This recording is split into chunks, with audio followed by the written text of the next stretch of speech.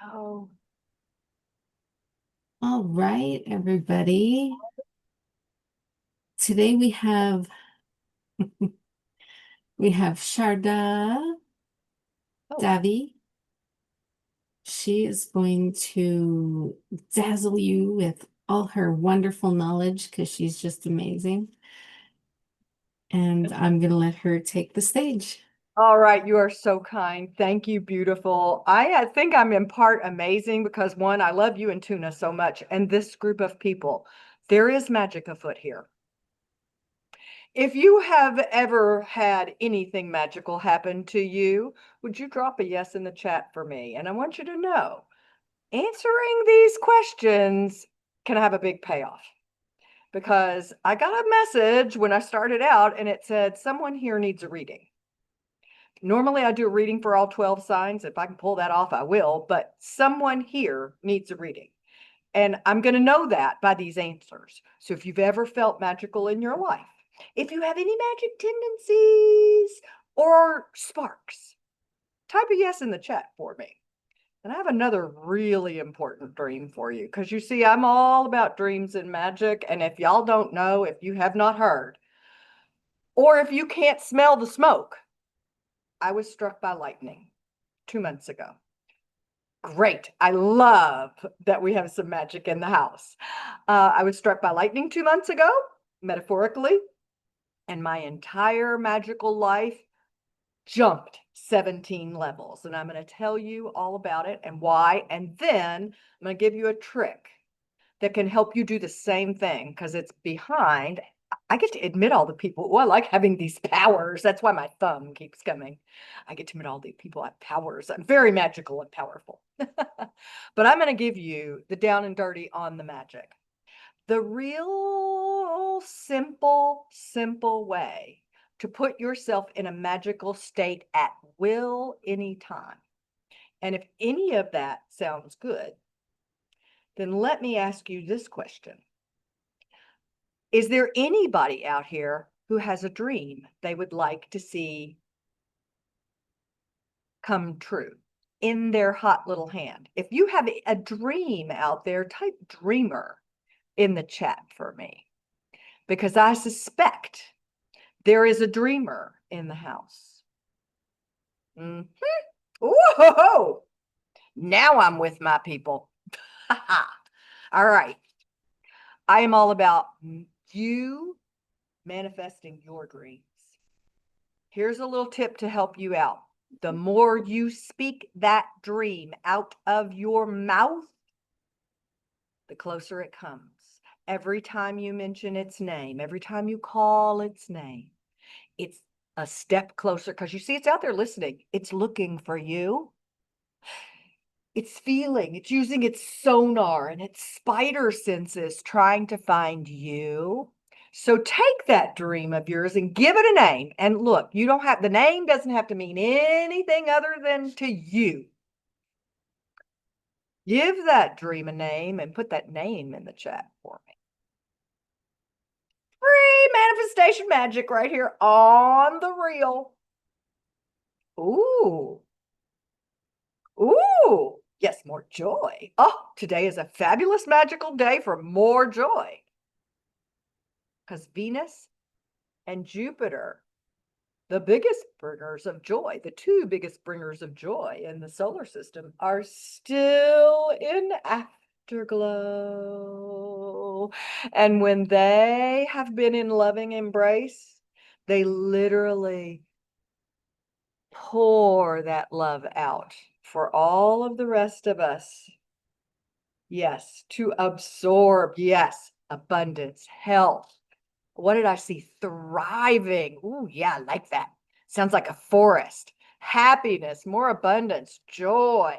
Yes, dreams come true. And you just let, ooh, somebody wants to, whoa. Somebody is having a good time. All right, posh gosh. And Australia, get ready because some people are coming your way. You are magically being drawn together. And that's really how the magic of manifestation works. Manifestation is a special kind of process that we do. We do it for something that we don't yet have, but that we would love to have in our heart. And if you want to feel the dream, the joy, the goodness of your manifestation, if you would like to have that feeling now, today, type a yes in the chat. Because you see, you can turn on that feeling at will. You just need the right little bits of magic. And I thought I had a lot of magic. I thought I was very magical. I've been running around being magical for decades and teaching other people to manifest with magic. But I didn't know a lot. There were some things I did not know. But you know what? I wasn't always magical.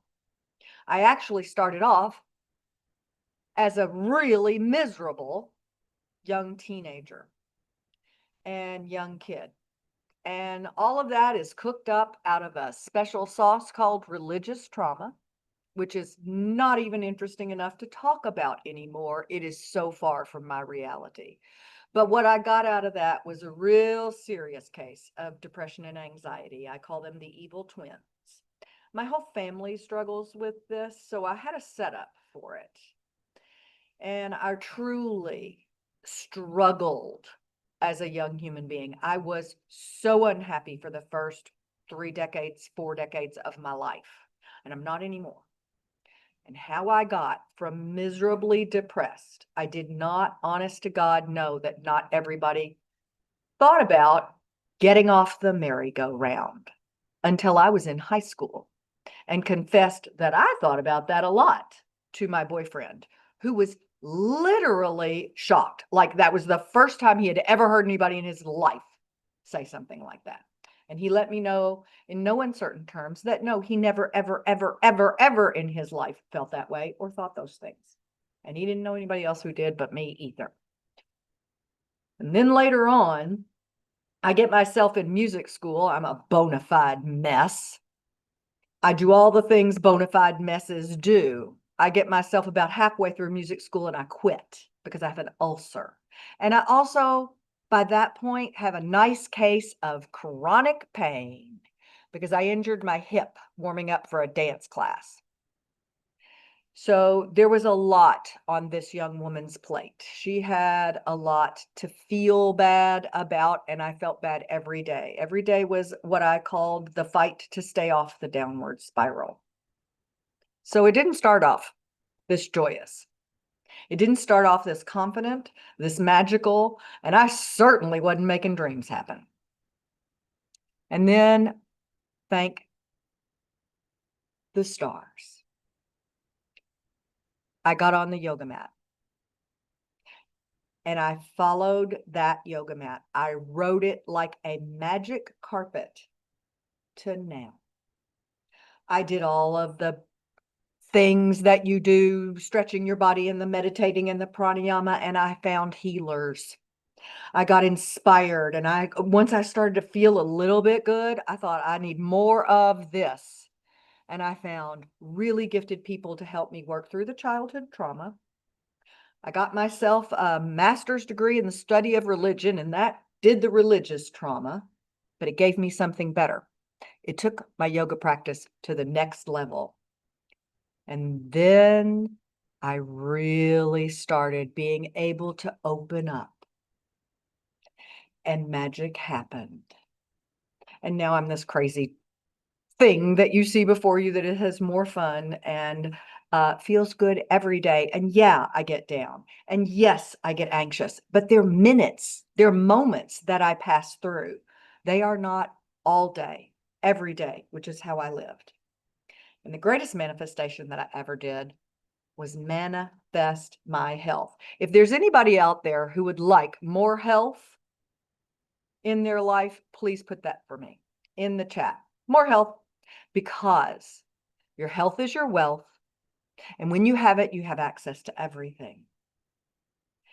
And health, what we call health, is really in line with how manifestation works. Yes, yes, yes. I love it. Do you know how many people can't say they want more health? They don't even have enough to dream of more health. So you're in a good place if you're there. all this magic that was happening as I was healing, as I was getting a little more whole and open. What I figured out was when I could feel good, just feel good, everything else worked better. And then as I started following and studying more and more about manifestation and magic, I realized that the heart has one desire. Does anybody know what it is? Yay! Yay, yoga. Anybody know what the heart's one desire is? The heart has one desire. No matter what you think you want to manifest, whether it's a trip to Australia, whether it's better health, whether it's more abundance, whether it's poshkosh, the one desire of your heart is to feel good. You think you want the trip for the trip's sake, but really you want the trip because you think the trip is going to make you feel good. You think you want more money for money's sake, but money isn't that interesting, quite honestly. Pigs won't even eat it. You want the money because it will make you feel good. And in truth, the definition of health is feeling good. It's that simple. It's not complicated. Anytime you feel good, you are healthy. Anytime you feel good, you are operating out of your heart and your heart's desire and your heart's magic. Anytime you feel good.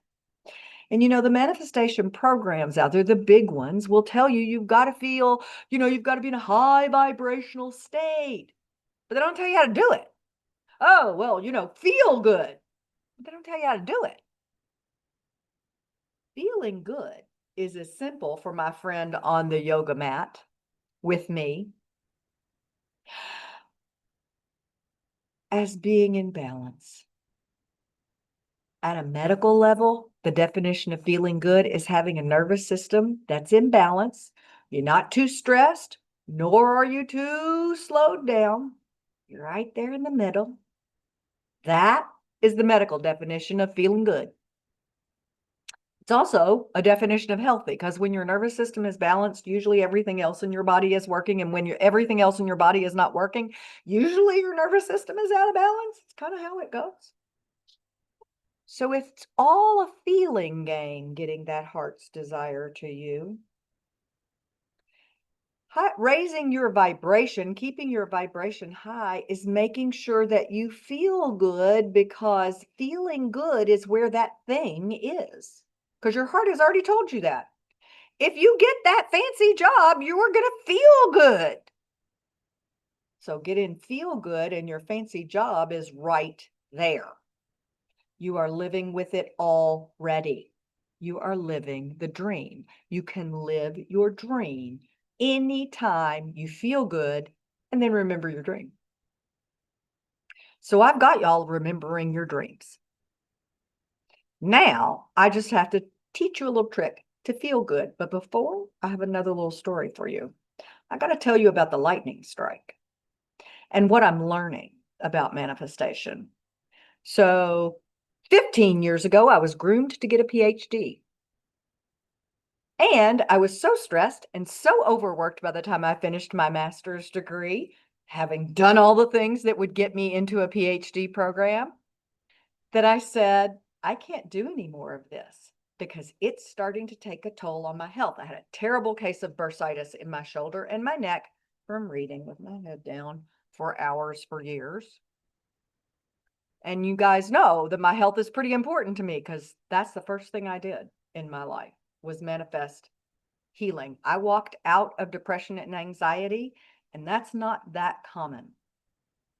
And I did it without meds because my stomach won't do the pills. So I didn't have a choice.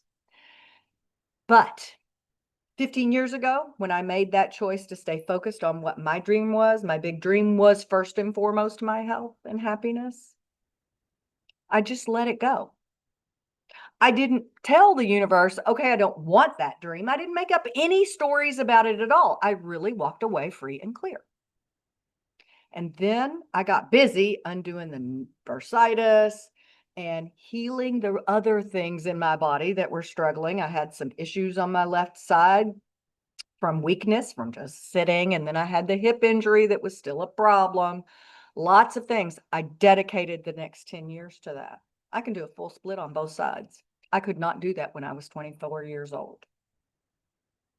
Wouldn't even thought it. Got myself all healed, and then lightning struck 2 months ago.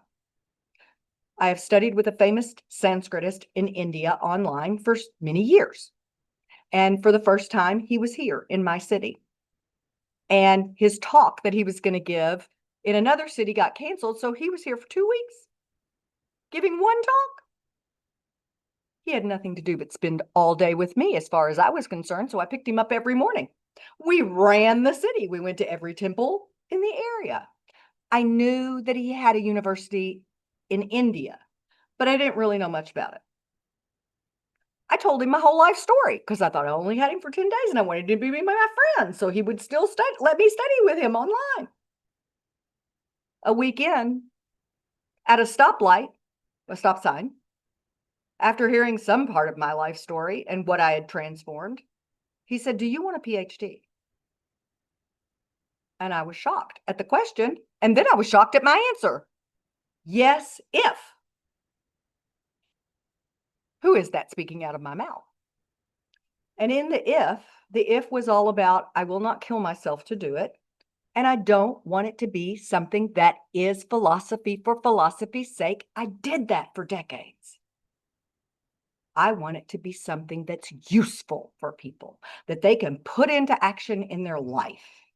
Now, in religious studies in the West, the way I was trained, you can't do that. But in India, that is what they want you to do. Because if you just want to do philosophy for philosophy's sake, they've got hundreds of thousands of years of text they haven't even translated that did that. But if you want to do something that is actually of some use to people, they're all about it. And that is how I got myself in the position of writing a dissertation. Right now, chapter 2 will be finished by the end of the week. I've done all the work. I made myself a miracle. I transformed my life. And that thing that I manifested, I worked so hard on manifesting and then walked away from, but that I never made a story about. I didn't want it. It was bad. It was wrong. There were no sour grapes. It was no, oh, I don't want those grapes. They weren't tasty anyway. I didn't do anything. I just said, I want my health. And I stayed focused on what I wanted. And then zip, that manifestation was still working. I didn't know it. All of that work was still out there. I didn't know it. And you see, I didn't want to kill myself for a PhD. So the manifestation said, okay, let's find her a way to do it that she doesn't have to kill herself. Let's find her a way to do it that's going to allow her to do what she wants to do for others. Boom, here I am. Did not plan it. Have no idea what the outcome is going to be. I have learned a whole new level of letting go into the magic. I am just trying to ride the wave here. And so here I am writing a PhD, writing a dissertation on the very tool, the real underneath the magic tool that I've used to heal my life and to bring the things into my life that I want. And I can teach you that tool today. Would you like to have it? If you would like to have it, let me know. Give me a little yes in the chat. You see, when we can balance our nervous system, we are in a state of calm where our brain works best, the rest of our body works best, and we are in that feeling state that is at the same state of whatever we want, because we know what we want lives at the state of our heart's desire, and our heart has one desire, and it is, you can type it in the chat. So what I'm writing my dissertation on that is going to be useful for the world is sound and how to use sound to transform your life, because that's what I did. My entire yoga tradition, we're all musicians. It's all built on sound. Sound is a way to talk about frequency and vibration. And with sound, you can change your frequency or your vibration quite easily. Now, in the Indian tradition, the sound is chanting Om. But you know what? A lot of people aren't comfortable with that for a whole bunch of reasons. And the good news is you can just hum. If you can hum, you can make yourself feel good. And what I am arguing, and I am arguing this out of decades of research and having healed my life, is that chanting, making those humming sounds, balances the nervous system. We know that one of the things that it does is it upregulates the calming side of your nervous system. And the calming side of your nervous system is when we are not feeling good, it is down below where it should be, and the stressful side is way up higher than it should be. And when we wake up the vagus nerve, we wake up the parasympathetic nervous system. And that naturally will down regulate our stress. One of my spiritual mothers was run over by a car when she was 5 years old and spent a year in a body cast, and she had some physical fallout from that. She had terrible feet. She had some arthritis in some joints. She had some things from that. She sang all the time. And especially when the pain got higher, she sang louder. Singing, humming, all of that stuff helps to regulate the calming side of your nervous system and down regulate the stressful side of your nervous system and bring you into balance. And when your nervous system is balanced, you feel what? You can type that in the chat. You feel good. People will say they can't sing. People have all kinds of judgments about their singing. So you don't have to sing. You can hum. And I'll show you how. First thing I'd like you to do is get yourself kind of wiggled into your seat wherever you are and get yourself, your spine lengthened, and roll your shoulders back and down.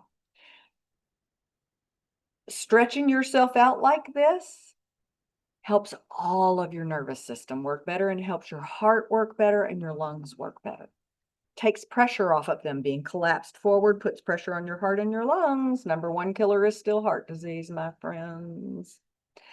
So you want to sit up and then you want to wiggle in, and I want you to just take a moment to feel how you feel. And give that feeling a number. And if you want to share your number in the chat, you can. And if you don't, doesn't matter. You know the number. Is there anything that's stressed you or annoyed you today? Anything you're worried about? Go ahead and feel that. Think about that. Feel that for me. Yeah. So it's pretty hot. Let's see if we can make that a little different for you. So you want to get in there, and first you got to know where you are. How do I feel right now? I could feel better. If you could feel better, this is the trick for you. Oh, great. Wonderful. And we're going to do it in stages because we're literally waking up our nervous system. So if we give it a little bit of a, warm up, and then we do a little more, it gets there better. Oh, good, good, good. We've got a lot we can do. So you just want to sit up comfortably, take a nice big breath in, fill up your lungs and your belly, and hum, hum, hum, several hums. Hum, hum, hum. Make your lips buzz. Hum, hum, hum. Make your nose buzz. Hum, hum, hum. And then take a rest. And notice if any other part of your body is tingling. Just notice how you feel. It's a feeling game. Now, take your little fingertips and rest them on your cheeks right about your sinuses. And we're going to do that again and see if you can feel the buzz in your sinuses. Just more hums. Hum, hum, hum, hum, hum, hum, hum, hum.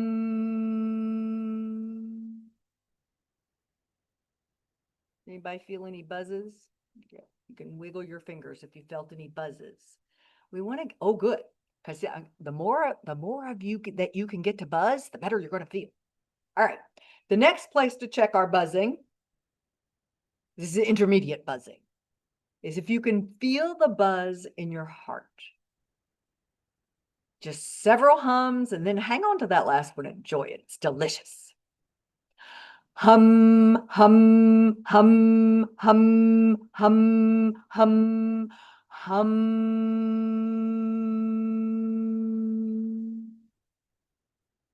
Anybody feel it in their heart? Woo, good. Then we're going to advanced. Right there at the bottom of your rib cage, right around your diaphragms, bottom of your lungs. Oh, good. We've got some buzzing going on. All right, let's see if we can make our lungs buzz. Oh, Jill's getting serious. Big breath in. Hum, hum, hum, hum, hum, hum, hum, hum.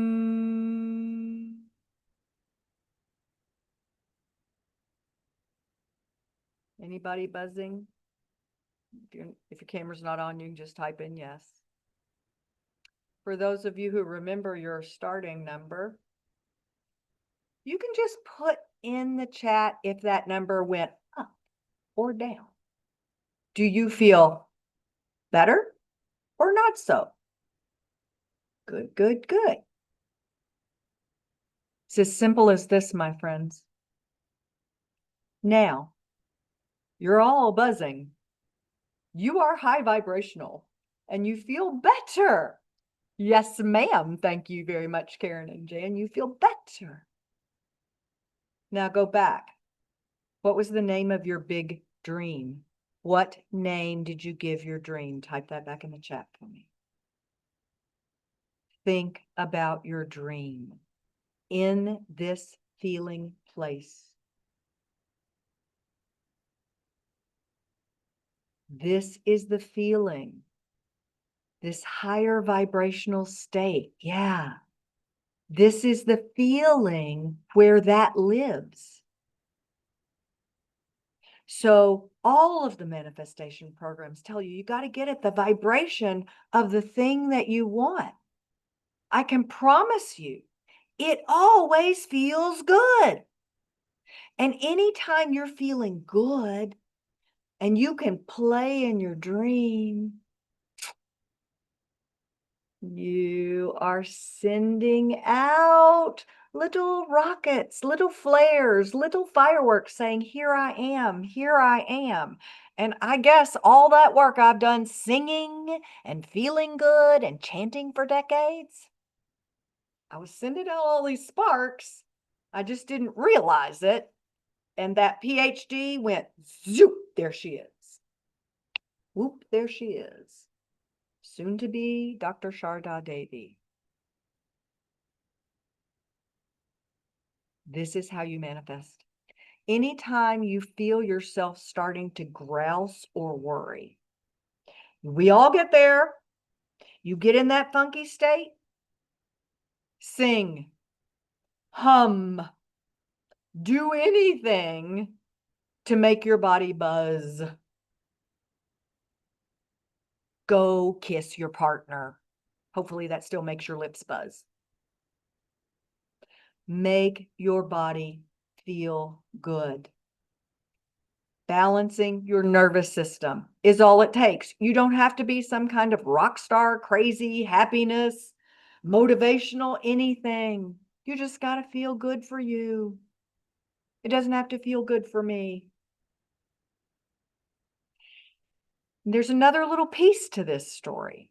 I didn't plan any of this, and I invested all of my money in my online business. And I'm not doing that right now.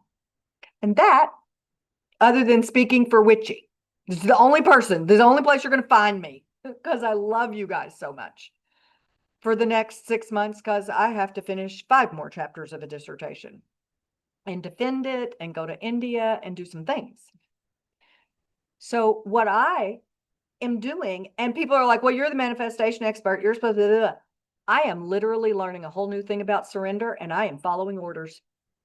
And if the universe says to do something, I do it now. I don't even argue. After what happened to me, we applied for the PhD program 2 weeks after the deadline had passed.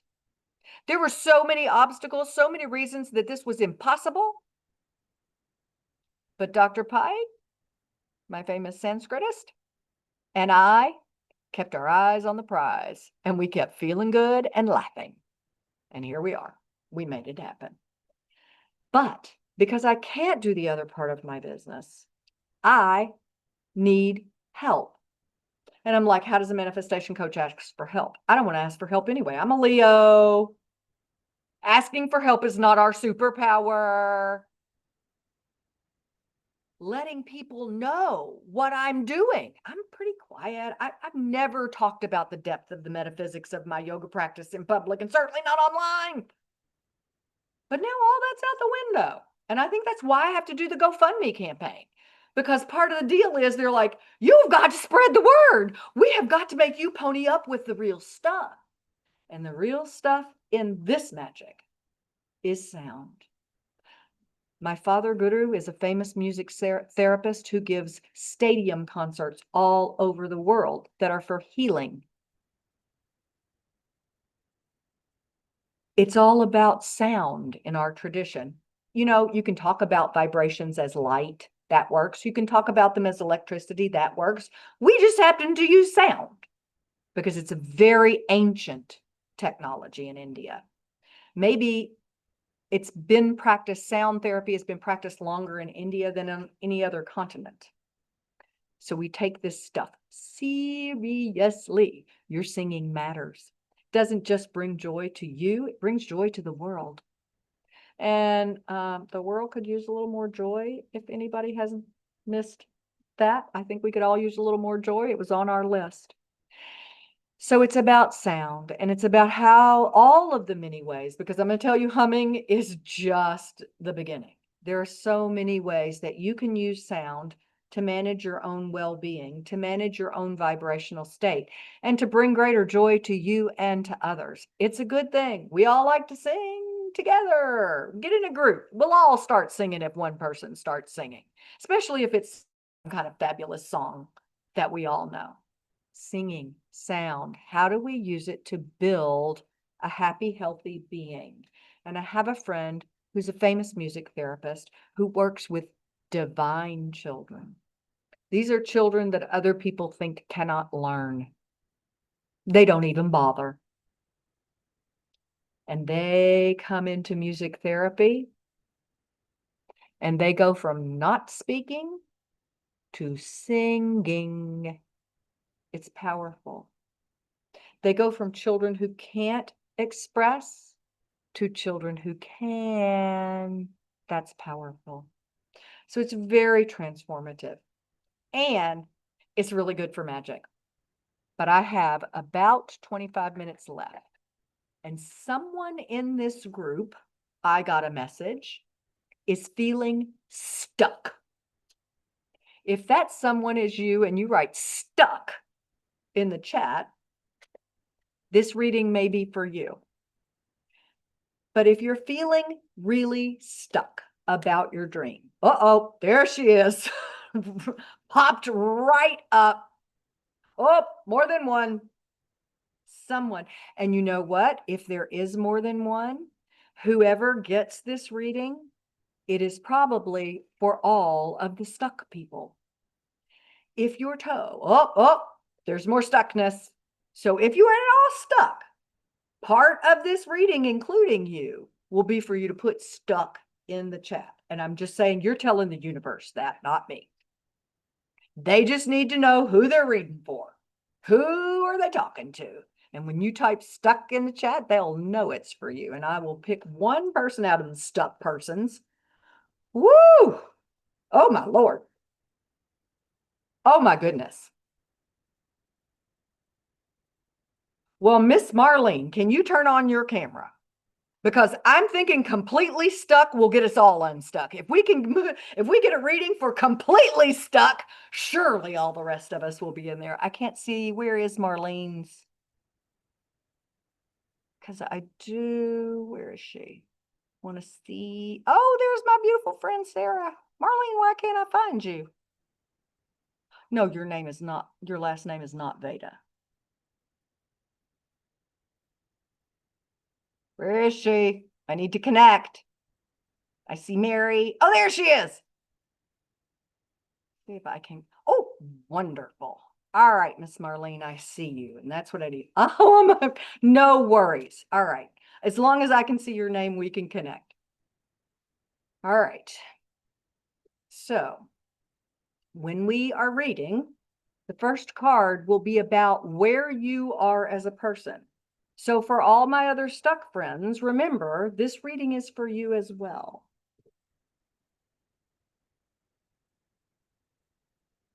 Here's the good news. This is the Emperor. The Emperor gets to be the ruler of everything. They are the one driving the car. They are the one giving the orders, saying what we're going to manifest. Now, we never say how we're going to manifest. We do not control that. That will kill your manifestation. But you are all in the right spot, because this is also the card of the buck stops here. I'm the one who says. And when you're the one who says, when you can figure out the place where you're the one who says, that's the place where you're the most powerful. So you guys are more powerful than you imagine. Thank you so much, Marlene, for showing us that. Because I think some of us felt like we weren't very powerful. Not at all the case. And by the way, for all of those who didn't type in magical at that very first question, I don't think you told me the whole truth. Just saying. Emperor card. You get all the say. Ah, the second card in a reading, this is a traditional Celtic cross reading, is the thing you need to work on, the obstacle, the thing that's tripping you up. Well, here we have the Queen of Cups. She is the mistress of her marvelous nervous system. Because your marvelous nervous system is what creates your feelings, and cups are about emotions. She has one foot on land and one foot in the water. She is the queen, the mistress of her marvelous nervous system. So that little humming trick that you learned, I hope that all of you start singing. By the way, I sing always. I always have a soundtrack in my head. Started it when I was in music school. Always have a soundtrack. Singing. And you want to sing things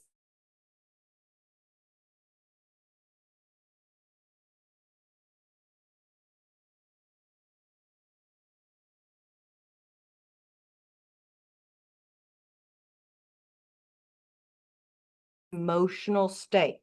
And that's all about balancing your beautiful nervous system. Now, how did we get here? I'm just saying somebody didn't tell me the truth. This is the card that says where we were before we got here. This is the magician. The magician has all the tools of magic. The magician wears an infinity symbol as a crown. You are all magical beings. You just didn't get that.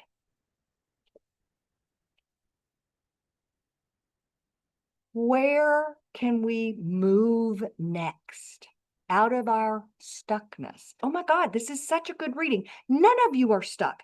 You are all powerful agents of your own reality. Guess what? The Knight of Cups. So we're tripped up by cups, and this is the knight. The knight is always ready to take the next step forward, to do the next thing, to learn the next thing, to grow in the next way, to build the next way. Next, move forward. You're not stuck. When you can be the mistress of your marvelous emotions, your beautiful nervous system, when you choose to do crazy things like humming, you know, you can hum in public and nobody knows.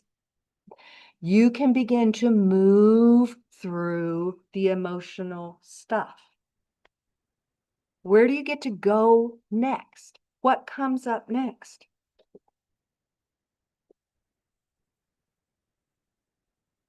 The King of Cups. You're moving through the whole family. I don't care what you do to feel good. I don't care if you sing. I don't care if you hum. I don't care if you stand on your head. You have the power. You have the skill. Whatever you feel has been holding you back, and if this card shows up later, I'm just going to laugh out loud, is really a prison of your own making.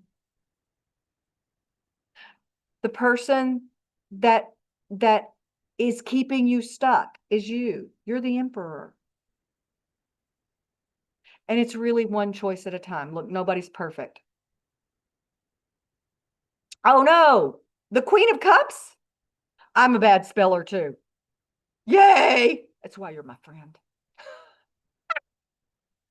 The Queen of Cups was our obstacle, what tripped us up. She is the queen of emotions. She is the ruler of emotions. What we are all working with is our feelings. If you want to manifest your dreams and get unstuck, get your emotions unstuck. Gratitude will take you from the nastiest feeling to the next place up. If you can't hum and get yourself to buzz and feel good, gratitude practice. It will get you out of the worst funk. What is at the root of this?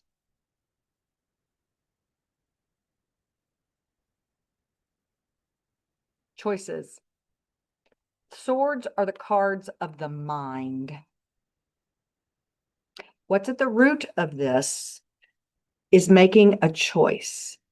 And this may sound hard for some folks, and it is not a judgment of you or any choice you have ever made, nor is it blaming the victim, which someone thought it was once. Every thought you think, every feeling you have, every feeling you have is a choice. Now, a feeling comes up. You may not have called it forth. I would like to feel miserable at this moment. That's not what I'm talking about. Ooh, you sit around and cook up bad feelings. No, when you notice you're feeling miserable at that moment, you have the choice. Do I want to continue to feel miserable, or do I want to do anything that will move me out of misery? Do anything that will move you out of misery. I ask myself this question all the time. Do you really want to feel like that? The answer is usually no. And I literally will stand up and walk into the other room. It will change your perspective. It'll change what you're thinking about. It'll change something. Stand on your head. Do whatever. Change something. But you are making choices, and this means you're powerful. And that emperor said you were powerful. You're powerful. You have the swords of choice. What you're going to choose. I offer for your consideration, choose feeling good. Now, what's at the root of how we're going to progress forward? This is exciting. You are no longer stuck. You have all just been absolved of all stuckness by the Death and Transfiguration card. People fear death. Not sure why. This card means you are being transformed. You are literally being born anew. You've all been absolved of stuckness. I'm so glad you were so completely stuck, Marlene. Oh. Back to the choice card.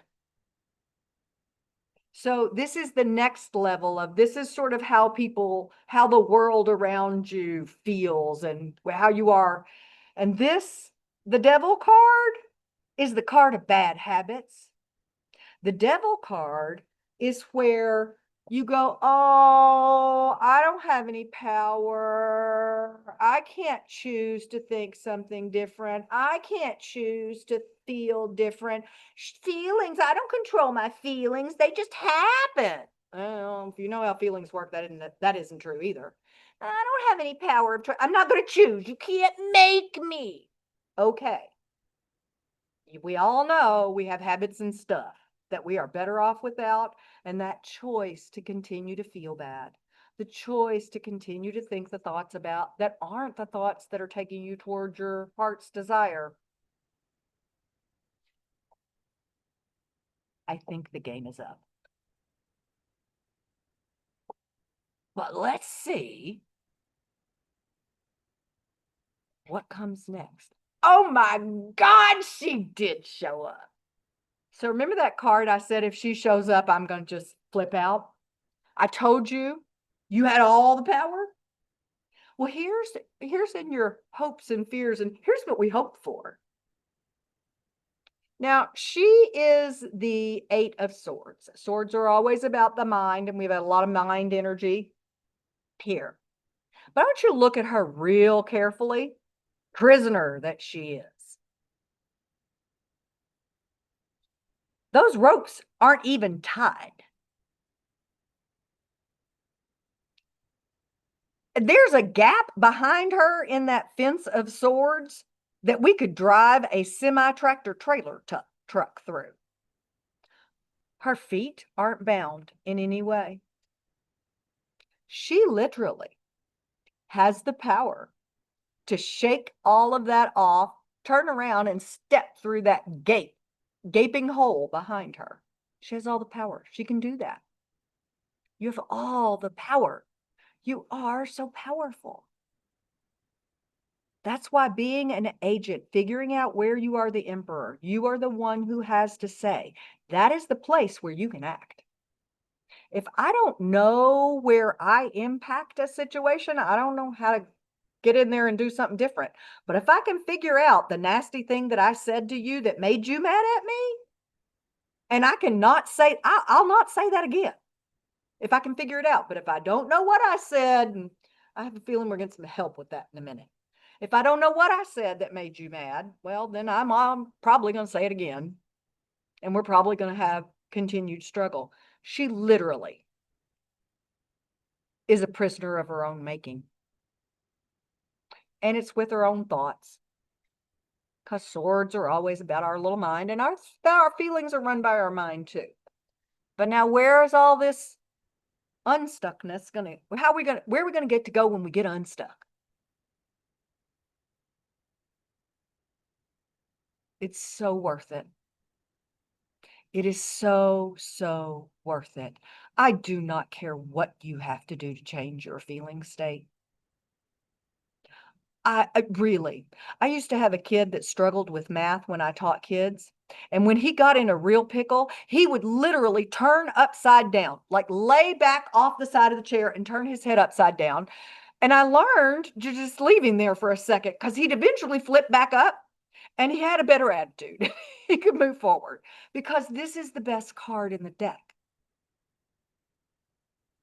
This is where you're going. You're not stuck. It's the sun. It's the eternal cosmic child. The child has a feather in its head. I mean, it's riding a horse. This is the Kundalini energy moving. It's the best card in the deck. When you can make that choice, just one, and I promise that's how you break a habit. People are, oh, I can't break my habits. They're too bad. They're too strong. The devil is too big. The devil's making me do it. Every time you choose not to stop at the donut shop that you drive by every day, you pat yourself on the back. Every time you choose not to think the thought or to continue the thought. Look, the thought will arise. Your choice is to continue it. I ask myself this question all the time. Do you really want to feel like that? Because I'll notice that the thought makes me feel bumpy and lumpy. Do you want to feel like that? No. Who in their right mind wants to feel like this? Do something else. Think something else. Sing something ridiculous like, oh, what a beautiful morning.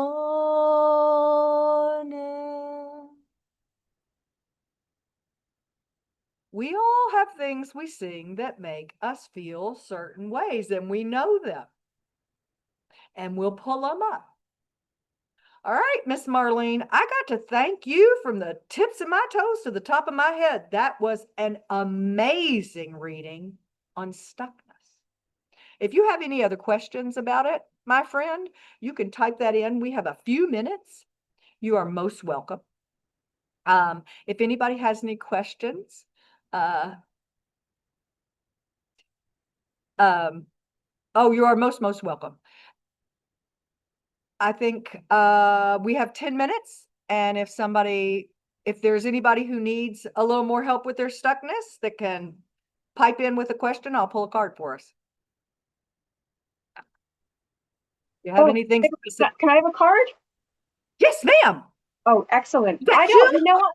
I'm working so hard to not be stuck. And I loved that reading so much. It resonated. Oh, And good. I want to know, what are my next steps? I'm moving past narcissistic abuse. I left a relationship 10 months ago and had to go no contact with family. So I'm just wondering, like, just generally, in love life, anything going on there in the pipeline? Because I'm getting ready to think, like, Congratulations. I like being by myself. I love it. But, it's been 10 months and I might want to date, at some point. Very few people, I just want to applaud you. Very few people walk away from a narcissist and in 10 months feel whole enough to want to do it again if they're present. Now, a lot of them will go from one narcissist to the other, but that's a different problem. I can't. No, well, yeah, I had pattern. I had just a lifetime. My parents were narcissists. I was born into it. And, they condition you for other narcissists to do things, and I have to face that fact. It's a miracle, double miracle. You get to be a miracle on feet. So here's what's coming forward for you. Ooh. You are the star. The star is one of it literally is pure positive potential to create anything. And I have talked to many people. I have many people I know who have lived in your situation, born of narcissists, moved in with narcissists. I've known many people who were never able to make the choice to be different. I've known people who have made the choice, and I have watched how hard that has been for them. You deserve to be the star. The work that you have done is amazing. And if you know the tarot, you know that the star is literally, you are the spotlight. Where would you like to shine your spotlight? Because where you shine your spotlight is where it's at. That's what happens. It's a beautiful card. We are all star stuff. You are in that glorious place of creativity right before manifestation, when the possibilities are their most infinite. You want love? Hum, hum, hum, hum. Make sure you can feel your heart buzz. Keep your heart buzzing. So the truth is, the more we can make our body buzz, the more we're getting out of the humming. That's the buzzing game. So if you practice it a lot, you can get really good. You can feel your toes buzz. I will, because I love singing in voice and sound. And I love that advice. Thank you so much. So helpful. Oh my goodness. A card just fell out. Truly, that you nailed that to your habit. Just to say, that was the key. You keep breaking that habit every time you see it. That is the key. Well done. Very All right. cool. Do I have 6 more minutes? Who else needs a reading? I do. All right, Miss Michelle, can Yeah. you pop on your camera? Oh, beautiful. Oh, you were on a minute ago. I just missed you. That's Oh, okay. wonderful. Wonderful, Marlene. I am so happy. And thank you for being such a great service to all of us. I mean, they really pulled all the stops out for that complete stuckness. All right, Miss Michelle, do you have a particular question you want to tell me, or do you just want to see what's coming for you next? What's going on? Okay, so basically, I do work out, I keep fit, I am quite healthy. That's not an issue. I volunteer a lot, so I give back to the community a lot. Mm-hmm. But I haven't found the right person, nor do I have any really close friends. So at this point, I'm feeling sort of a lack of community, friendship, lonely. Basically, I guess you could say lonely. Got it. Absolutely got it. Good news for you. Mars has just moved into Libra. Libra is one of the best places, the best energies for making new friends and connecting with new community. And now you've got Mars to motivate you to get out there and go to the book club and go to the psychic fair and do all the things where all your friends are. Sounds good. You are in a transformation, my friend. Of course, a big move, like you just said you had, that makes total sense. You're in a big transformation. You are being reinvented. So, what I think that might be helpful is to look for new kinds of friends and community in new places. Now, that can be new physical places. You moved. That's easy. We covered that. But it can literally be trying new things. Are you a runner? Do you want to go check out some running clubs? You said you're very fit, but maybe you want to find a yoga studio away from where you work, or a Pilates studio away from where you work where you can go and truly be friendly like you were when you were in middle school. And one of the best things is to genuinely compliment people. A genuine compliment anyone is happy to receive. And you don't even have to do it out loud. If you want to be magnetic in a group, start now. You can't control what other people think, but the people who can play your game, your people will feel you. Look at people and make compliments in your mind. No judgments. Think only compliments. It is shocking. But yeah, for you, you are in a transformative space, and that just means doing the new things. And that's great. Opening up to new people and new ideas. All right, my friends, my time is finished. Thank So you. you are most welcome. And you're going to have tons of friends. Mars is going to be with you and help you out a lot. Follow Mars.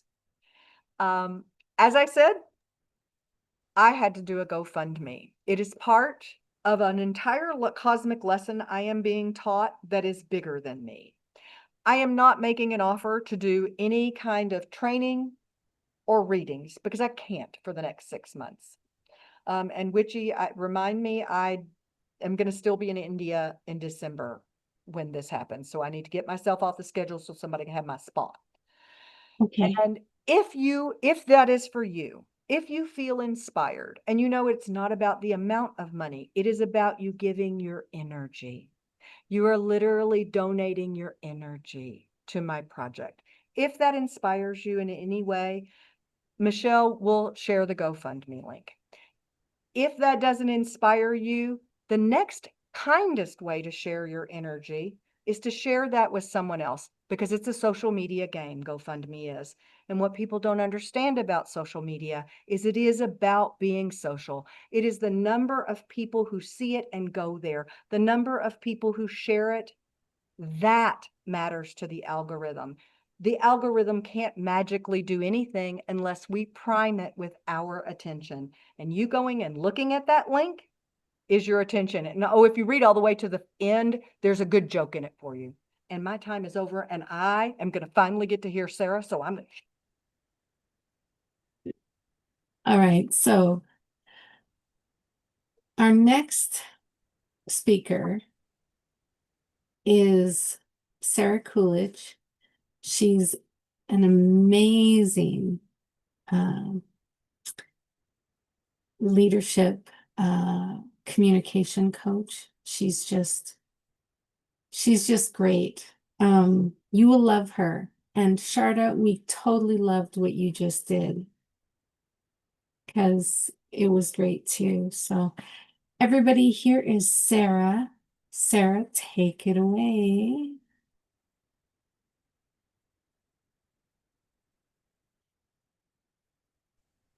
All right.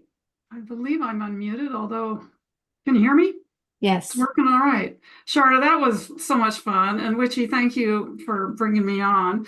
And I just have this really strong feeling while you were offering to do cards for people, Sharda, Pat raised her hand. It's still up. And if you have time, and if that's why Pat raised her hand, you're talking to each other. Okay, I didn't want to leave that undone. It just, yeah, there you go. Okay, so Pat, you and Sharda are going to have some way to connect if that's what you needed, because I don't want to be slowing that down. So, Witchy, thank you. What fun.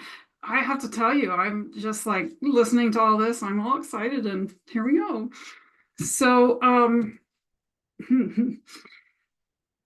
what I want to say first is all this cosmic alignment that I'm feeling coming in after Sharda. I've known her for quite a while, but so much of what she was talking about, I get to build on in a different way. I'm not going to pull out cards for you. I'm going to be talking about some science and some stuff around tools that you can use so that when you do decide that you want to no longer feel this way, if you're feeling kind of like, I don't know how to get myself out of it, besides humming or going to another room or, changing your state in those kinds of ways, this is going to be another set of tools that you can use for that. Because yes, we are emotional beings, and that's normal and natural for us.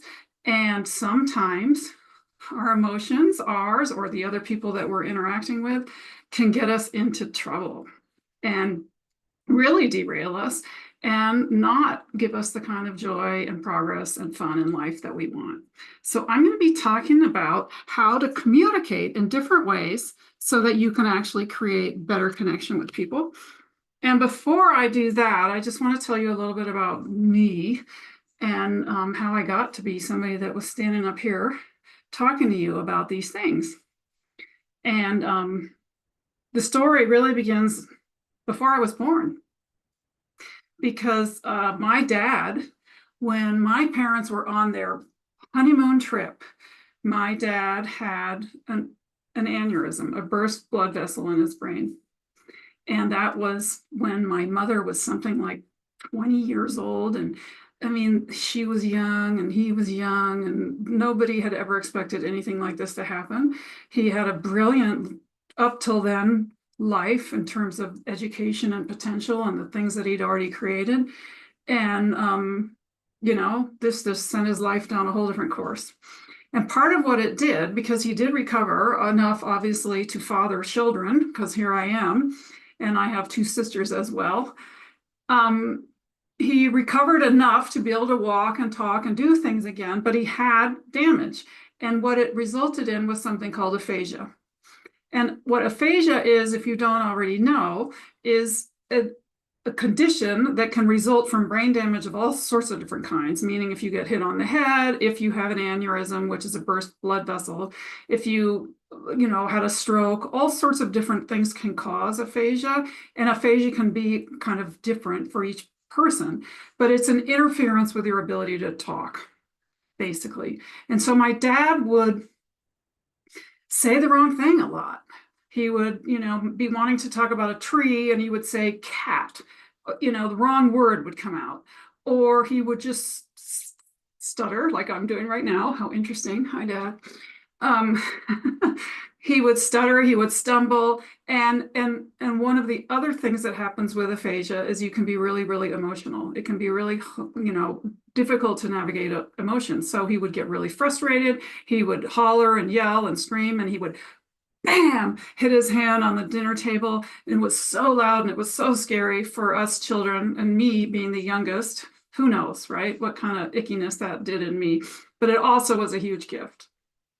My mother was the third generation English major. Her father taught English at university. And so she was very fixated on language in a whole different way. And always correcting our pronunciation, always letting us know that actually that's not the right word for what you're trying to say. You know, just always like really kind of picky about it. It felt picky to us as children. And that environment of learning a lot about language and then watching someone struggle so much with language was really nourishing in a huge way. I mean, there was so much that came into me because of that, and I was completely unaware of it, as children are. And for a long time, thought, you know, my life started out kind of a mess. My dad was really scary, and my mom was mean to him because she didn't understand him. She would say something, and then he would blow up, and dinner would be ruined kind of every night. And I really thought, you know, this is terrible. I had this terrible beginning until I got to probably be about 45 or 50 years old, when suddenly I realized that I speak two languages. And this is what happens when you grow up in a bilingual family. I speak regular Old English and I speak aphasia. And what I mean by that is I can take a really tiny piece of information or a few words and piece it together and hand it back to you and say, is this what you mean? Because that's what we had to do with our dad. Me and my sisters all have this ability to really understand deeper meaning from very little information. My mom never had that ability. That's why they fought. She didn't grow up with it the way we did. So we have this ability that's actually a huge, huge gift. And it, for me, the realization of that came when I realized and found tools that helped me with communication, because I had struggled with it in my life, not because of aphasia, but just because, gee, we're all different and we all have different meanings for words. And sometimes you're given your best intention and it goes sideways, just life. And I had studied and studied and studied. I was very interested in communication because of how I was raised. And I also just was brokenhearted about what happened with my dad. Sharada, I can't look at you. I mean, I just saw him so miserable and so unhappy. You don't have to turn off your camera. I won't look at you anymore. She had this beautiful expression right when I was saying that. I just knew that there could be something better. There had to be a way for these two people to learn how to get along. They didn't get to have it, but I still chased it and chased it and chased it. And finally, when I got to be older, I realized and learned some of the tools I'm going to share with you tonight, because these tools can make a huge difference. I know if my mom had had them, it would have made a difference. I know if my dad had had them, it would have made a difference. And I know that if us as kids had had them, it would have made a difference. And it wasn't available to us. There wasn't any resources like this available to our family. But today we're going to talk about it. So the first thing I want to do is share a few slides. Well, actually, I know you're mostly off camera, and I get that.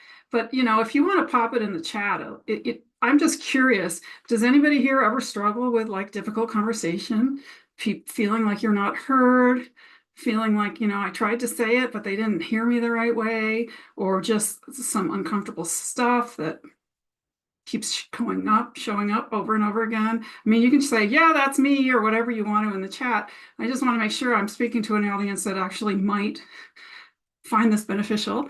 And yeah, I see your Jill nodding. So I'm getting that, yeah, I mean, mostly this is, for most people I speak with, there's, yeah, you know, I can think of a conversation I had yesterday with somebody that was the same one I've had over and over and over again, and I could predict what they were going to say. And I'm like, you've already told me that 100 times. Why are you telling me that again? And why are we going around in circles? Yep, absolutely. Yeah, I see you. There you go. So let me show you some slides and give you some tools to how to get out of that. And I got to think now and be technologically skilled. So give me a sec.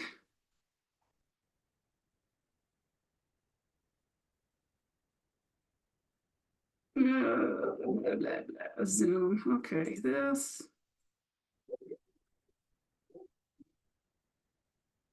There we go. So I'm just making it bigger. So this is just a little bit about what I'm going to talk with you about. A little bit about your brain and how it works, and a little bit about language and how that impacts that, and then a little bit about how to regain some control over all that so that you can create more joy, so that your mind full of those swords is not keeping you a prisoner like Sharada was talking about, and those cups of emotion are not derailing you, that you get to be that powerful, amazing person that she was talking about when she was presenting. So very first, I want to just show you this little cute girl sitting on an elephant and explain to you why I'm sharing this. The number one thing that I want you to remember, in case you've ever forgotten, or somehow perhaps think that this does not apply to you, is that you are a biological being. You probably had some exposure to biology in high school, maybe even more than that. And you are, no matter how educated, smart, how many tools you have, you are still living in a biological body. And it's important for you to understand that and learn some tools to help it do well in the world. Because when you're on the side of your body, instead of somehow pushing it against it or trying to tell it to shut up, or I'm bigger than that, I can overcome that, you are actually like working at a huge disadvantage. Part of the thing that happens as a biological being is you are subject to the fight, flight, freeze, faint response. And I'm going to call that FFFF as we move on. You can't do a thing about the fact that you have this response wired into you. There are things you can do to help yourself not react as strongly, not stay in it as long, but you can't make it go away. If there's a really loud, sudden noise, if somebody's coming at you and screech, they almost hit you with their car, you're going to go into fight, flight, freeze, or faint. How far you go, that's questionable, but you're going to do it. And it doesn't matter how high you were on meditation 30 seconds before that event happened. It doesn't matter. You're biological. And my image that I share with you here is, this cute little girl, maybe 3 years old or something. I don't know. She doesn't look very old to me. And she's sitting on top of an elephant, and she's actually controlling that elephant, which means she's got her feet on the ears, behind the ears. And when she pushes on that right ear, the elephant's actually going to go to the left. She pushes on the left ear, the elephant's going to go to the right. And she's teeny tiny compared to him. She's pretty weak compared to him. And this is exactly kind of how your brain is. So you've got a lot of beautiful neurons up here in the front of your brain, more or less. I'm not going to be anatomically completely accurate, but this is where the frontal lobe is. This is the new part of the brain, meaning human beings have this to a huge capacity, and it's kind of new compared to the brainstem in the reptilian brain, which is more back in here, which is ancient. That's why it's called the reptilian brain, because the reptiles were kind of like the first animals that actually even came out of the ocean. That was a long, long time ago. There's about 3 million neurons back here. And up here, there's about 300,000. So when this puppy is activated, this one shuts down. You don't have access to it. And that's what fight, flight, freeze, or faint really is. It's like, oh, danger. We don't need to be able to be creative, compassionate, think, use language, actually do any of those things. They're not important now because we've got to keep this body alive. And that's what fight, flight, freeze, or faint is doing. Back here, it's like, we're taking over. There's danger. Shutting all this down. And that is just like this elephant. The elephant gets activated, and it doesn't matter how hard that little girl pushes on those ears, she's not going to have any control over him at all anymore. And he's going to rampage around, maybe destroy the village, go running off into the jungle. Hopefully, if she's thrown off, she's okay. And quite a while later, that elephant could be perhaps brought back into some peaceful, calm productivity again. And that's what we want. We want to be able to be in peaceful, calm productivity, which means we want to be able to keep this part of our brains online. And here's a few little ideas about how to do that for yourself as well as for other people. So The other thing I want you to know about your brain, if you don't know it already, is that it's a habit forming machine. That's what it does. And I know Sharada knows tons about this. Our brain, if it had to deal with all of the input that's coming in, which is more than 1 million pieces of information every second is coming into our brains. If it had to sort all that out and make decisions about it and then, do something with it, another 10, 20, 30 seconds would have gone by with all that other information. It would just completely overload, and we would overload. We wouldn't be able to decide when we opened our eyes in the morning what we should do next. It would be like a whole new experience every time. Should I get up? Should I lie here? Should I get dressed? Should I not get dressed? I mean, all of these decisions that you do every day, they are decisions you don't make anymore. You made them once, you practiced it for a while, and now it's a habit. And you have lots and lots of habits. And those habits are formed by your brain to make life easier so that you can actually pay attention to what really matters right now, what's happening now, not all the other stuff. That's what it does. And it does it with neural networks. If you want to be biologically accurate, that's how it does it. And when a network fires, or a neuron fires and wires with another neuron, that's the network being created. And the more it happens, the thicker the network grows. And as that network grows, it becomes a habit automatically. This is what I do. When this happens, I do this. When I see my toothbrush, I put toothpaste on it. When I put it in my mouth, it always goes to this side first. And when I spent time trying to learn how to brush my teeth with my left hand, I can tell you it took a year before I could do it well enough to even feel like I was maybe getting my teeth clean. That's how strong that neural network was.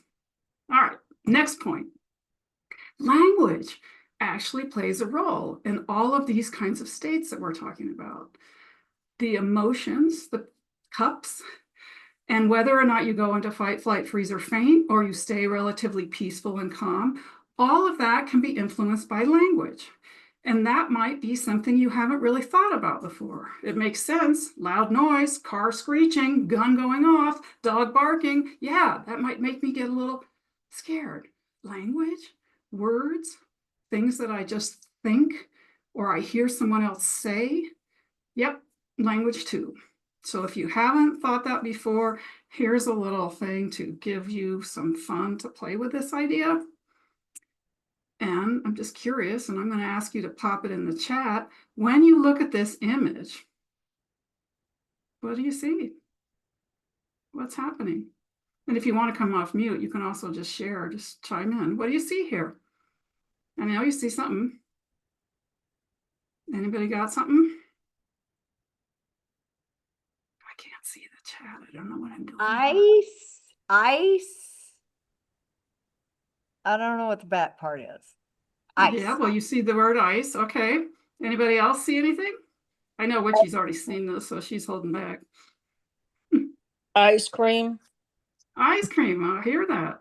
Yeah, ice cream. That's what a lot of people see when they see this. And of course, you're not seeing all the letters, right? Your brain is taking a really teeny tiny piece of information, attaching it to a neural network and saying, what is this? What is it? Oh, this is what it could be. And it's giving you this idea. Oh, ice cream, that's what it says. And that's language. Ice cream is words, right? And right along with it, perhaps for some of you, you're starting to think about strawberry ice cream. Oh, yeah. Or mint chocolate chip, which is my favorite, or just, how ice cream, like it gets a little melty when it's warm. So the edges are one way and then the center part is, and yummy and all that stuff. All of that can be activated by a word or two words. And then when you find out that that's not actually what the words are, it's like, whoa, Sarah ripped me off. And some of you are probably going, yeah, I knew it was a trick somehow. It had to be, whatever is coming up.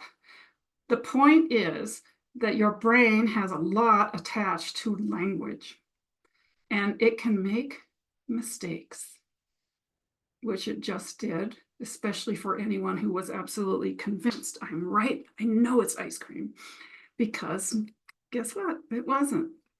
And that's the brain's job, to save you time, to make it easy, to be efficient. And it can maybe get you all excited about the idea that you're going to have ice cream, or it can maybe get you all scared about some idea that's actually not really happening. It can do both with language. So we talked about how language can play a role in all these different states, and that what I want to add now is that there are techniques in language that you can use that will help you tell your body that it's safe, which is what it needs to know once it goes into fight, flight, freeze, or faint, and that will help you with other people who might be being triggered by language. And that's the key to all of what I wanted to give you today, because if you said, like some people did, I have some trouble with language sometimes, I have some trouble with conversations sometimes. Part of the reason that that happens is either you have been triggered by the language, or they have been triggered, or you both have been, because of mirror neurons, you're triggering each other. And this is all something that's happening because of the words, and not necessarily anybody's intention or anything actually really physically dangerous, but the emotional safety is being triggered. And this is why you want to have techniques to remind your body and to remind the body of the other person, you're actually safe. You're actually safe. We're okay. And that's what I'm going to tell you more about, which is that you can learn language to help you and other people stay out of fight, flight, freeze, or faint. And so my next little piece for you that I encourage you to write down is the magic question. I'm just going to move this thing so I can see you better. So this is a formula that I give to all the people that work with me. And it's based on nonviolent communication, which was developed by Marshall Rosenberg, who was a remarkable man, did so much with language and worked with warring tribes in Africa and with the Israelis and the Palestinians. And boy, could we use them today to bring people who literally were killing each other to a point of being able to get along with each other. And this comes straight from him. And this magic question is simply guessing what the other person might be feeling, which means you have to have vocabulary to describe feelings. And then saying, maybe it's because you need, so you need to have vocabulary describing needs. And it might be that that need is being met, or it might be that it's not being met. And then this last piece of the magic question formula is where you're checking in with them to see if you're right or not. Not because you want to be right, it's important to be right, I must be right, I know I'm right, but because it's really up to them to tell you what's really going on with them. And so this formula, if you follow it, when you follow it, with all of its pieces, what you're doing is literally getting on the side of that person. Instead of being in opposition, you're with them saying, it seems like maybe you're feeling this, I don't know for sure. And because maybe you actually really need this, is that what it is? I'm just checking. And they can say, yes. And when you hear it that way, yes, you know you have just really connected with them. And what you've done is changed them biologically. You have lowered their cortisol, you've lowered their adrenaline, you've given them a little shot of oxytocin, and it feels good. It feels good for all of us to feel like we are seen and heard, and that's what this does.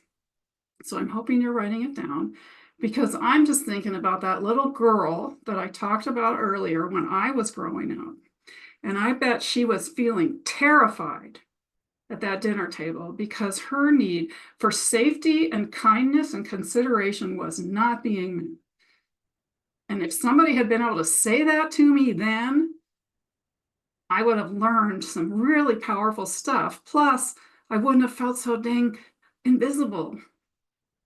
But I would have learned things like, oh, feelings, needs. This is how you can help people when there's something really going on. So I'm going to stop sharing slides. I have one more, but I know that Witchy's going to put this link for you in the chat because we have some more time, but this is actually my favorite time, and that is Q&A.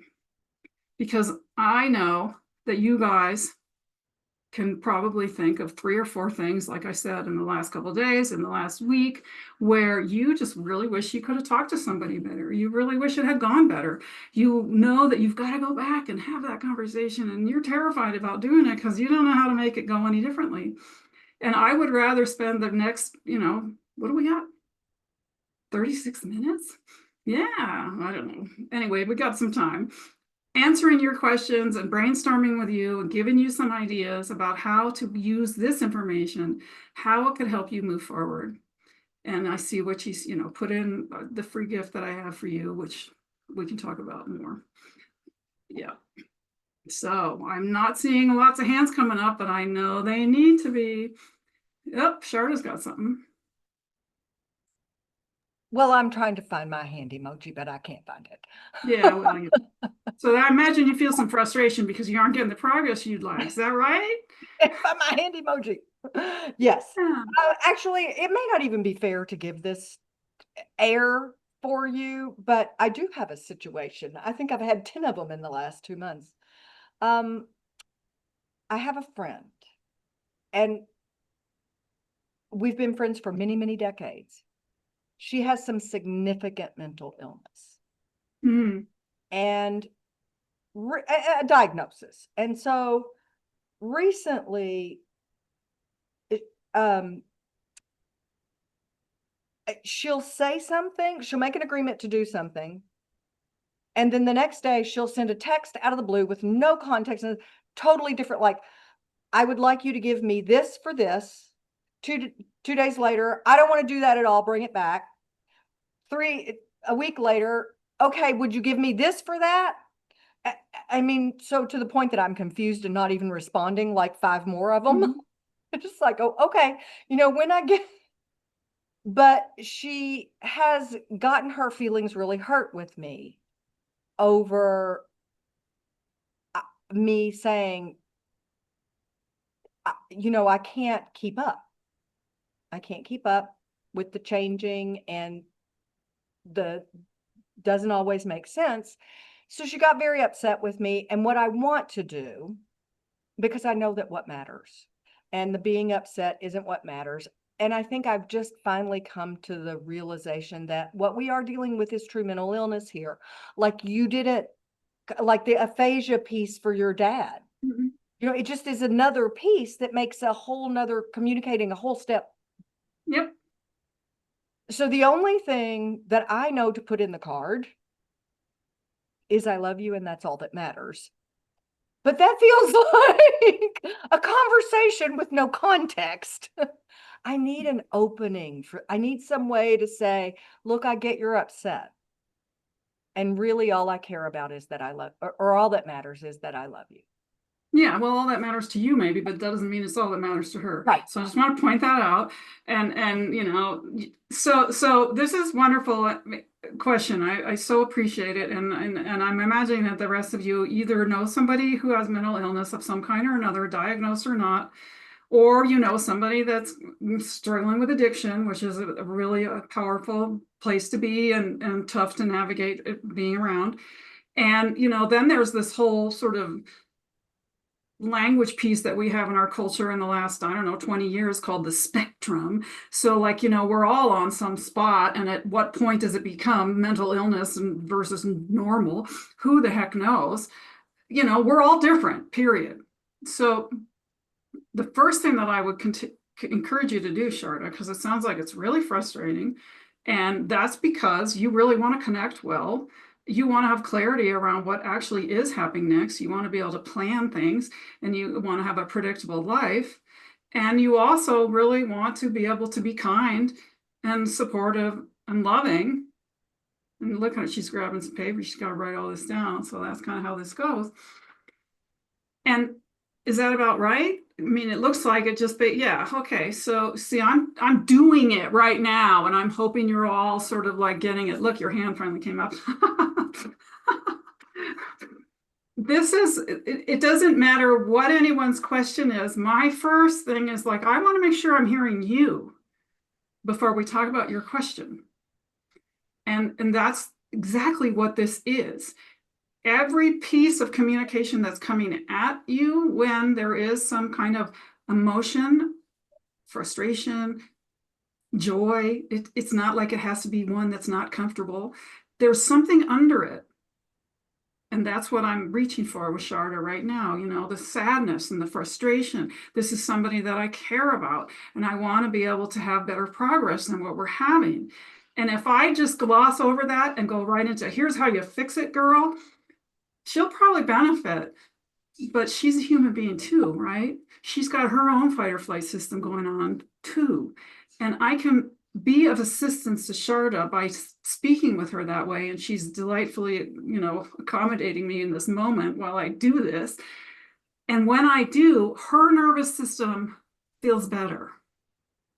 And often when we can do this for someone, just reflect back in terms of feelings and needs and checking in. Am I hearing that about right? Their nervous system feels better right away. And often they can figure out their own problem at that point. They don't need our advice. They don't need our problem solving. They don't need us to fix it, which many of us are kind of sick of trying to fix people's problems. And many of us on the other side, I wish you'd stop trying to fix our problems. Like, you know what? I'm in charge of my own life. I'm not talking to you because I want you to tell me what I'm doing wrong. I'm talking to you because I need to get this out. And many, many of us just feel better when we know, hey, I got it out and somebody heard me. And the only way we ever know that we've been heard is if we hear them say it back to us. Otherwise, it's always a maybe, I don't know. And so if you, any of you here, have the habit of saying, I gotcha, I understand, I get it, I see it. You got to stop saying that because bullshit. I'm calling you bullshit on that. You can't read somebody else's mind. The only way that you can be sure you understood somebody is if you check in with them. And the only way that you can be sure that someone understood you is if the same thing happens. So I feel confident that I have some clarity around your question, Sharada. Do you feel like, yeah, okay. So I'm going to encourage you, all of you, with someone who's really tough for whatever reason. Mental illness, addiction, or just we've had a long-term problem. It's my mom. I don't think we're ever going to straighten it out. Any of those kinds of situations where you're still going to interact, to remember that that question I gave you can apply to you. And that's where we always start, giving yourself empathy. So as you feel like, ooh, I gotta text that person again, I'm going to be in contact with them, or I just read their text and now what is going on in me? I'm feeling confused and irritated because I really, you know, that you take the time to actually say this stuff, maybe aloud, to yourself. Because it will help you to then become a more creative person, compassionate, and be able to navigate it. Yeah, what it is, and you just helped me get real clear. Well, I can say it. I feel sad because I'm at the point, we've been friends for many decades, since we were young, where I kind of have to realize she's accepted this definition of her life as disabled. So that for me, that's what it is. And you could even say that to her, you know, so-and-so. I feel really sad because, you know, I really miss having the connection that I remember we once had. Yeah. And, you know, just let her know that. And if it's correct that you're just going to keep getting sort of random different things that don't feel connected to, you know, the last conversation we had or yesterday's text, I encourage you, and again, this is for all of you, texting is great for this kind of deliberate slowing down, looking at the text and going, okay, how do I turn that into the magic question? How do I use this as practice for me? How do I just reflect back what she said? And if there's some emotional piece that you feel like is attached to that, you can also make a guess, because I can tell you, I'm pretty sure, I am quite positive, my father, if someone had said, seems like you're frustrated because you just can't find the right word right now to get your message across, is that right, Dad? That would have helped. And I know it helps people with addiction because I've used it that way. And it works better than anything else I've ever found when it comes to addiction, because people that are struggling with using substances are struggling trying to find a way to help themselves feel better. And if every time I text Sharada, she answers me with a text that I feel a little better, man, it's so powerful. It's good for you and it's good for her. And whatever happens next in her life, if her brain is doing something Yeah. icky, Right. I mean, you I can still kind love of her got, up, and you can still have, right. yeah. I've just kind of got to like, I realized that I'm at that point where I just need to go, you know what? Don't expect necessarily normal responses. And Mhm. that's okay. Yeah. But you kind of got to get there. Yeah. Well, Yeah. like I And said, it's sad. yeah. Yeah. It feels sad to have a connection like that really changing. Mhm. And But you what don't I really know what the needed, new connection, the way you're going to relate is going to be. And it probably won't give you the kind of support that you used to get. yeah. But what Yeah. I needed was something to put, I'm a big card writer. I love handwriting. It's very good for the brain, as you know. Mhm. And two, I just believe in cards. I think they're powerful. It's one of my magics. And so, yeah, now I have something else to put on the card besides it only, all that matters is I love you. Speaking of out of context. Mhm. Yeah. Yeah. Well, and you can still say, and I want you to know that I love you, Oh yeah, you know. yeah. Yeah. That's Anything else? definitely the last sentence. I needed Mhm. some sentences before that. Mhm. Yeah, well, and if it's a card, yeah, usually 2 or 3 sentences. If it's a text string, I encourage you to say one thing at a time, just one thing, especially with somebody that can get overloaded. Because these big long texts that have actually 12 different messages in them are like too much for most of us.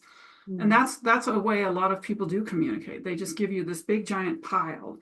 And then, okay, I got to pull out what's important on this whole pile. Let's just slow it all down one thing at a time. Yeah. Yeah, I'm actually, and please weigh in on this, but I am not a fan of having difficult conversations in Oh, a who is? I'd well, like to I see mean, all the cameras no, turn on and all the hands raised. I no, love this difficult was my conversations. I question. can't wait to have them.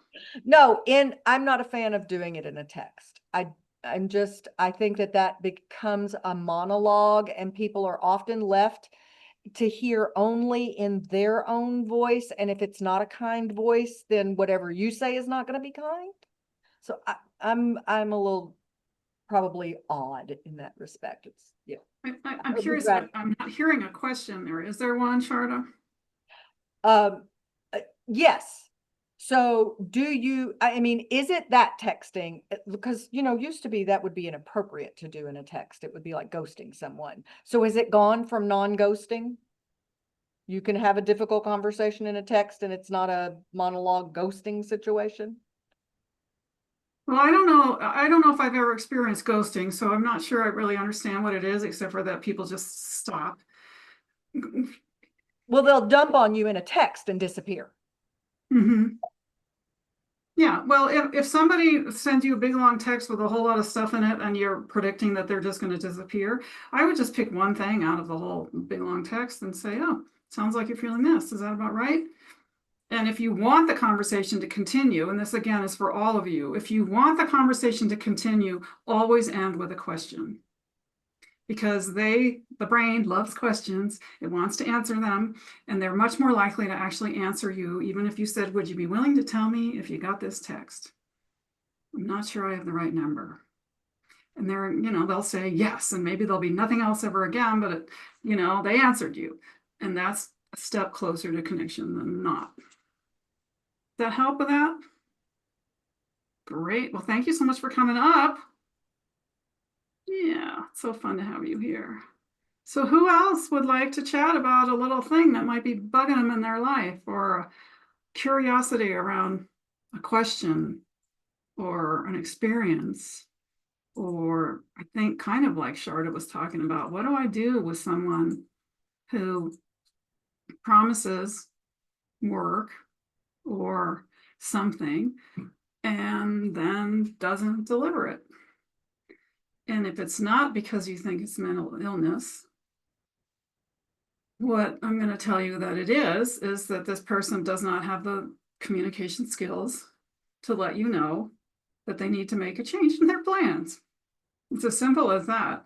And they are torturing themselves with that issue over and over again in their lives with everybody that they interact with around certain things.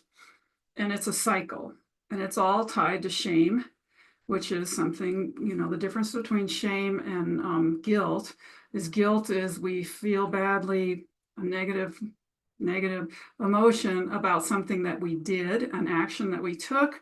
And shame is feeling a negative, what we're going to call a negative emotion around who we think we are.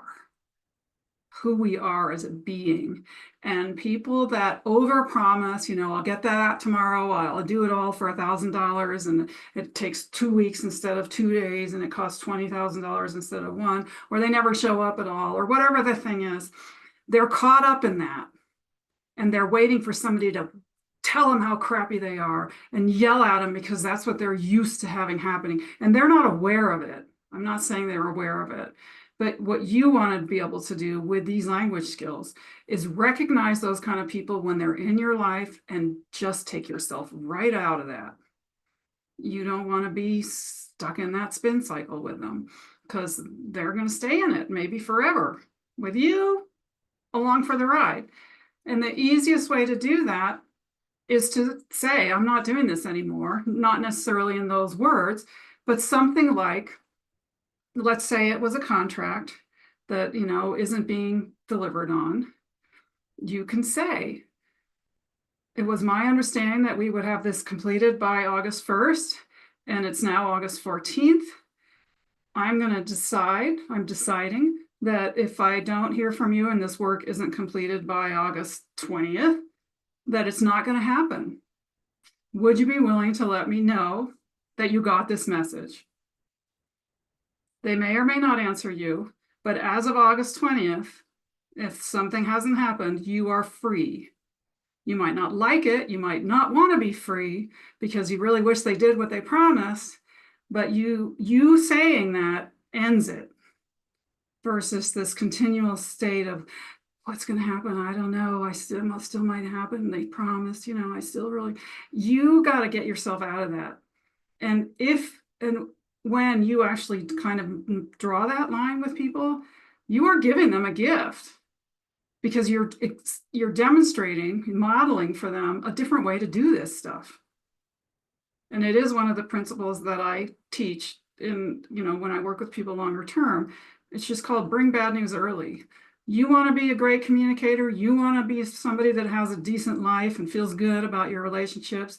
It's not just me teaching you language skills like this magic question, which is a hugely powerful question. I mean, I cannot tell you what a giant gift it is if you choose to use it. But another principle is to bring bad news early. Tell people right away, you know what? That thing next week, I'm not going to be able to do it. I just realized right now, I'm letting you know something came up. We're all human. Life happens. Things change. And if you sit on it and wait to tell somebody that things have changed, why are you doing that? It might be because you have this sense that I'm failing, I'm wrong, I'm bad, I shouldn't have, you know, this problem. I should be able to do everything I ever promised I will do. That's all shame shit. And that's because our culture is full of judgment. We are taught from a very young age, there's such a thing as good, bad, right, wrong. And I'm telling you, it's not true. And you're probably going, what do you mean? Or maybe you aren't, maybe you all know it, because I know this is Wytchy's spiritual, amazing group of people. However, many, many of us believe that there is such a thing as being a bad person or a good person. And if I tell you you're a good person, what I'm also saying is there's such a thing as a bad one. And in our culture, that kind of labeling has gotten us into a lot of trouble. And we got a lot of people in prison as proof. Somehow we're going to punish them and they're going to change their ways. It's not effective. It doesn't work. So I'm ready to be done. If no one else has a question, I will take another look through all these beautiful names with no cameras on.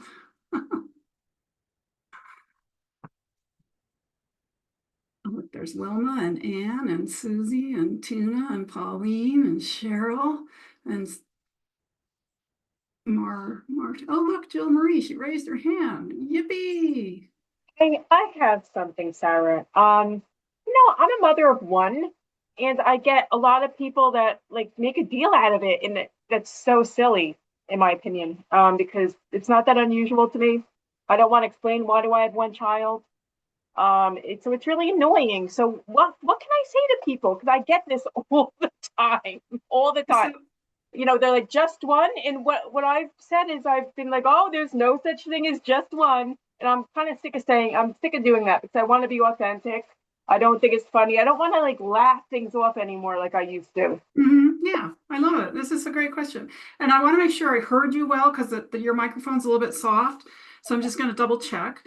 It sounds like that people ask you or say something to you about the fact that you have one child. Is that what it was? Yes. Just one? Or Yes. something like that? Yeah, okay. Yes, that's exactly. And they're like, yeah, just so, one. And I'm like, yeah. I think in my head when I'm going through this, I think I'm first of all, usually I'm like, oh my gosh, I was really trying to like this person. And the second thing I think is, why is it their business? Because it's really not. Yeah. And why does it have to be a thing? And it's almost like a little bit of a put down. It's diminishing because my daughter is amazing, and she's just an amazing person, and I don't even think of it as having. There's not just anything. So it really, really does bother me. And Yeah, for it really years, does bother you. I can hear that. for years I brushed it off. Now I'm being honest, and I'm like, enough is enough. So I have been saying this past weekend I went to a lunch, and someone did say that, and I did say there's no such thing as just one, and I just let that land. And she said, "Oh well, at this stage you have one child." Right? Like she kind of did that, and I just said yes, and then just the subject changed. So that was good. But is there anything else you would recommend that I say? Well, let's just check in with you. It sounds like you're feeling a lot of irritation and even maybe anger around not meeting your needs for privacy, respect, right? And kindness and consideration. Is it kind of right? I mean, I'm seeing you do this. Yeah. And that's probably why it pisses you off. Those are a lot of needs: kindness, consideration, respect, privacy, right? And so the more needs that aren't being met, the more it's going to turn from a little irritation to frustration to anger to fury, right? You're going to escalate as the number of needs that aren't being met. And part of this for you, I would also say, Jill, and you tell me, I'm guessing that part of the reason it pisses you off is because you've heard it so many times. Like you think back about all the times. Yeah, like when you remember all the other 13. times. She's 13, and people have harassed me to have more kids, and I don't like that. Like, I'm not even going to say why. It really makes you angry. It's like, what business is it of theirs? That's a daughter too. So to me, I don't even have one. I have a cat. This is a baby. If this isn't a baby, I don't know what is. Yeah. And so part of what you're pointing to, I just want to hopefully give you a little bit of ease around this and everyone else when it comes to this, that the just one, somebody said that to you, and the person who did it heard that somewhere.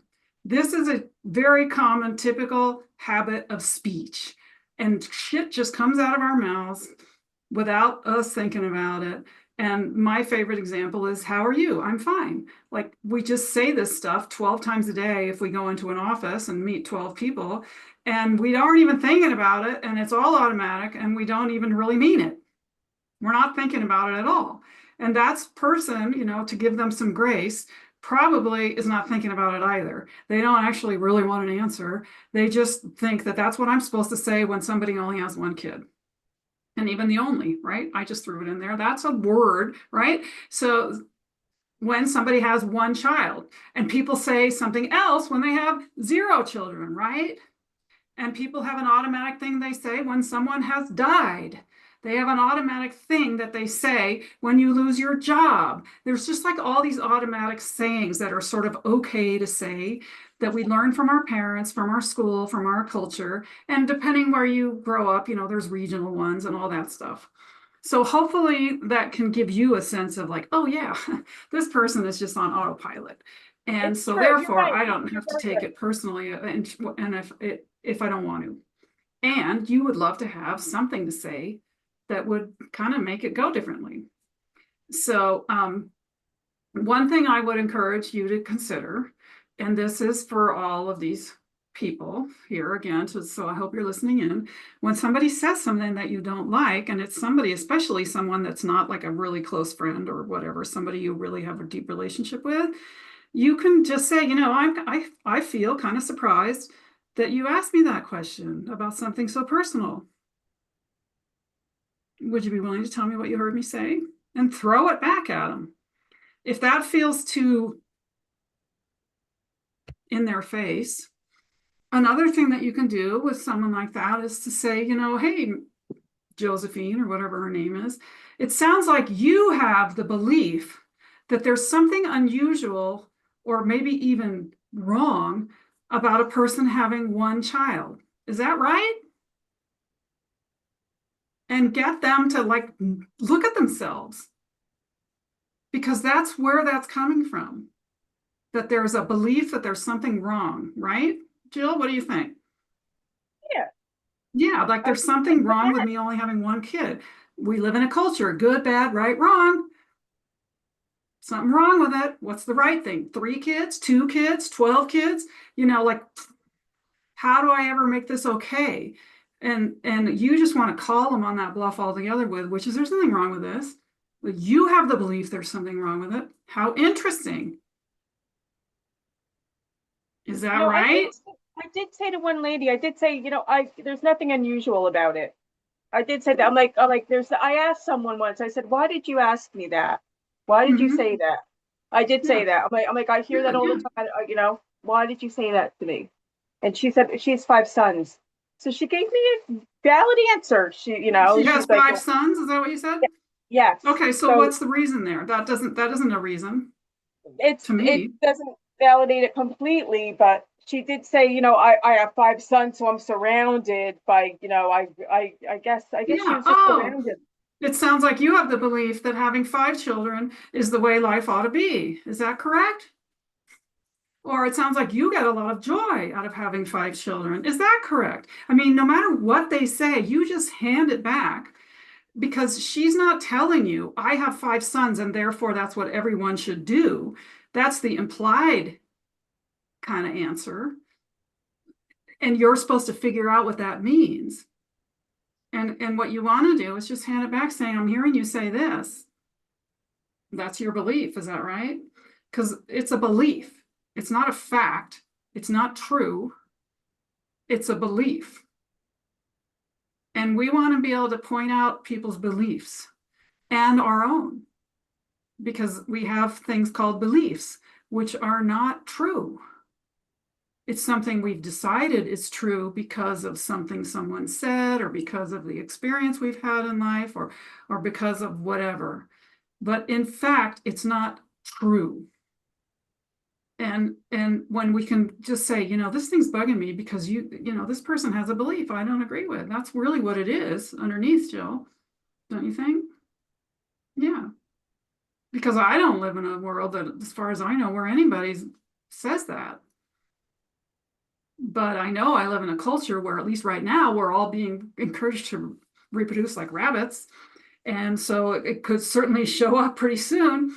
And, you know, geez, Sarah, you only had 2. And I'm like, I'm the big breeder in my family.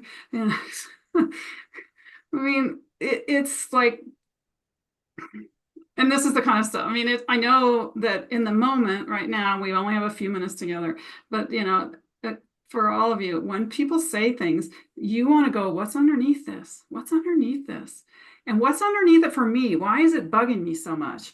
And, you know, it's privacy, respect, there's a lot there. That's why it bugs you so much. And it might seem like this really sort of neutral thing on the surface, but no, it's not. It's just not. And so it's okay for you to have those feelings, because every feeling that we have ever, everything that we ever do or ever say is in response to trying to meet a need.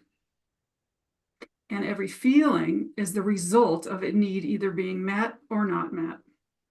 And so when you take the time to identify the feeling and identify the need, then you, okay, here's one of these people. They have that belief. How interesting. I'm going to try that thing that Sarah said. I'm going to just experiment and play a little bit. And, you know, whatever happens next, I'll be learning something, and they'll be stuck with their weird belief or their weird habit of language that maybe now they'll think twice about, why do I say that? Why do I say that? Because I heard my mother say it and my sister say it and the people on TV say it. And I thought that's what you're supposed to say when somebody has one child. It can all kind of be a game then, is what I'm trying to say. It can all be sort of fun because it's her fucking problem. It's her weirdness. You're happy with one. And you probably don't like the idea of having 5. I couldn't. Right after I had my daughter, I went into a Target and I saw a lady with 3 littles. And I was like on my break at work, so I didn't have my little infant with me. And you know what? Many moments like that happened, and I was just like, I think I'm pretty good. Mm-hmm. Yeah, feels really good to me to have one. I'm so excited I have one. It works Yeah. for me. I mean, I would have had more. It didn't happen. But let me tell you, at this stage, I'm like thrilled because I can do stuff for myself. Yeah. You know, Yeah, it and I gives you need that for my independence, gives you healing. freedom. With my healing right now after the abuse I've been put through, I need to be able to, take care of myself Mm-hmm. along with my family. Yeah, your need for choice, independence, self-efficacy, these are all needs. We all have all these needs, but we all have them in different amounts at different times. So I've been calling you Jill. Is it Jill Marie? Is that what I should have been saying all this time, or is Marie your surname? No, it's fine. You know what? For Zoom, I want to capitalize the M now that I'm looking at it. You know, it dresses up my name. Why not? Why not dress up everything a little bit here and there, right? As I wear my pajamas. Claim it and own it. All righty. Well, I'm just going to unpin you, and before I go, I'm just going to share this screen one more time. I know that Witchy put the link in the chat. I just want to show you my beautiful slide that I made about this. So this is the free gift that you can have. Speak so they listen. 5 keys to communication that builds trust and gets results. This is a brand new gift that I put together just for today. So I'm hoping you'll all download it. And it's really actually going to give you way more than I was able to do in our little time together. So the link is in the chat for that. And beyond that, thank you, thank you, thank you. It was so much fun to be here. Sharada, are you raising your hand for my 3 last minutes? You're just Thank you, waving. Sarah. You're awesome. Thank you, Witchy. It was really fun to be here. I'm gonna I'm getting miss my you. gift before I go. Get That's your a gifts great before you idea. go. Yeah, if anyone has to run and get their gifts, now's the time to do it before Tuna starts.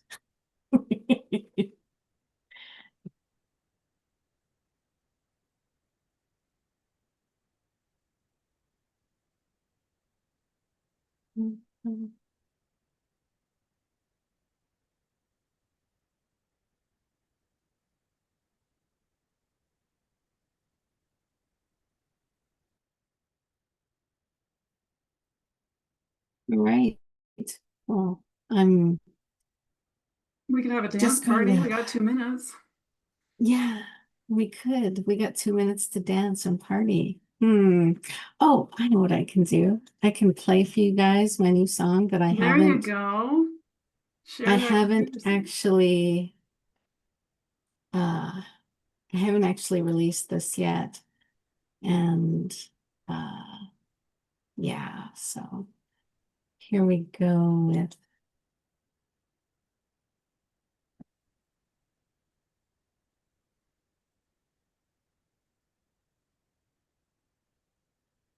Can you guys hear it, or am I doing it wrong? Probably doing it wrong. Yeah, you'll want to go to the share tab, Share and then tab. where it says advanced, let me know if you're Advanced. there. Oh, share. And then the computer audio is, if you're playing it on your computer and you want it to come through to the Zoom, you have to go through that. It's not hard.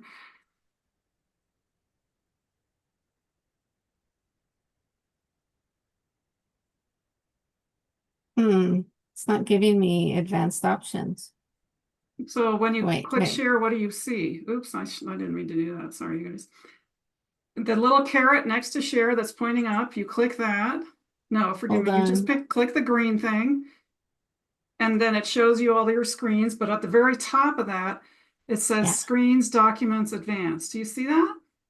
Okay, let me.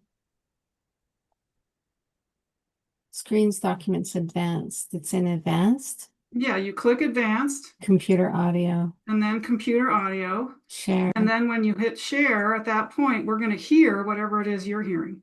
Okay, I will restart Yay, it. we're having In progress. the untamed wilds of the living room, And it's working. a new apex predator emerges. It is swift. It is ruthless. It has absolutely no business existing. We call it the predator bum.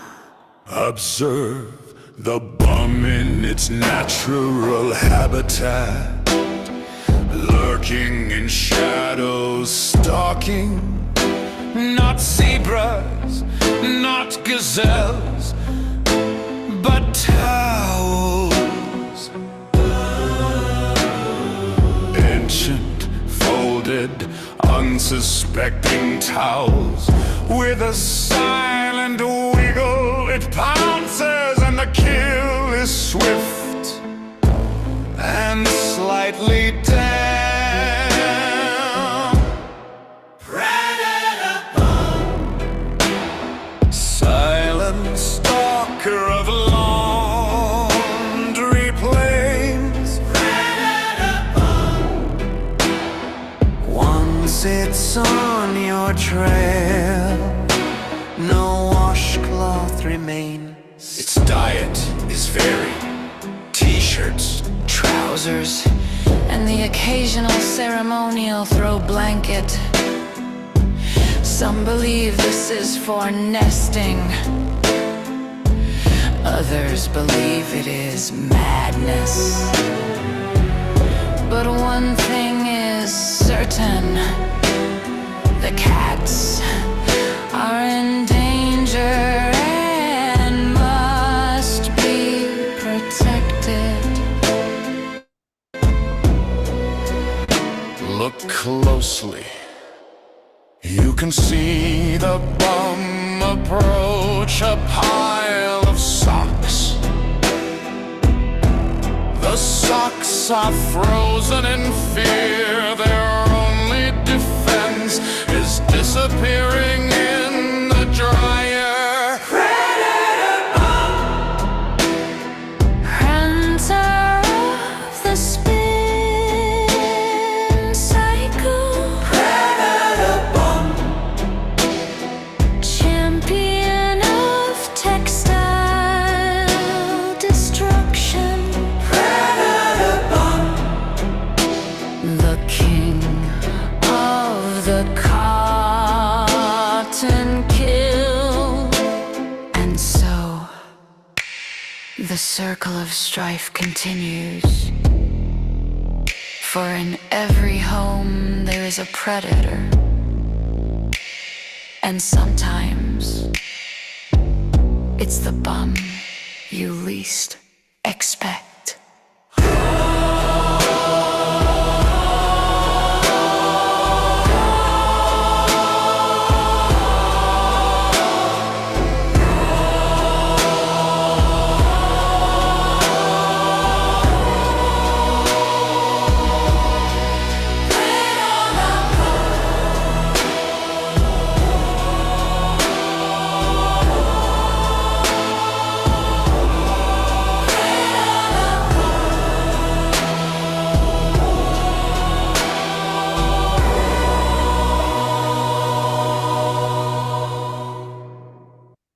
All right, so Tuna Oddfellow is next. He helped me, wait, he kind of helped inspire that song because we were joking about a predator bum being in the house, sort of thing. So that's how that came about. So Tuna, are you ready, Freddie? I am always ready. Okay. Hello. Can you hear me? Yes. Excellent. Hello, Tunaverse. Hello, everybody. I am Tuna Oddfellow, and I have been Tuna Oddfellow for almost 20 years to the day.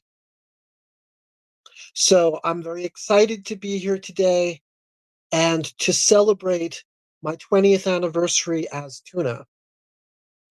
And as Tuna, I have done a lot of things. I have helped people in their experiences in the world.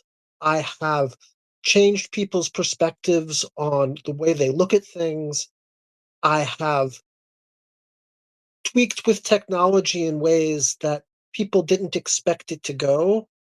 And I'm always finding new ways to push reality forward and have fun with it. And that is why I do what I do. I've also been a professional magician for most of my life. I did my first magic show when I was 9 years old. And when I was 10 years old, I was diagnosed with hydrocephalus, water on the brain.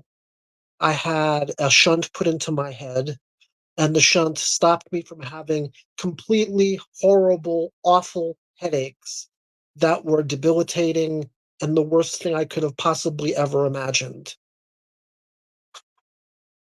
Fast forward 2 years later, the shunt that was put into my head, the drain that was stopping the spinal fluids from flowing, or helping them to flow in the right place, I should say, stopped working. And I went into a coma. My coma lasted for 97 days. And for all intent and purposes, my life stopped and I died. Now, obviously, I'm not dead, but I went so far to the edge that they said, Mr. and Mrs. Fishman, this is the worst thing we've ever seen. We don't expect you to come out of this. And they gave them very little hope. When I came out of the coma, I was completely paralyzed, and I had to learn how to walk, how to talk, how to move, how to dance, how to do all the stuff that tunas do. And when you're going through physical therapy, they don't teach you how to thrive. They teach you how to survive. In order to survive, you need to have belief, you need to have magic, you need to learn how to tap into your inner dragons. And at that time, I didn't know that's what I was doing, but I did know that I was learning things about motivation that I had never fully understood before that. My father was the first person to give me a motivational code, and that was, if it is to be, it is up to me. 10 two-letter words to live by. And I lived with those words for a very long time. But as life went on, I learned that we needed others in order to do what we needed to do. And I adopted, if it is to be, it is up to we, because together, everybody achieves more. And I also learned that I had a knack for understanding the universe through a playground, through a magical lens, through the lens of fun and creativity that I try to share with everybody, every place I go. And for as long as I can remember, my personal mission statement has been to touch everyone who crosses my path with magic. And that is what I'm here for you to do. And that is what I do for my communities. And that is what I do with my students when I work with them one-on-one, is to teach them how to dream again, how to find the magic, how to be motivated, how to have the light that we're sometimes taught we shouldn't have. There's no such thing as too much creativity. There's no such thing as, you know, holding, you shouldn't be the person who holds back. Um, if it's your force, if it's your lifeblood that lets you thrive and grow and takes you to the next level, then we need to find ways to unlock those roadblocks that stop us from being able to express ourselves. Now, for some of us, creativity is a bold, big thing where we have to do things like show everybody the latest magic trick or the crazy effects that we're doing. That was me, okay? Or turning my entire living room into my own theater, my own stage.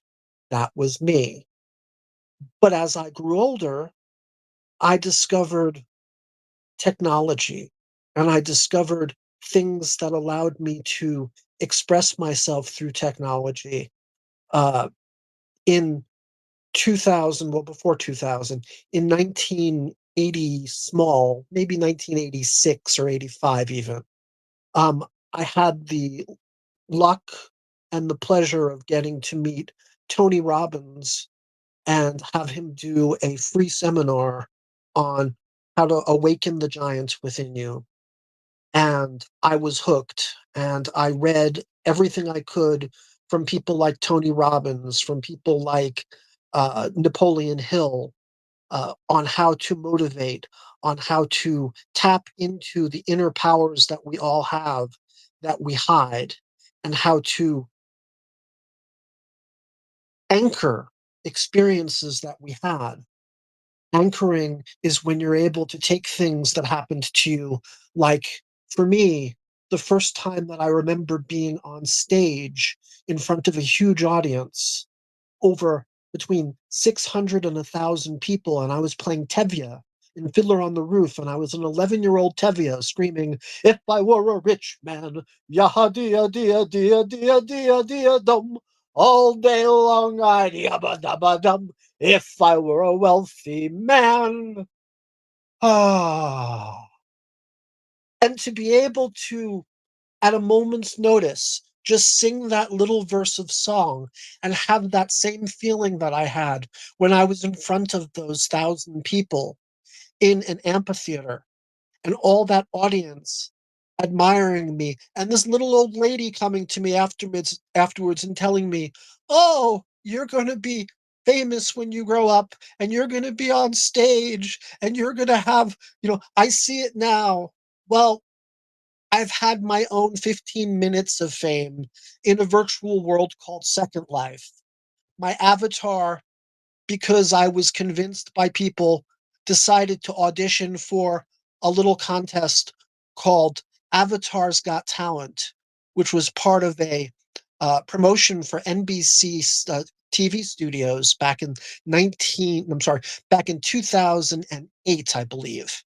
And my avatar won $1 million, which was about 4,000 US. And it changed my life because, not because I had this money, although the money helped me start up my first consulting group, but it also allowed me to have a long tail story to tell that I'm now telling today about how if you believe that you can achieve all that you believe you can achieve, all that you can believe and conceive, you will achieve. And that is what we need to do together, is to conceive what it is we need to do and find the ways together that we can build the magic together and we can have that in our lives. Are you with me? Thank you. So what I do is a combination of motivation and also a very strong background in energy work and the power of positive thinking and the ability to use the energies that are in the universe in a positive way. Uh, I've spent years as a nice Jewish boy who became a nice Judeo-pagan boy. And basically, I'm a spiritual person who uses the power of the spirit and the mind and the body together to help people to grow into their best selves and to have the visions that they have turn into the realities that they want.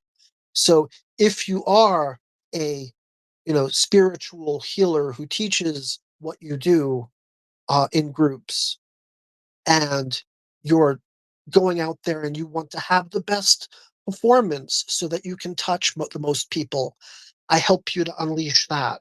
If what you need is just the confidence to be able to deal with what you're dealing with in your lives, we work on that.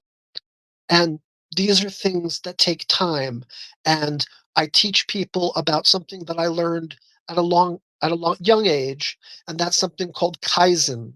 Kaizen is the Japanese concept of constant and never-ending improvement. And that is the reality that we all are imperfect. We're all, rough stones that are still rough on the outside, and we need to actually do things to make ourselves stronger and better every day, and to polish the stones and to form them into what. And that means doing little things in little areas to improve the things that we do, so that we're always getting a little bit better and a little bit better, and we don't have to magically and amazingly become the greatest, the most amazing person in the world overnight, nor is that reasonable for any of us to do. But we can, over time, learn to be smarter at what we do, better at what we do, more consistently following what we do. One of the things that I deal with as somebody who was in a coma, as somebody who had my, some of my natural problems come to be because I was born with hydrocephalus. It only came into my diagnosis when I was 10. But coming with that came some limitations. If I allowed them to be limitations, again, these are words. And if we lock these words in and we say, oh, I'm limited because I have ADHD, or I have, a coma, or and I can actually say that, my mother says I have ADHD, and my mother's a psychiatric nurse. She was a psychiatric nurse for over 30 years. So looking at the signs, sure, that's a diagnosis. Uh, it's a label. The label doesn't help me because my job is to look at all the ways that I can thrive despite my disorganization in real life, despite my challenges that I have, and to be able to be in a position where I am always moving forward. I'm always finding ways to make myself better. And for all of you, when I work with people, I help people to find ways, either one-on-one or in groups, to realize the ways in which we are all able to grow, and also to unify people. It's one of the things that I've done in magic for decades. I was a Harvard Square Street magician, but I wasn't just a Harvard Square Street magician. I was a magician in Harvard Square, New York, New Orleans, all over the place in the United States. And hopefully now that I'm in Canada, in a bunch of places here too. And what I would do is not just do magic or teach magic to people. I have international students.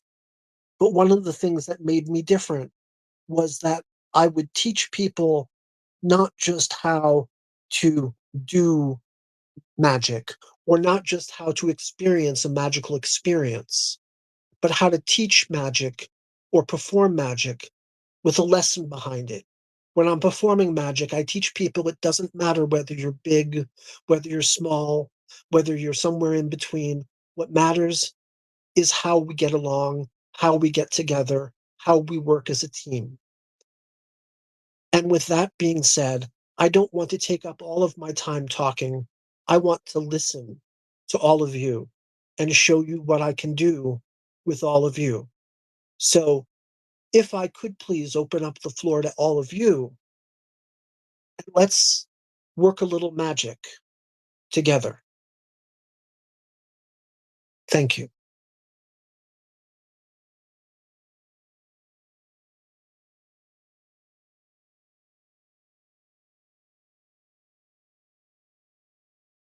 Do I have questions?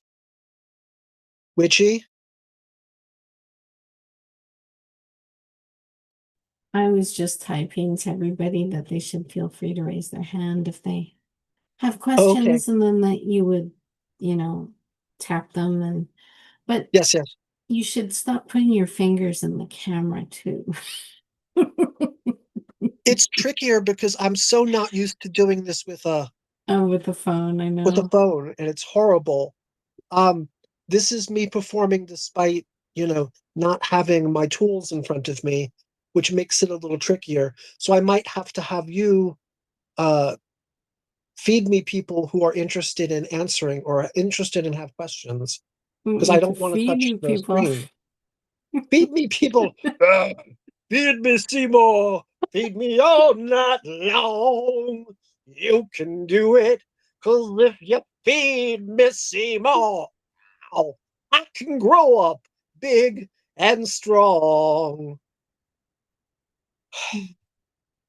Maria, I'm really glad it does. I love doing what I do. And I think that we're all taught at an early age, and I should also clarify, are my fingers on the camera right now? Okay. And I'm not going to be able to see comments without touching the screen. So I'm going to have, if you see one that's good, or if you see someone who I'm missing, then please just ask for them. Or, Sure, okay. Thank you. I can do that. Thank you. So, yeah. These plant people, they're so demanding. Uh-huh. No, I'm just kidding. I'm just I'm kidding. He's not looking, really a plant person. Sarah, I'm looking for questions for people who might be, or ways in which people feel like they might be stuck. Perhaps they're stuck creatively. I like working with people who have, creative blocks and working with them on that, but that's not what I'm all about. I'm about it all.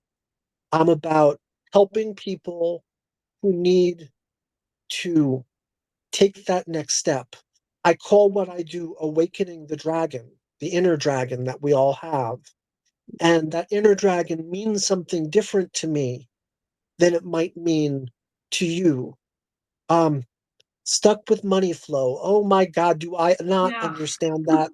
We that was totally going to be my understand question. that. How about that? Can you help unstuck? So Wilma got it. Go for it, Right. Wilma.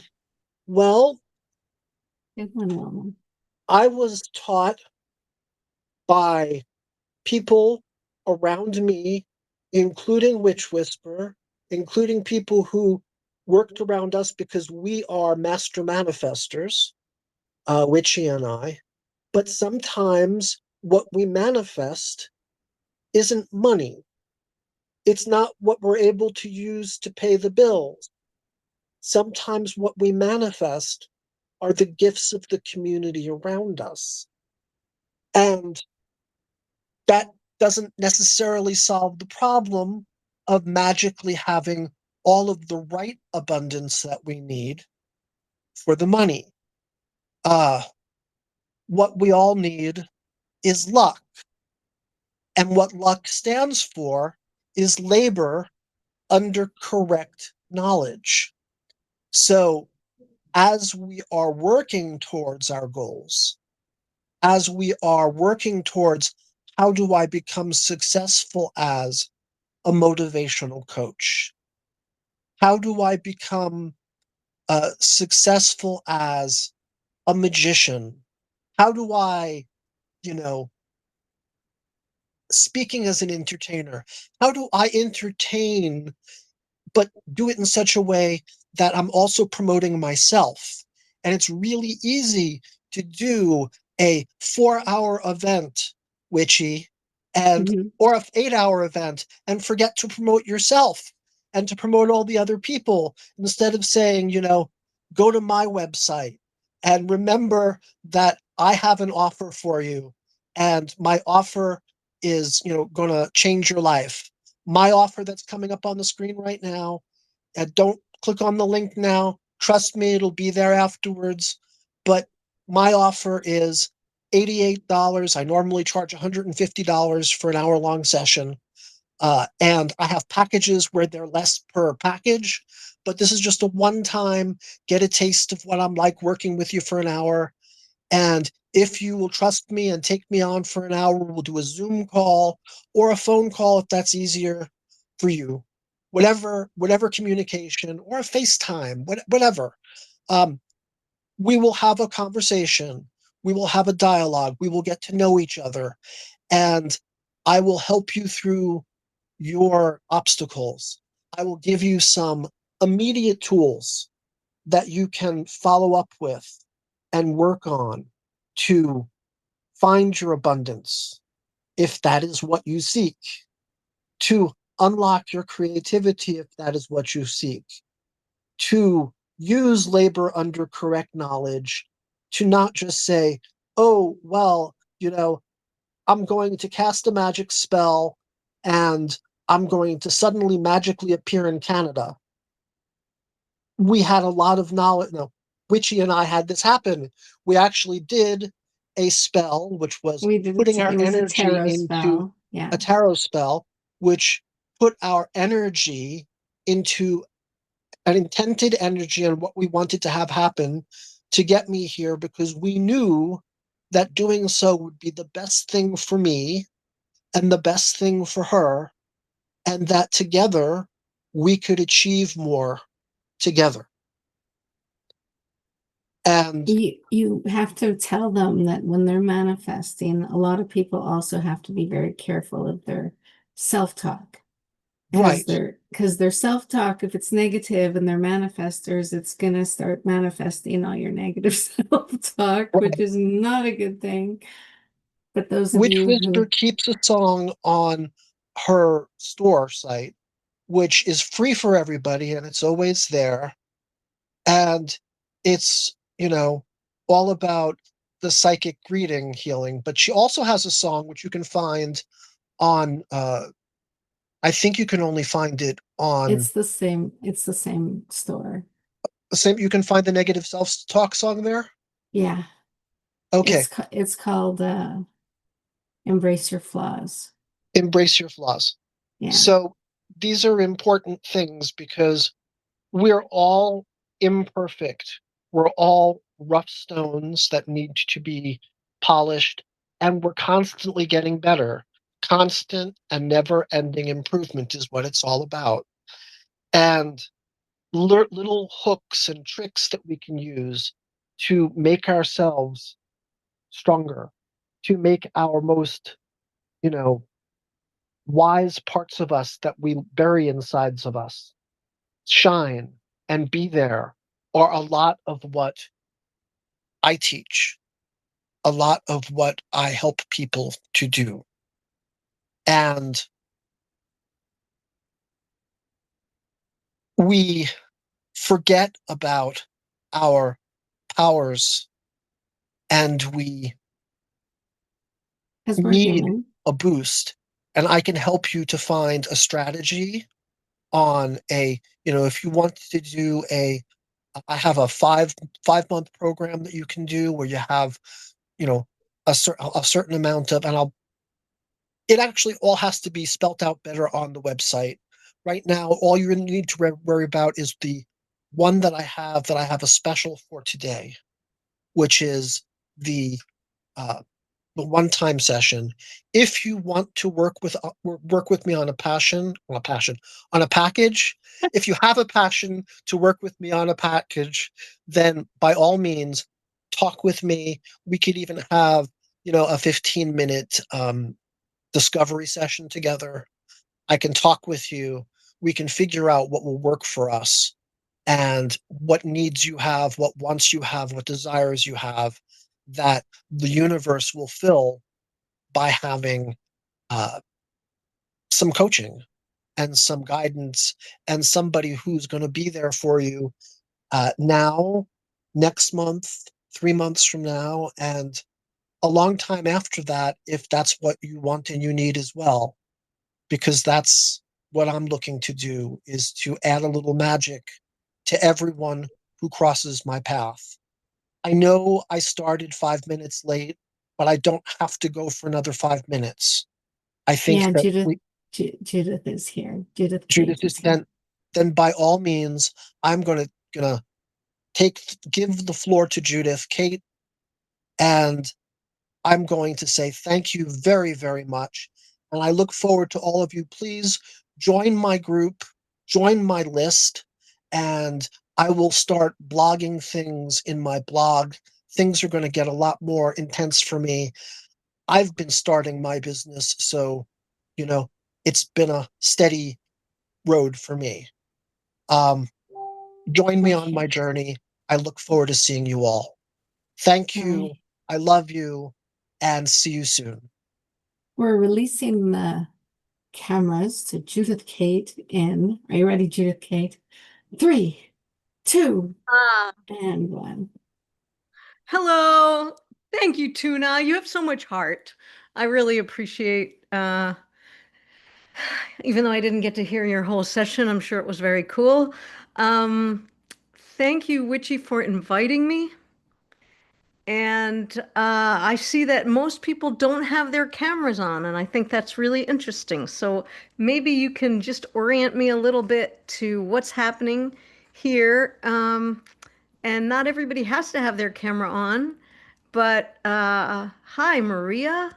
Yeah, you can ask Good to people to see take you. their cameras on, But and I you want can to, also ask yeah. them to put their hands up when you want to Okay, choose them great. for stuff. Yeah, perfect. All right. And I think, thank you, Pauline. I think I have my hearing aids particularly well suited here so that I won't be yelling, but if it seems like I'm a little loud, let me know.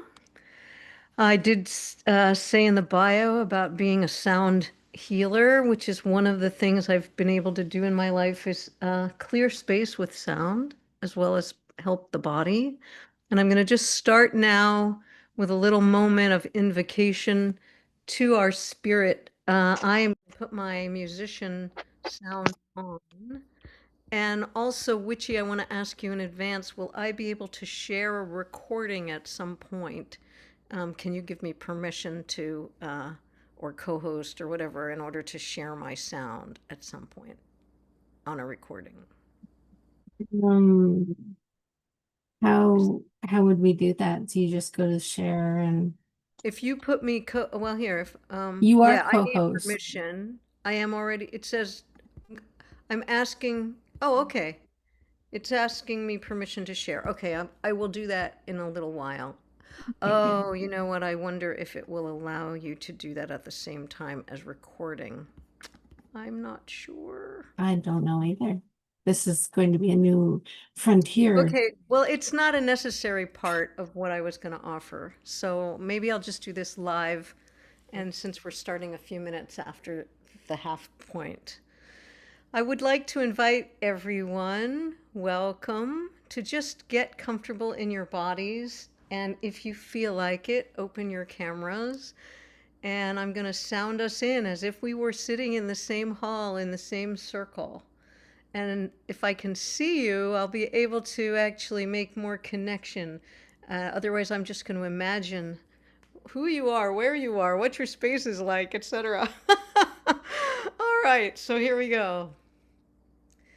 Siek nova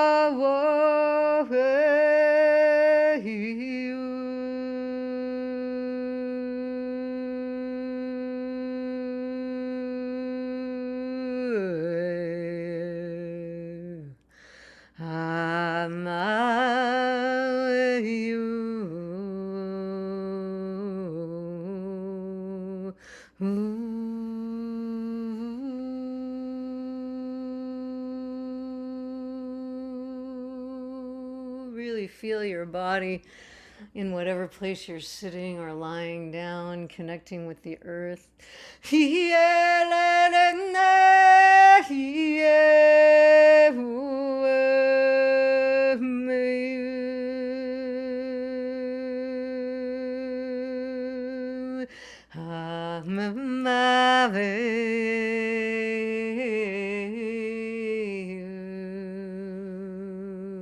Maybe open up your hands and let the sky and you connect through the palms of your hands and the top of your head.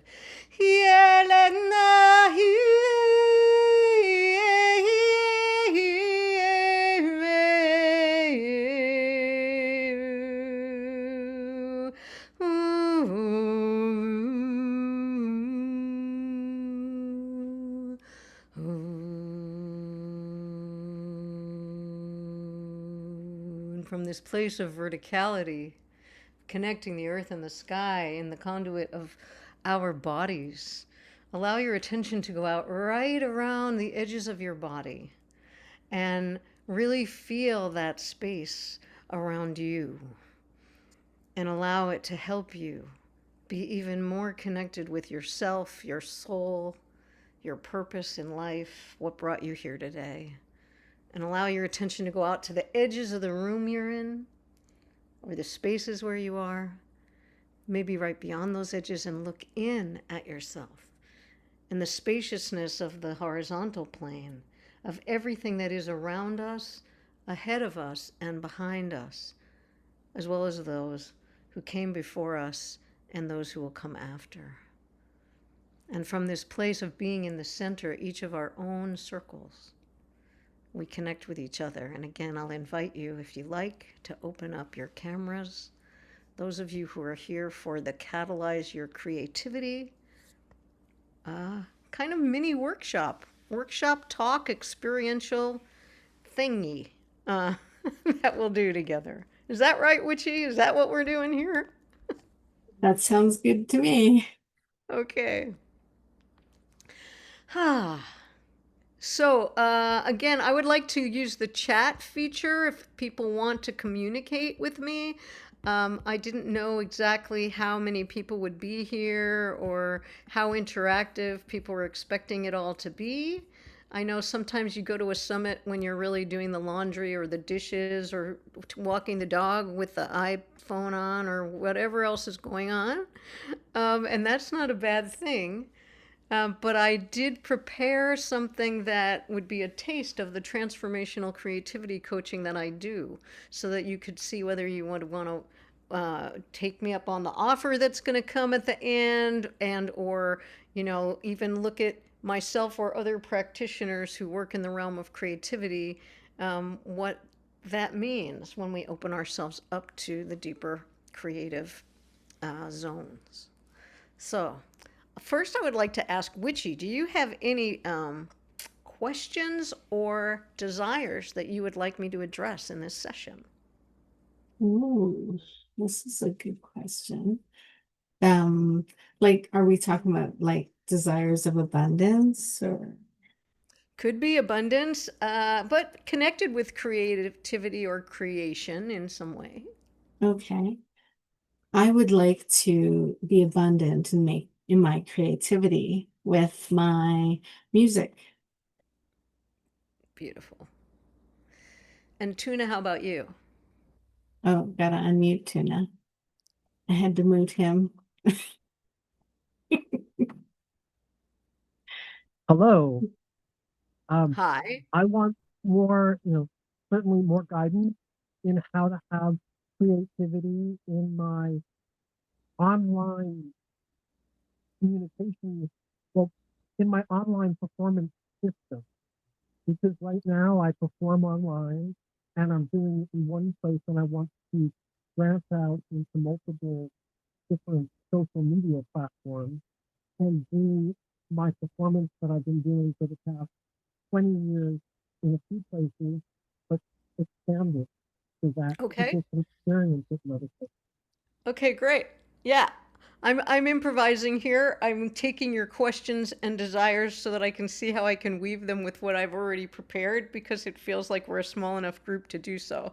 So I will try That's and get to that, wonderful. Tuna. Thank you. Yeah. Maria, did you hear the question? So let me ask it again. So the question is, in this place, which is a failure-free zone, as far as I'm concerned, and Yes. or we could call it a fail-forward zone, but it's a safe zone to make mistakes and to be brilliant and imperfect, as one of my teachers, Dr. Claire Zammit, likes to say. Um, the question is, Maria, what would you, if anything, you like me to address, or a question you would like to have answered from me during this session? Oh, wow. Um,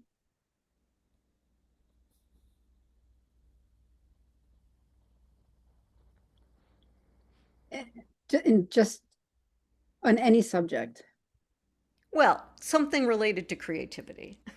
Ah, sorry, I guess Like that's for kind of, instance, I can't help about like finding a mate necessarily at this moment on this workshop. I wasn't prepared to talk about dang it. that. Dang. Okay. Um, sorry, creativity. Sure, just oh God, sorry, my brain has been so focused on my offering today. Of course, it's okay. Um, We can come yeah, back just how I also. can, beg your pardon?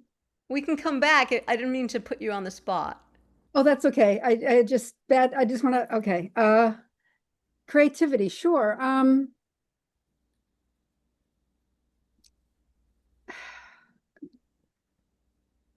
How about success with Yeah, your hour? sure. Exactly. How do I guess. Okay, great. I think I can help with that to the How can I degree be that I'm more able. articulate during my session? How's that? How do I get the brain to connect with the mouth next time? Oh, good. Because hopefully there'll be some grounding. How was that centering and sound for you, everyone? Oh, that was awesome. Was it helpful? I really liked Okay. it. Yeah. Okay, great. So there's some other things that I'm going to be doing that will hopefully be, as far as our presence, which is the main thing, right? So Pauline, I'm so glad you're here. Good to meet you. Hi. Anything particular you would like to see addressed in this session? Um, I know I'm here for a purpose, but I don't know what my purpose is. I've been keep trying to find it. Okay, great. Thank you so much. I'm so glad you're here. Sarah Coolidge, are you able to come on and do you want to add anything? Or anyone else? Anyone else who is not on camera who might like to say something about what you'd like me to address today in this next 45 minutes that we have? Oh, great. It's the great mystery. Sarah's picture is popping on and off, but not her voice. You can feel free to Yeah, pop it my pop it in camera's the not chat. working. Oh, okay, Sarah. So the question is whether there's any question you have for me that you'd like me to address or weave into this time that we have together. I don't think I have one, but I'm imagining that as I listen, I'm going to probably have some at that point. Because Okay, it seems great. like you've got some really juicy ones. Okay. And I'm going to be asking you a bunch. So the very first thing is a little introductory, I'll say a few introductory remarks, and then we'll dive into some music where you can bring together your creative materials, whatever they are at hand. It might be a pen and a journal. It might be you have a musical instrument sitting next to you. You might be chopping up vegetables in your kitchen. Whatever the creative thing is that you're doing. Yeah. Uh, Yeah, and if everybody could mute right now, that would be good. So I'm going to attempt to do two things. First, say a few words of welcome beyond what we just did, and then play this music while you gather some materials. Did you know that we're all born creative? Every single one of us, even if we don't think of ourselves that way. And even people who are successful musicians, filmmakers, published authors, etc., have doubts or have what they sometimes call imposter syndrome, that it's like we're not enough. So the whole gamut of everyone, from the most accomplished professional musicians or artists to the ones of us, which is the majority of people who have, in consumer cultures like North America anyway, been separated out from those who can, as maybe those who can't or don't think they can or are afraid they won't ever have the confidence to. I'm speaking to all of us when I'm speaking about creativity here. And you'll hear in a moment why that's so important. And I'll also hear from you about why it's so important. So most people don't think of themselves necessarily as creatively inclined or capable.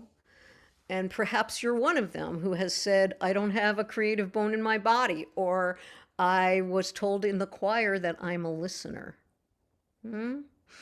And maybe you're one of the people who in kindergarten, a teacher made a disparaging remark about your scribbles and beautiful doodles, that you knew that it looked like something, but nobody else could see it. And maybe that humiliation is still lodged inside in your being somewhere and has made you a little more shy.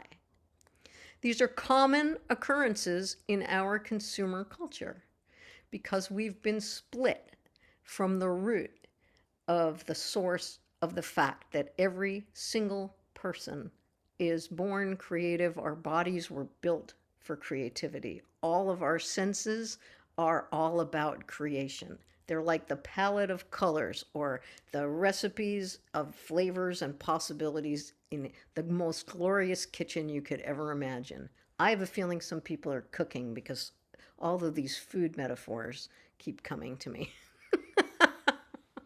And it is getting on that time. It's 5:45 Pacific.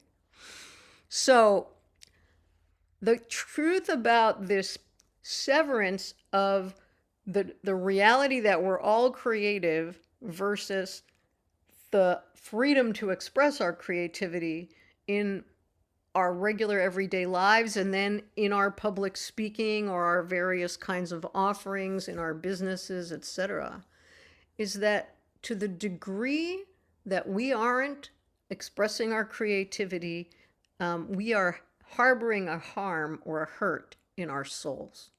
Some of the deepest sorrows that we hold are based on this biggest lie that we're not born creative, talented, worthy, beautiful, or smart. Because we are all of these things. We are born all creative, talented, worthy, beautiful, and smart. I can look at every single one of you and see your beauty. And I know you're smart. And the fact is, you know, every one of us knows when someone treats us with that respect, that they know we're smart, we are smart. When they think we're stupid, we get tongue-tied. So it's like, let's start from a good place and believe that we're all smart, or at least suspend judgment against that truth. And we almost all have been told that we have little or nothing to offer in one or another spheres. And a lot of people are hurt around their creativity in this way. These are all soul-killing lies. So what do we do to survive those lies? As little ones, we shut the door. But our creativity never goes away. For those of us who are in one art form, we may have shut the door on a different art form. I can paint, but don't ask me to sing. I can sing, but don't ask me to write. So the shutting of the door may look different for each single one of us, but the creativity at large actually never goes away. It's like a creek in a city that has been covered over by concrete. And now we're going to do creek restoration, in this case, creativity restoration. And we're going to daylight that creek and take the concrete or the lid off of it. It's still running there underground. Does that make sense? So how are we going to do this? Well, before we get into that, let me just say how I know this is true is that I'm Judith-Kate, and I've been a creative catalyst and transformational coach and teaching artist for 35 plus years now. I'm 65 this November, so pretty much my whole adult working life. And I've had the honor of creating magical musical moments and pieces and events and festivals with thousands of people who don't consider themselves artistic or thought that they'd lost that spark. And this includes elders living with memory loss and dementia in large care facilities who end up composing music together. It includes kids on the autism spectrum. It includes all kinds of people who feel like they were given the big message of, I can't. And it includes just general everyday people who may not have a particular challenge of the kind that I was just talking about, but still don't feel like creativity is easy or fun or spontaneous or a place of confidence. If you have lost that spark, or if you're wondering how to fan the flame of that spark larger, that's what we're going to address today. And I've come up with something in preparation for this summit that is not finished yet as an offering, like a free book or something that I could give you, but I'm working on it. And it's called 12 Paths to Greater Happiness Through the Arts. And what we're going to do is look at one path today. By the end of this session, I'm hoping that I will not only have answered something, at least a morsel, of all of the questions that were already asked me by you all, which I greatly appreciate, but that you will have found at least one key or exercise or prompt or something that you can hang on to that can help unlock your inner place of that eternal flame of your own creativity. Unlock your creative fire, uncork your creative juice, whichever metaphor you like, unveil your creative soul, and be on your way to a more vibrant and vital life than when you came into this summit earlier today. How does that sound? Oh, I see some thumbs up. I like that very much. Okay, good. So do you have your materials already with you, or should I? Thank you, Maria. Yeah. So Maria says fun. So do you have those materials close at hand, or should I give you a moment of music? I'll play like 1 or 2 minutes for us to gather everything. How does that sound? I can't tell from those of you who are not yet telling me in the chat. I wrote a song about cooking. I love it, Witchy. Okay. All right. People are also going to catch the replay. So this is really good in terms of, I don't know how you have it set up, Wytchwhisper. Do you have me as the main thing on the screen during this, or are we all in the gallery? No, you're the main thing on the screen. I'm the main thing on the screen. Okay, great. So I can look at people a little more directly, and knowing that, because right now I'm seeing myself in the gallery with all of you, which is what I want. I want to feel like we're in community together. But y'all who are on the replay, I'm looking right at you. Okay, great. So we're going to have just a couple of minutes of music. This is a song that I wrote. I was commissioned to write for the Quaker Center for its 50th anniversary in Ben Lomond, California, some years back. And I was in the redwoods there, and they were singing to me, and I was singing to them. And it's a presencing song. It's really a walking meditation, or a standing still meditation. It's called Here Still. But as it washes over you, just gather whatever journal, pens, colors, shapes, things that you want to play with. If anybody works in clay, etc. Oh, Catherine Frosey is here. I just said Ben Lomond and you popped in. That's so cool. She's from that part of the world.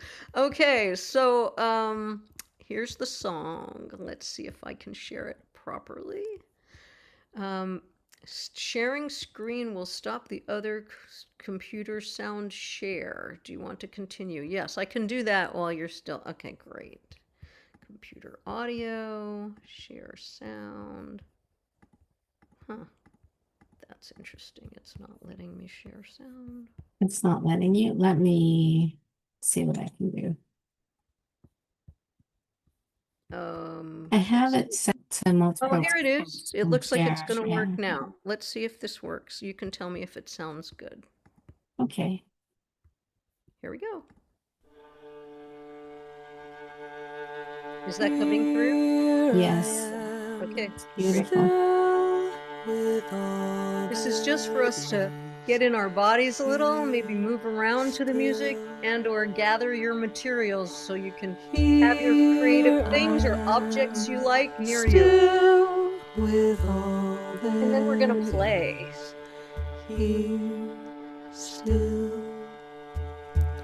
Alive in one place, fall open and receive grace. Take in all that is, be still in the light that lives. Here I am, still with all there is. Here, still. Here I am, still with all there is. Here, still. If you're lost on your way and night has recovered day, stand still. Heed the dark till you feel the light of the stars. Here I am, still with all there is. Here, still. Here I am, still with all there is. Here, still. And where I am, silence brings. All right. So thank you very, very much. Thank you, Witchy. So what we're going to do now with whatever materials you have at hand is first start with kind of a few different things that are there. Those materials are there to express yourself in whatever way you feel like. You can also express yourself non-verbally by taking up space and just moving your body on or off camera. Let's see. So what I want us to invite you to do is to answer a couple of questions. And I'm going to just pick on Maria first, if you're willing. Maria, can you unmute?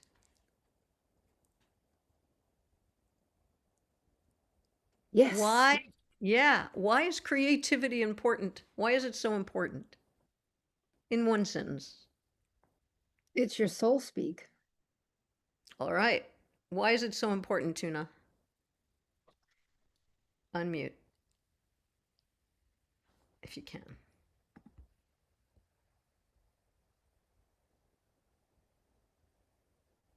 Oh, can't hear you. Don't know why. Put it in the chat if you can, and I'll read it out loud. Not getting any volume there. Are you hearing me, Witchy? Yeah, I'm hearing you. I think Tuna's having problems with his device or something. Yeah. Okay. Would you answer that? Why is creativity so important to you? Why do you write songs? One sentence, though. Because my creativity has always leaked out of me like a river. Like it's always come out of me into various things. Like like I went to SL to create clothing because I was designing clothing. Then while I was there, I started singing. And now I'm actually doing songwriting and everything else. And it seems like, and I'm also a visual artist. Like I went to university for drawing, painting, and sculpture, so it's just always oozed out of me. And I couldn't imagine my life without it because it's so much of how I express myself. May I mirror something back to you? Sure. The power with which you just described your creative river, Mhm. I think, is the answer to your question that you asked me about how can abundance be connected with your music. I know you might have been thinking about financial prosperity, abundance of audiences, other kinds of audiences, but I do Right. think that it starts with this taproot into your own river of incredible creative abundance that you just described. So that's my first answer, my first pass at an answer there. Just saying. Is there Thank anyone you. else? Yeah, you're welcome. Margaret, welcome. Oop, we're echoing. Tuna, are you on now? Yeah, I'm on now. Sorry, I can just turn my sound off, but get me when you're done with her. Oh, you are. I am. You're just one more quick answer of like a sentence of why creativity is so important. And now you have to unmute your other device rather than the first one. Creativity is a life force for a lot of us. It's not just something that we want to do, it's something that we have to do. And if we don't do it, we're just not here. Okay, thank you. All right, mute again, please. Yeah, so I'll just say briefly to that, yes, yes, yes, yes, and yes. And whether we are cooking, decorating, gardening, building, tending fires, doing ritual, raising our families, or playing music, dancing, painting, performing, doing magic, etc., all of these things, we're human. And so, yes. And those who are not doing these things actively actually have some ailments often going on that can be healed by increasing creativity in their life. So that is the 12 paths to expanded happiness and greater creativity, catalyzing creativity. That is what I'm going to be talking about in that whole series of 12. And we're now going to dive into one. And Catherine writes in the chat, absolutely love what you said, Tuna. It's life force. Yes, it is. I also think it's the soul. It's the language of the soul, which is what Maria was also saying. What did you say? Soul speak, I think you said. Yeah.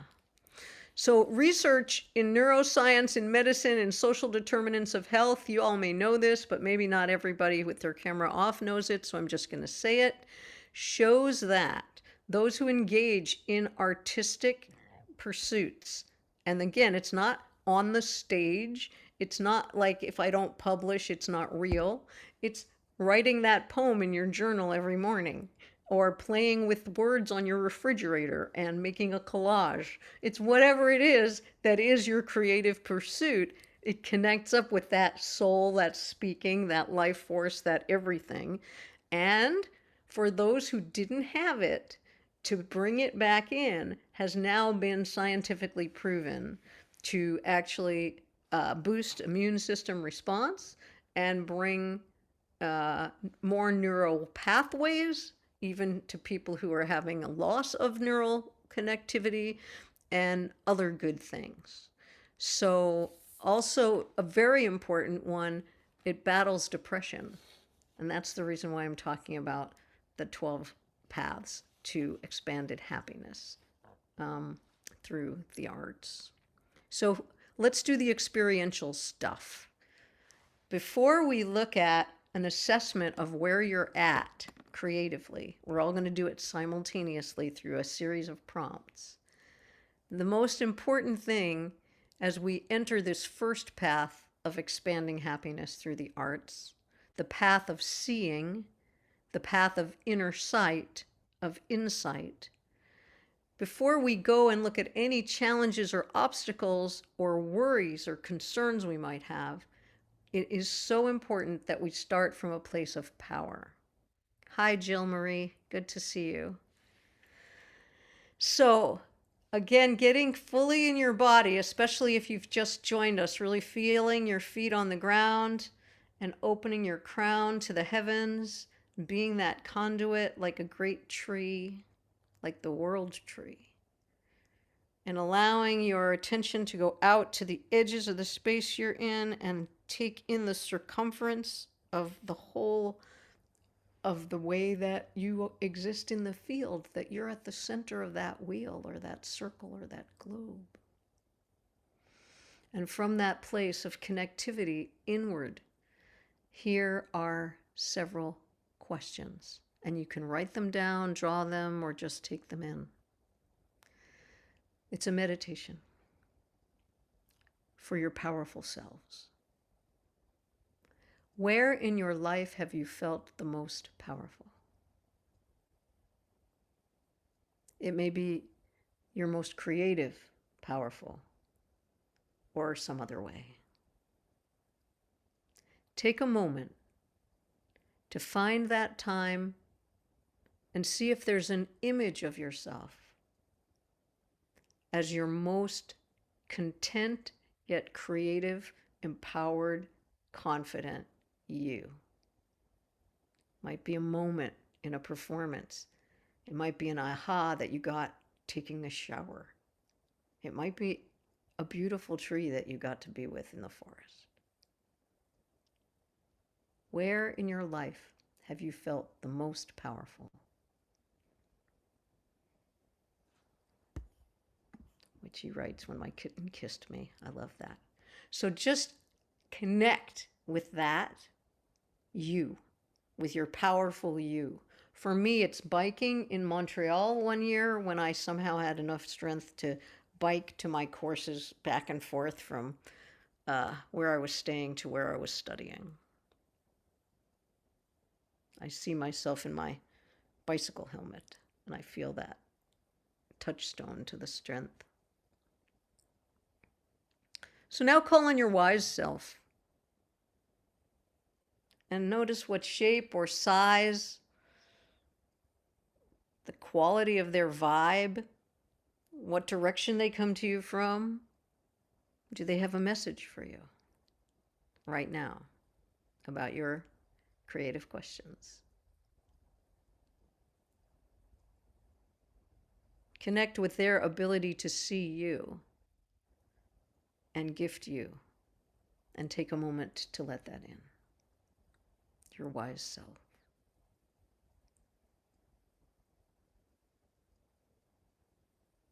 And now connect with your witness self, the one who has the aerial view. From this vantage point, what can you see clearly with perspective about how things fit together, or what the bigger layout is? What's needed? What's missing? Who's already there that you may not have seen before? Connect with your ability to see and to be seen and to show and be shown. Let that in.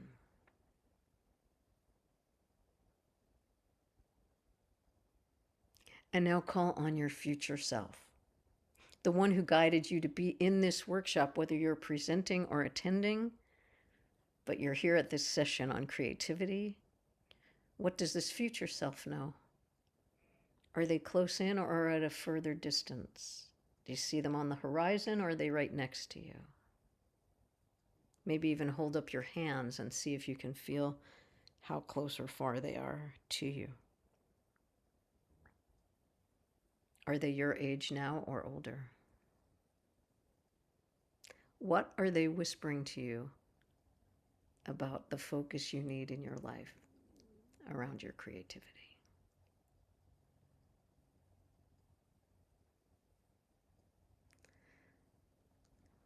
Let that in and take a moment to write it down.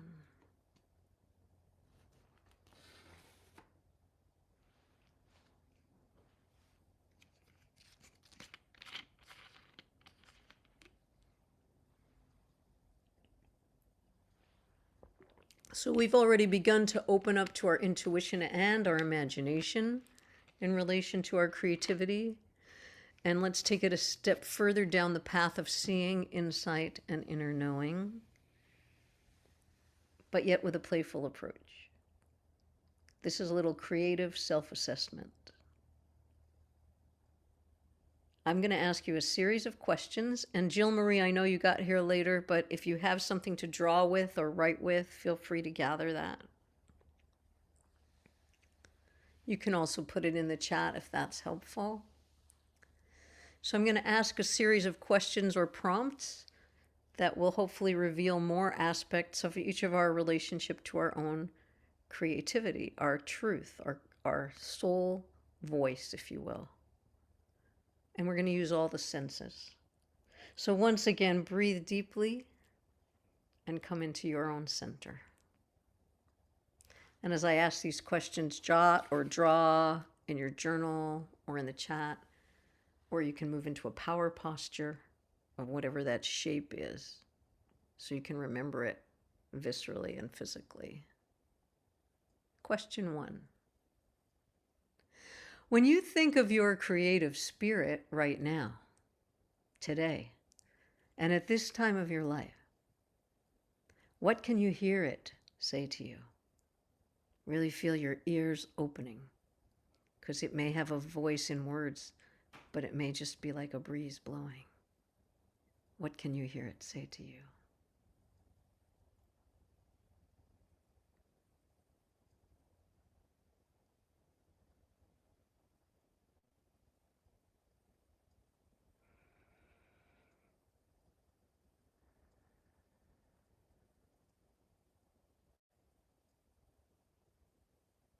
And when you're ready for the next question, just maybe raise your hand. You don't have to do it electronically. You can just signal to me.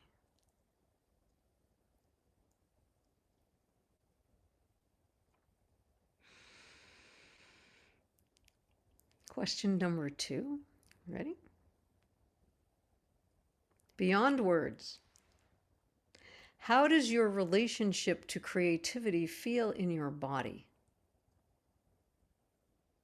When you think about your creative questions or pursuits, maybe the conundrum that you're puzzling through, or the project you're working on, or if you're not working on a project and you just have this longing or this frustration, any way that you are with your creativity and your creative spirit, how does it feel in your body?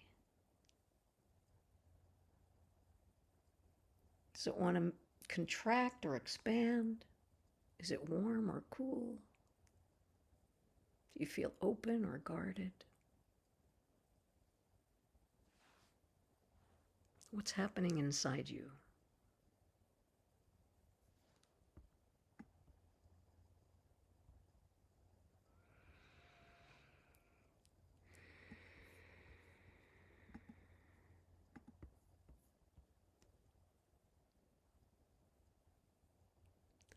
Now deepening your inquiry to your emotional body.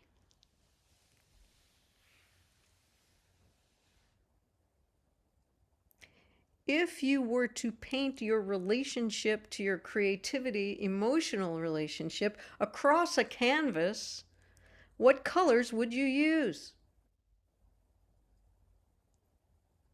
Would the brush strokes be wide, or would you be working in detail? More like a pen and ink kind of thing? Would it be abstract or representational? And how large or small would your canvas be?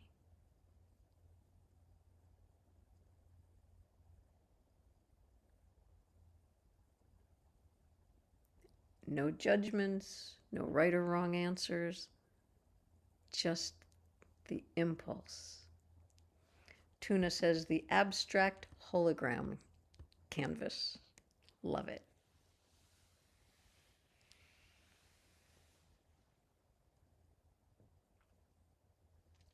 And question 4, opening to your imagination further and manifestation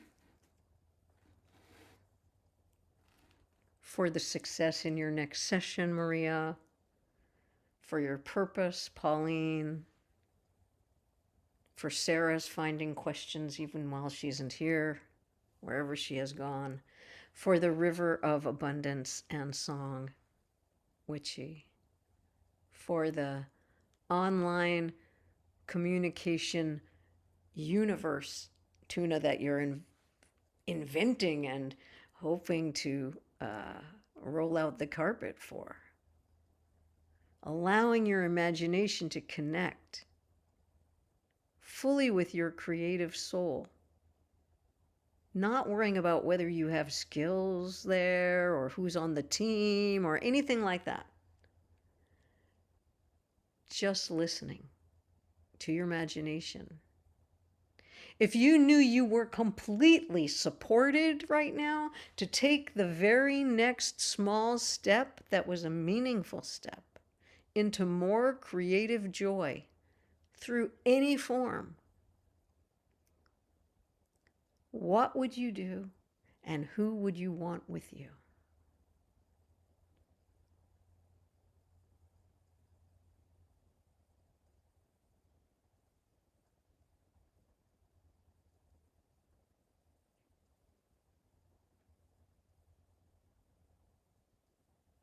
And notice what's conjuring in your mind. You can get the whole scene in there. What would the conditions be that would be ideal for you?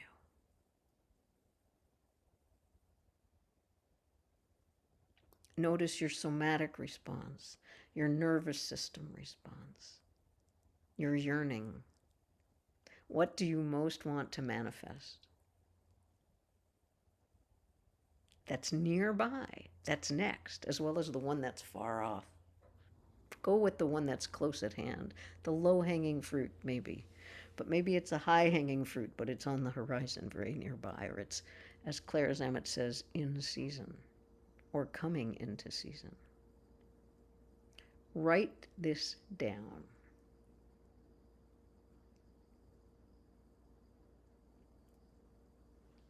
Catherine says, please repeat. I will happily repeat in a variation of thereof.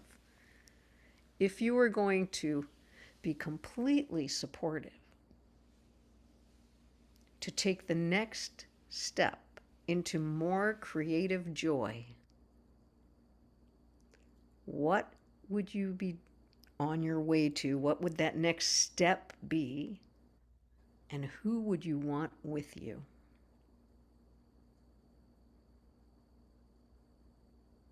As you conjure this whole scene in your mind, bring in the conditions that would be ideal to support your creative soul for whatever its next step is. And write it down.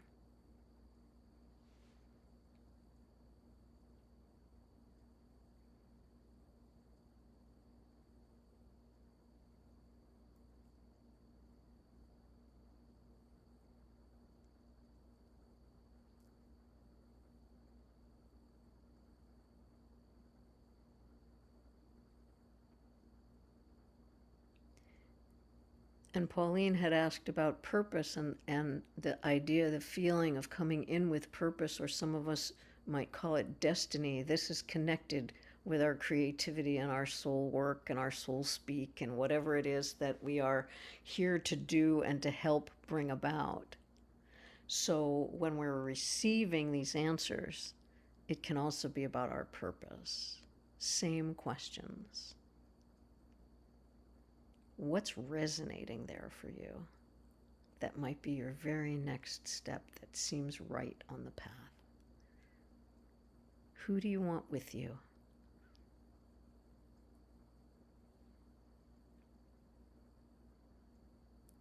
Okay, given that we have about 10 minutes here, I love that Tuna wants witchy.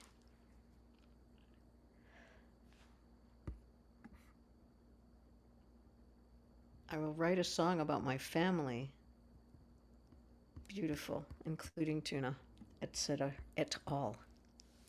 Beautiful, witchy, thank you. So, we've just gone in a very short time from A to B. From this place of where you're at, we didn't actually dip down into like where the struggle is, but wherever, whatever condition you were in when you first came in and you held those questions is here, that's like point A, and then point B is this next step. Does it feel to you like there's a difference between that point A and point B, that there's some distance there? I may not have done enough with point A, but I was just more interested in our connecting. But you know, where point A really is, includes all of those power selves in the beginning. You know, bringing in the powerful one, the wise one, the witness, and the future self. They're still constellated around where we first were when we called those in and where they were talking to us. And now we have this sense of where we want to go also.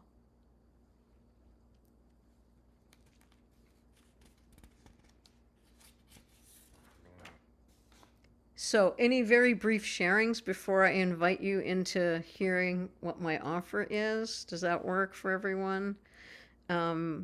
Jill, Marie, would you be interested in sharing anything, what your takeaway is from today, from just this session with me? Sure. Well, I've been really honing in on my creativity. Like, I went to an art class last night, and I've been wanting to do abstract paintings and combining with geometrics. And I did that last night. Like, it was like a perfect setup. Like, I found a class that was with upcycling art, and I used lavender paint that matches my bathroom, which I wanted to decorate. Just everything's lining up, and I'm really into my creative spirit. So this was perfect, and it inspires me to do even more painting and just keep taking classes, experimenting, learn, and have fun. Great, thank you.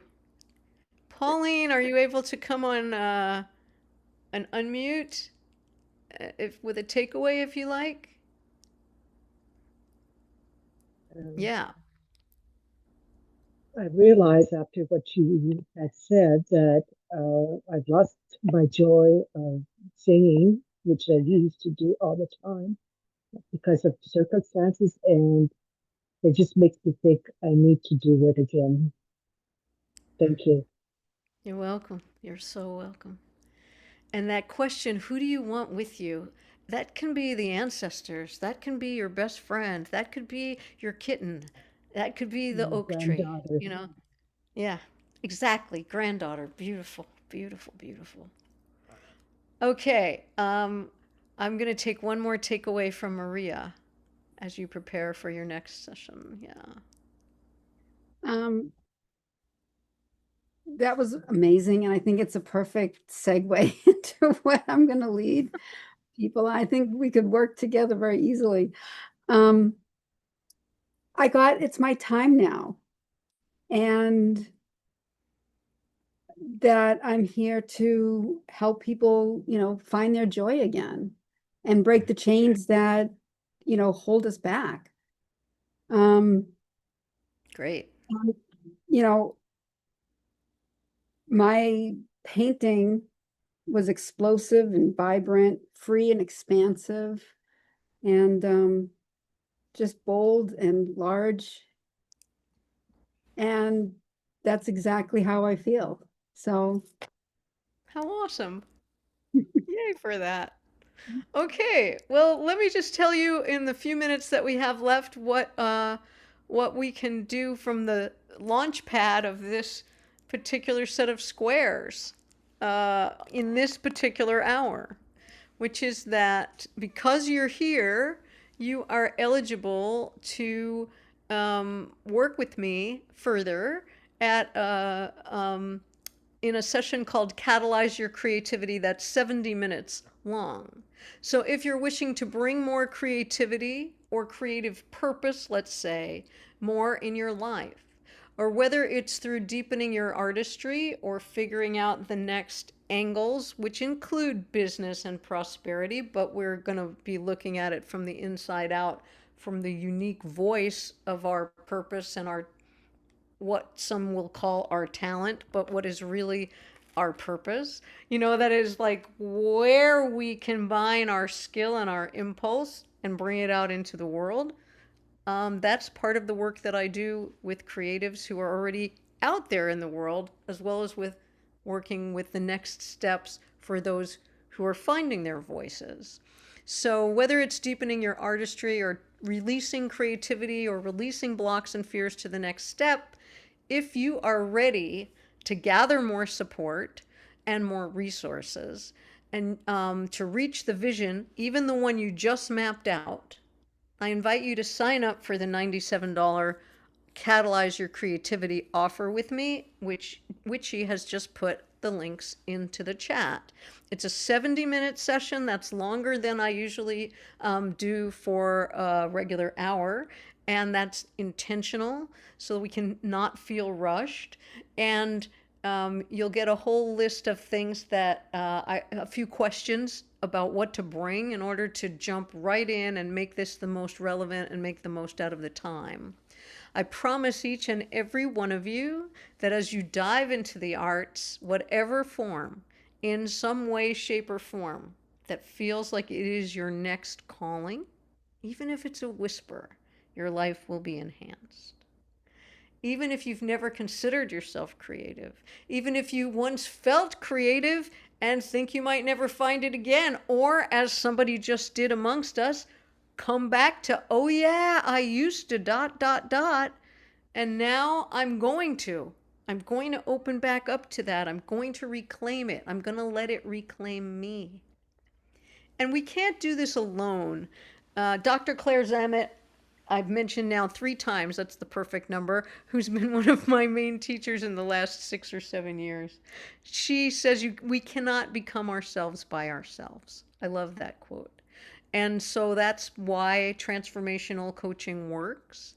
And this approach is from the inside out.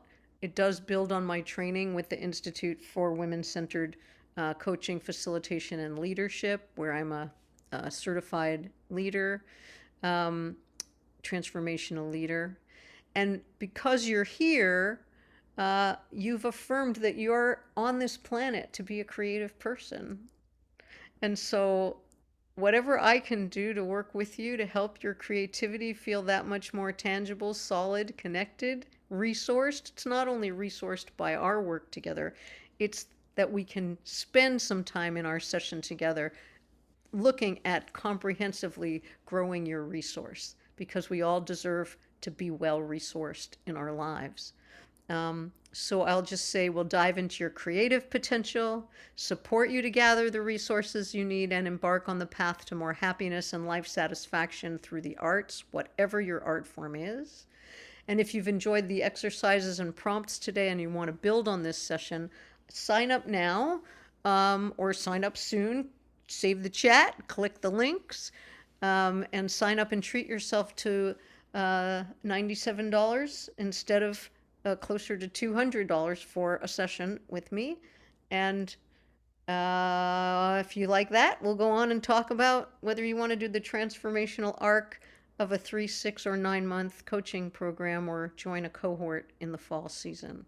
So do this for you, and I would be honored and joyful to spend this kind of time with you in transformational creativity coaching. Thank you so much again, Witchy, for inviting me and everybody who shared today. Yeah, Beautiful. Thank you very much. Thank you so much, Judith. Judith-Kate, you're absolutely awesome. You like the work that you did was so profound and it I'm was so really grateful good. to hear that. Yeah, thank you so much. So what I'm going to do until Maria gets back is I'm going to play some of my the music that I write. I put it with music and other voices that aren't my own before I absorb it into myself and create my own version of it, sort of thing. So I'm going to give you some of the sounds that I have created, but it's not actually me singing. You'll hear me singing later, a different version of it. But for now, this is what I can share with you because I just wrote a lot of this stuff recently. And when Maria gets back, then we'll do her thing. Cool. Thank you. Before you do it, make sure you're sharing your computer sound again. I just shut mine off. And I have made that mistake so many times when I didn't get it to be hooked up. Okay. All There you right. go. It's on. Thank you. Okay. Okay. Let's go to the page and go to profile.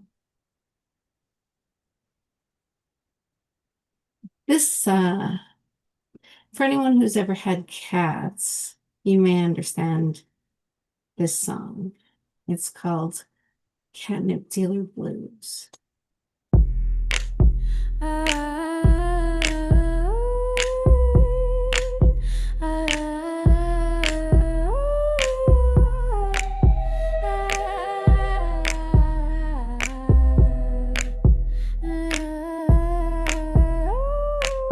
I used to walk these halls alone, just me, my robe, and my mobile phone.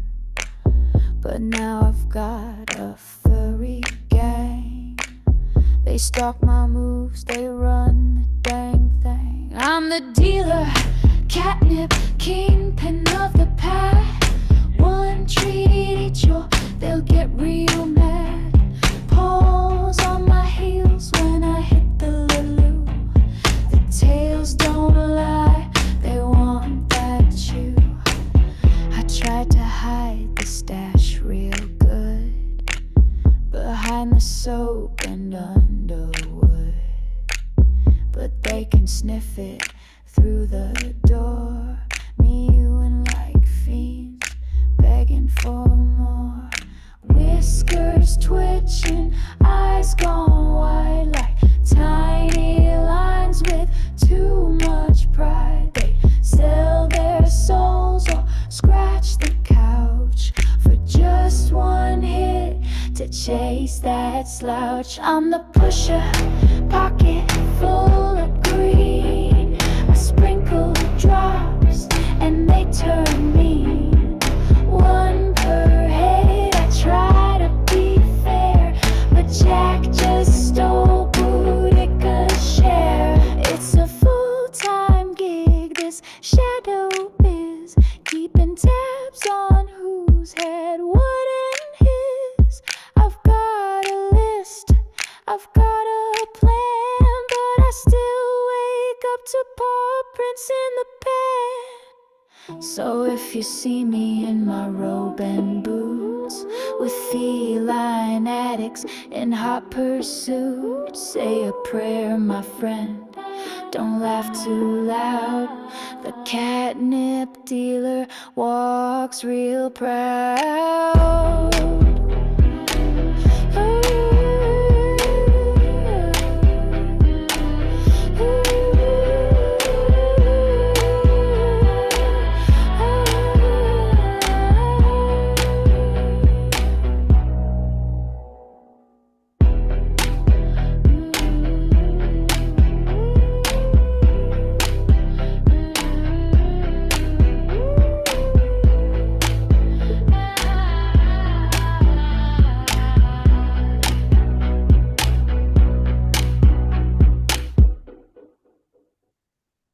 Mm, That's my catnip dealer blues.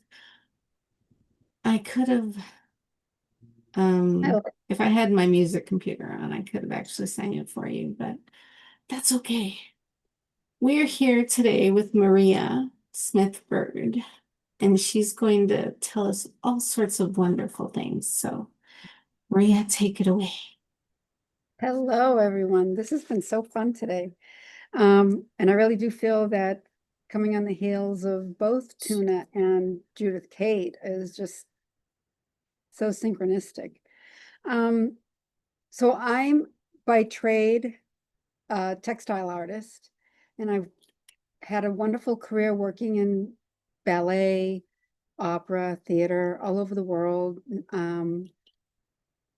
Almost 30 years ago, I got into the film industry. I moved cross country from Boston to LA, and I've been working in the film industry. And again, I've had a really creative outlet in this field, working in the costume department,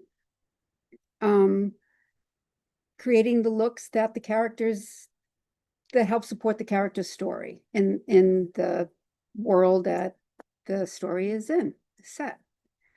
And somewhere along the line, after, I didn't feel like an artist, frankly. I have a Bachelor of Fine Arts from one of the top rated schools in this country. And one day I just woke up and I'm like, I'm doing creative works, but it wasn't as satisfying as doing my art. And when I tried to sit at a canvas or sketch pad, whatever, I realized I was empty. I had nothing. And that shocked me. And I decided, how can I was always the creative kid. I would even take myself out of like playing with the other kids and be like, okay, I've had enough. I need my own time. And I'd I'd do my arts.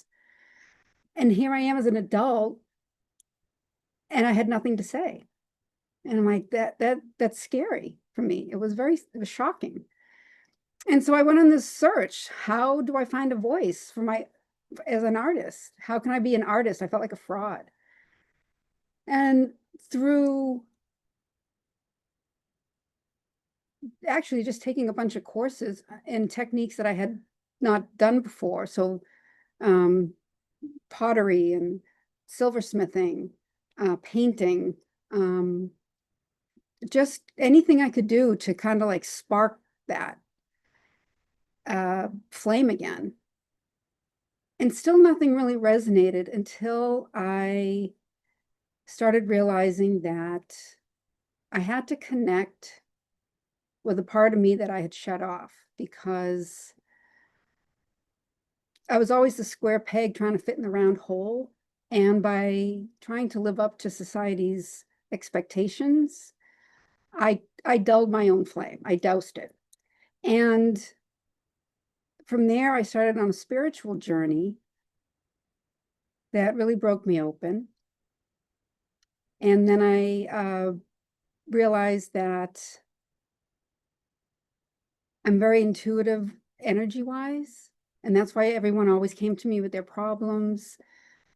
And what I was giving as advice turned out to be more spiritual downloads. And but I was always a very calming influence for people.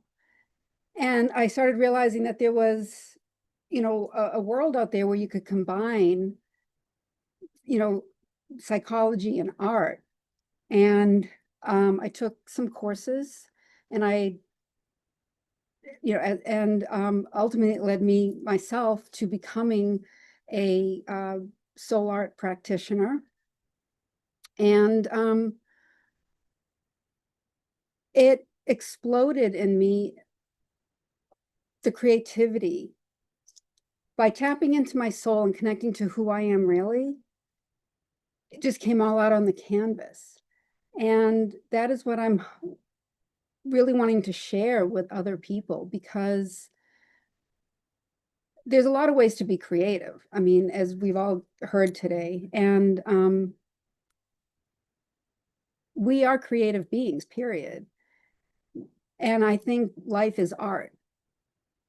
And however you express yourself, whether it's how you dress, how you decorate your home, how you even balance your books. I mean, it's all individual and unique expressions of who you are as an individual. And the more we embrace those individualisms, the uniqueness that we all are, it's a lovely phrase that I love to use, is that we are all notes in the symphony of life. And if we're all playing the same notes, it would be a really boring song.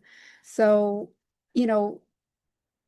express yourself in any way you can. And I choose visual arts. I love to paint. And so I'm going to explain to you what soul art is in the way I, bring it to life. And it's really about bypassing the mind and the idealized way your mind wants art to be. And I think that's what holds most of us back is, we're not creating these photographic representations, these, anything that looks like the masters that are hanging in a museum. So we figure like, oh, I can't do that. It's not what soul art is. It's really for yourself. It's got nothing to do with anybody else. It's connecting to the deeper truths inside yourself and that are then expressed onto your canvas. It's an interaction between you and your art. It's a reflective process. It's always mirroring back to you. And it's finding something personal and authentic to make art about, and creating something that will be deeply meaningful to yourself, experiencing how art can reveal deeper truths about yourself while creating a new relationship to art making. And it comes from deep inside of you. It's an authentic expression. The canvas acts as the bridge, helping you communicate with what's inside. What comes through in your art making is always a reflection of you, from the way you begin to the fears or worries that arise to the way the process unfolds and what shows up on the canvas. It's all a reflection that can help you know yourself more deeply.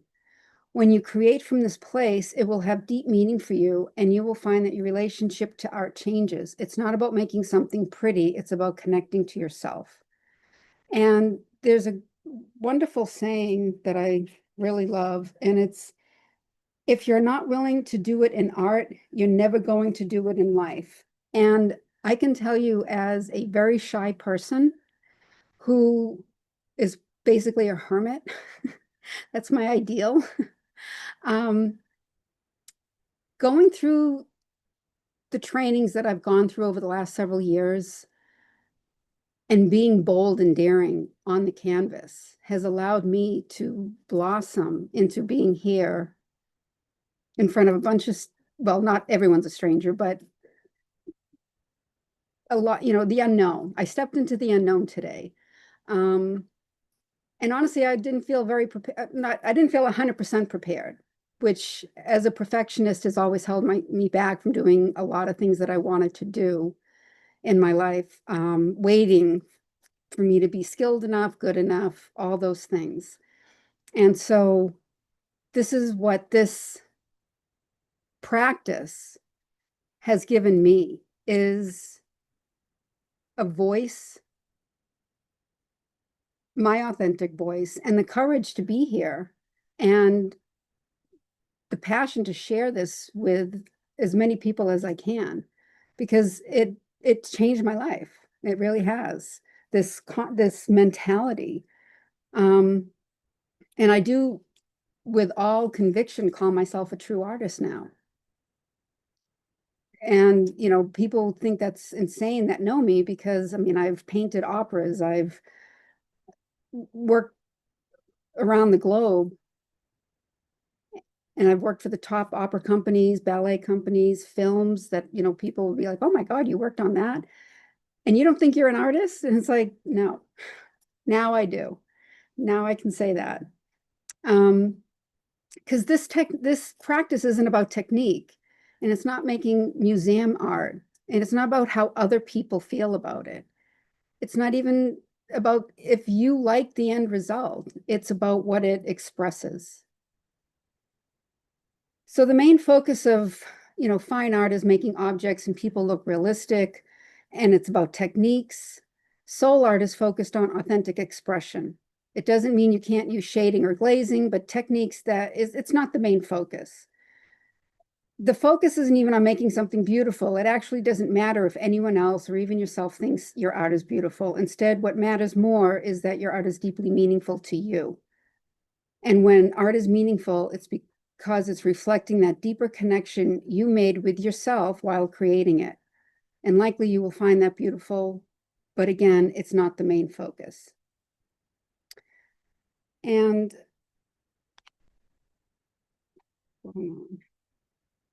basically, you don't want to be afraid to mess it up. And that's what everyone, if you do something, you don't want to mess it up. And whether it's on the canvas or at the potter's wheel or at the stove or at your job or in your relationship, you don't want to do anything that's going to rock the boat. And working with acrylic paint on canvas, it gives you that freedom to make a mess, because you can always just let it dry and cover it up with another color and start again. And that's the beauty of it. And it gets the soul art that I teach allows you to step back and see the big picture, because when you step back, you can see the parts you like and the parts you don't like. And then you can start making a plan for changing the parts that you don't like. And it's the same in life. And so you can connect the dots that way. Because I think you go through day to day to day, and it's like we're too busy getting through the day. So you're looking up close. What tasks do I have to get done today? Whether it's the kids or the dogs or something at work. And it can get frustrating because you might, you might feel stuck, and you want something to change, but you're too busy doing the daily tasks and responsibilities to come up with a plan. So finding the time to, a lot of people can meditate. They, walking meditations or yoga, gym, bicycling, all that. I choose, painting. It stops the monkey mind, and it helps you step back and see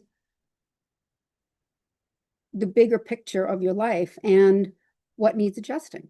And that's how I use it. And so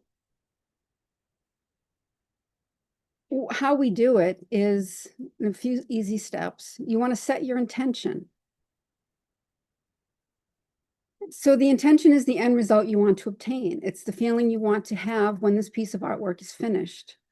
And it's very important to set an intention because it keeps you on course. Most people have a lot of ideas of what art should be about and what it should look like. Your intention is what will keep you focused on the authentic soul art you want to create and keep the mind from taking over.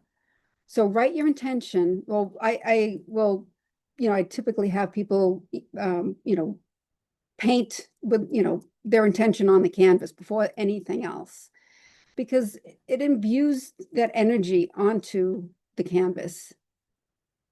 And it does, I think, permeate throughout the whole entire process.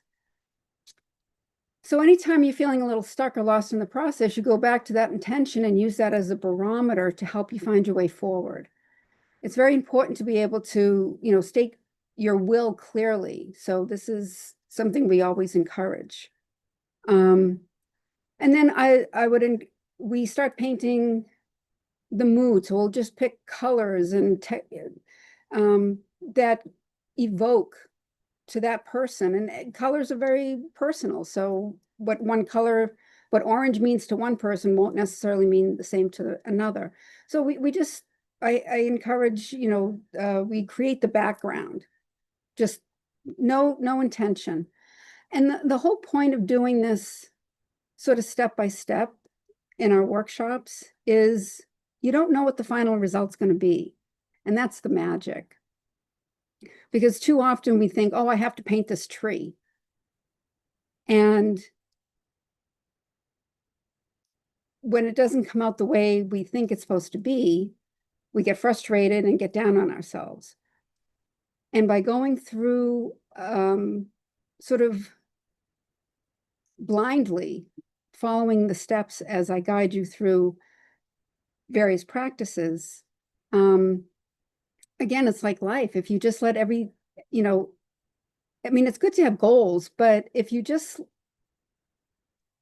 not try to control every single step to that goal, that's where you find the magic. It's the ability to allow and trust that I think a lot of us have either were never allowed to do or told, you have to have this 5-year plan. You have to have everything, cross the T's, dot the I's, and make sure, and I don't know if that life necessarily works that way.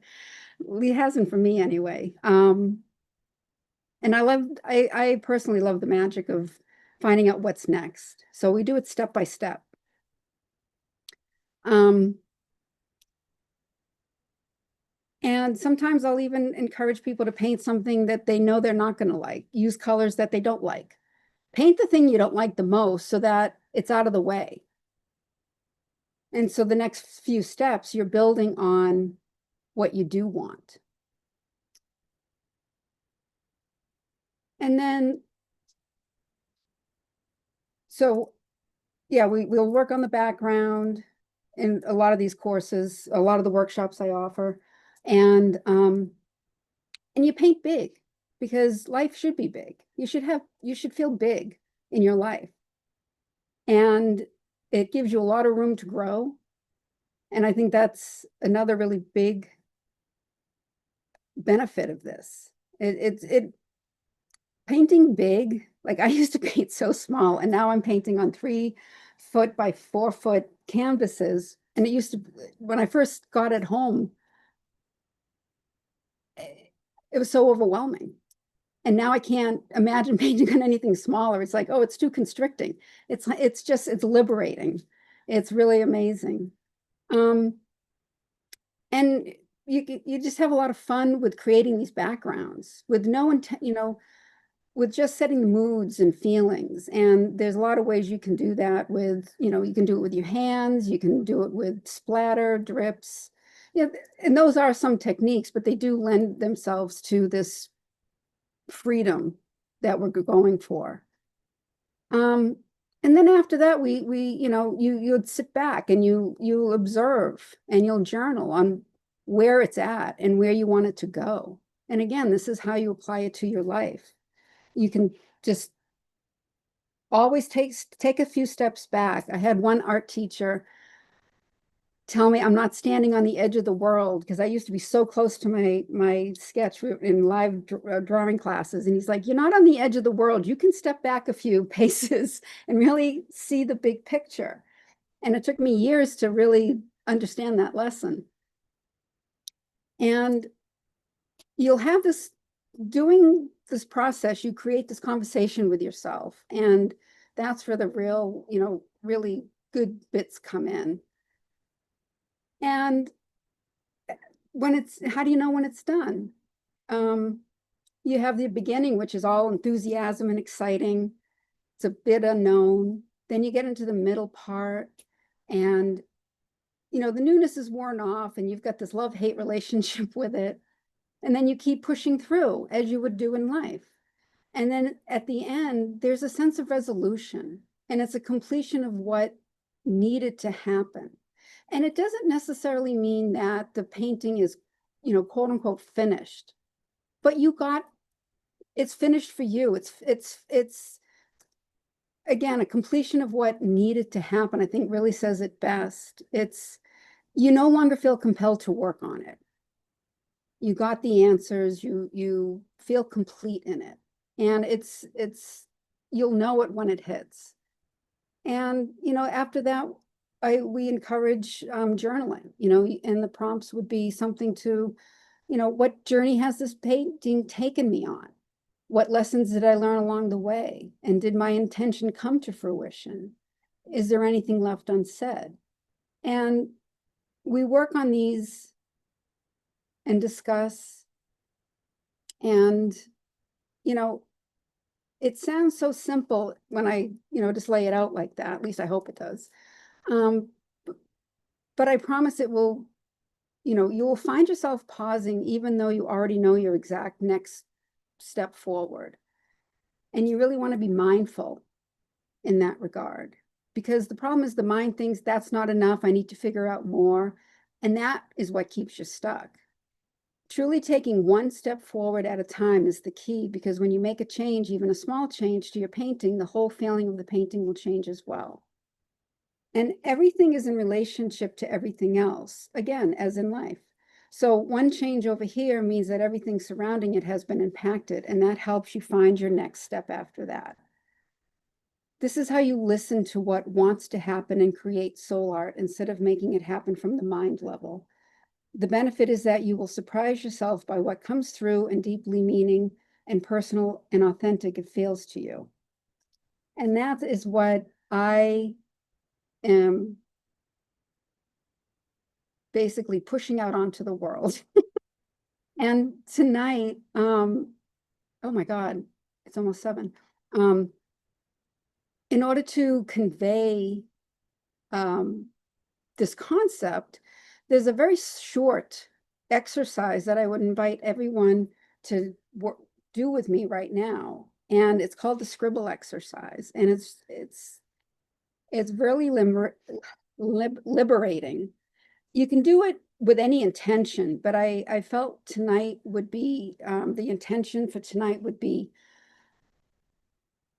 limiting beliefs. So anyone who wants to partake, if you could come up with 3 limiting beliefs about yourself, write them down. And you can do that now.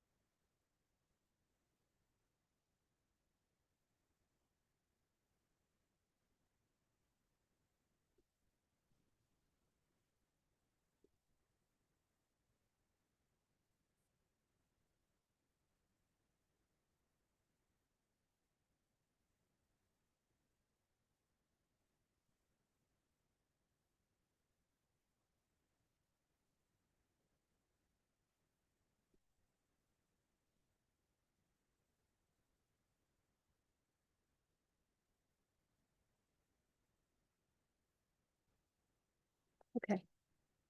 So the next step is to choose just one of those to work with tonight.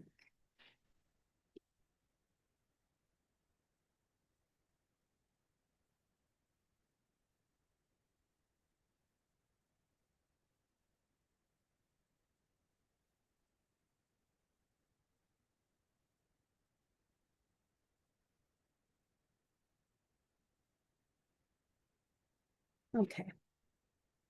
So now you're going to take a blank piece of paper. You can,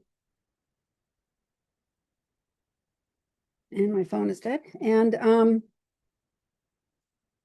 you're going to focus. So what I'm going to have you do is close your eyes, put pen to paper, close your eyes, concentrate on that one limiting belief. And I'm going to give you, and I just want you to move your hands freely. You're not intending to draw any identifiable object at this point. It's really, it's just a scribble. It's in the name. It's a soul scribble. You have 3 seconds. Oops, 3 minutes. So is everyone ready? Just take a minute, breathe deep. Yeah, maybe we should do that. Maybe we should just breathe. Pen to paper, close your eyes. You're not allowed to look. And go. And stop. Now, those who are partaking, what do you see in this scribble? I'll give you some time. I'll give you about 3 minutes. You can jot down words. You can just spin it around, get different perspectives on it. What does it make you think of?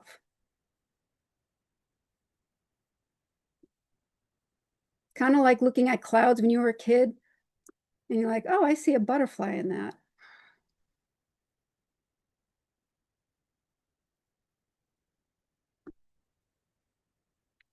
And then once it hits you, what you see in there, you can start flushing it out with either different color, mark makers, pens, or you can embellish it. You can make it your own.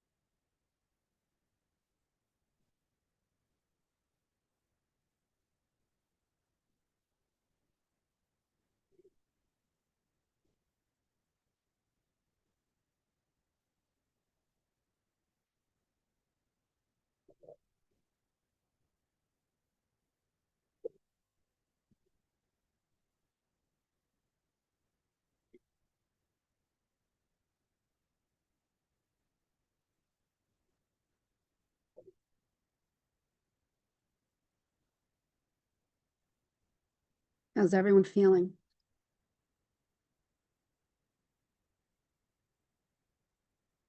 A few more seconds here. And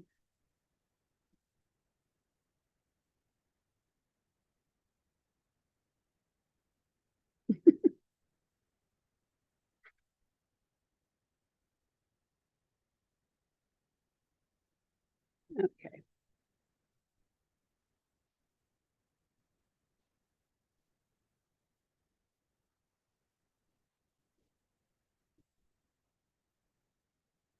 Does everyone have an image that they can identify with? Do I have any volunteers to come up and share their image?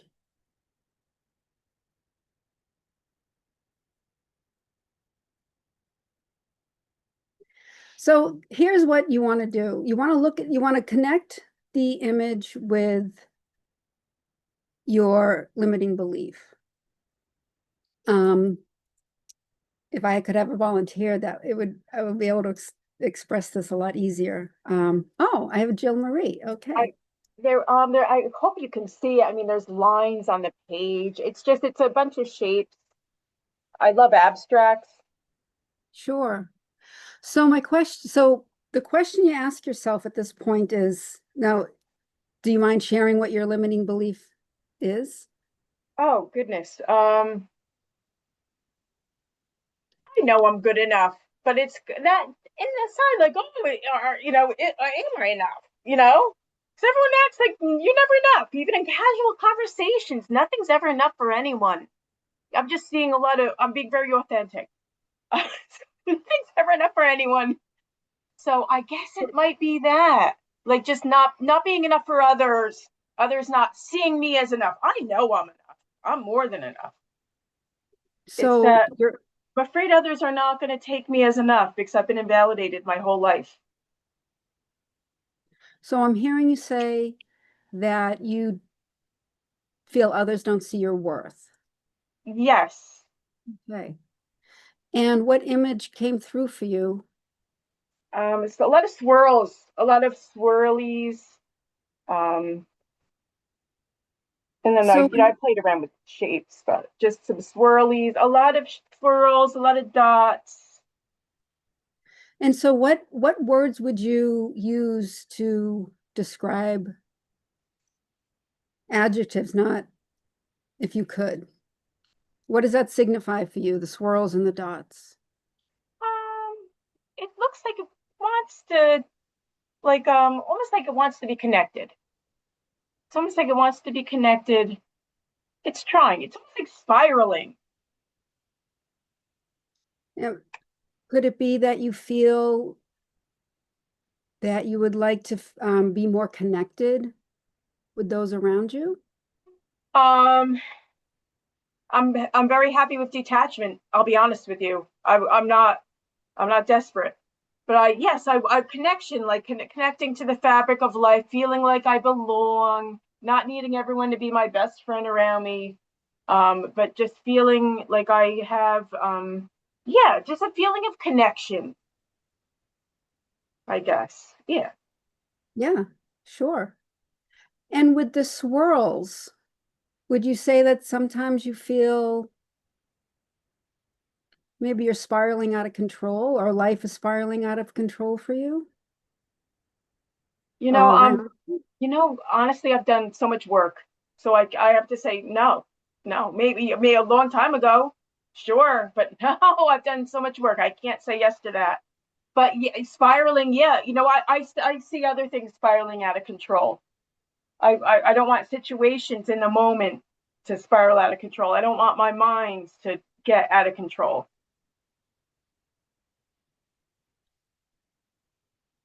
So am I hearing that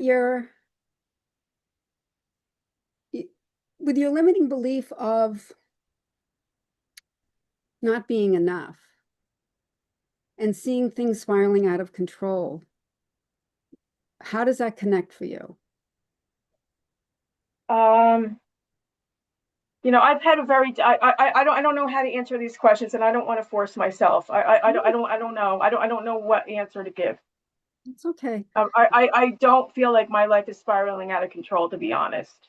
Well, Had a lot great. of deaths. A lot of deaths happened in 2024. A lot of endings. Mm-hmm. There were endings that had to happen in order for me to move forward. So I've been rebuilding my life. So perhaps the spirals is you spiraling upwards. Maybe.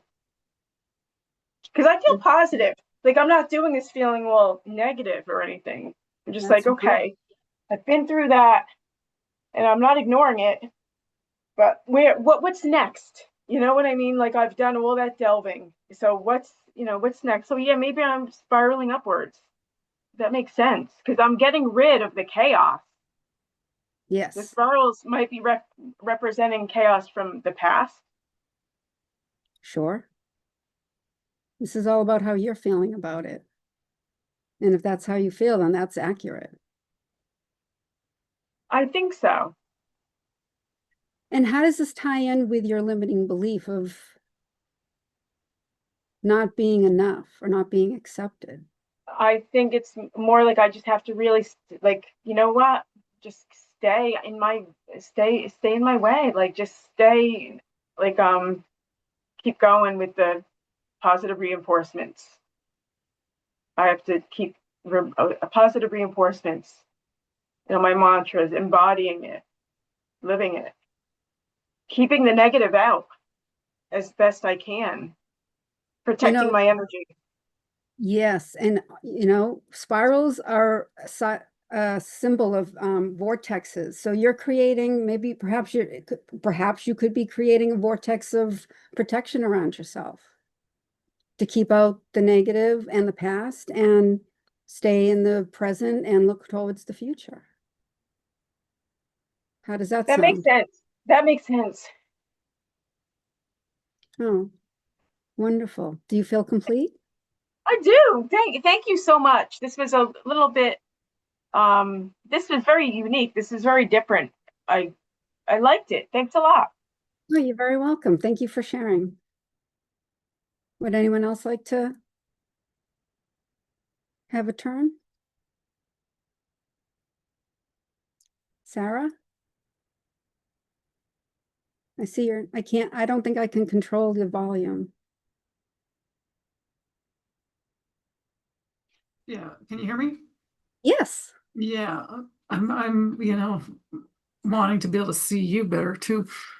So, I don't know how much you can see, but this is my. Yep. And the limiting belief is that I won't have romantic love ever again. And what happened when I was doing this, in part, was that the minute I picked up the pen, I started going, and then this other part of me was like, oh shit, I'm not supposed to have started yet, right? And then you said 1, 2, 3, and I'm like, oh my God, I've been going for way too long. So, the very first thought that was in my head was, I'm doing it wrong, which I think has a lot to do with it. And then the other thing that I saw right away was this big giant bird. Mm-hmm. So I gave him an eye and I added a little piece of a wing. Yes. And the sense was that he's like gobbling everything up.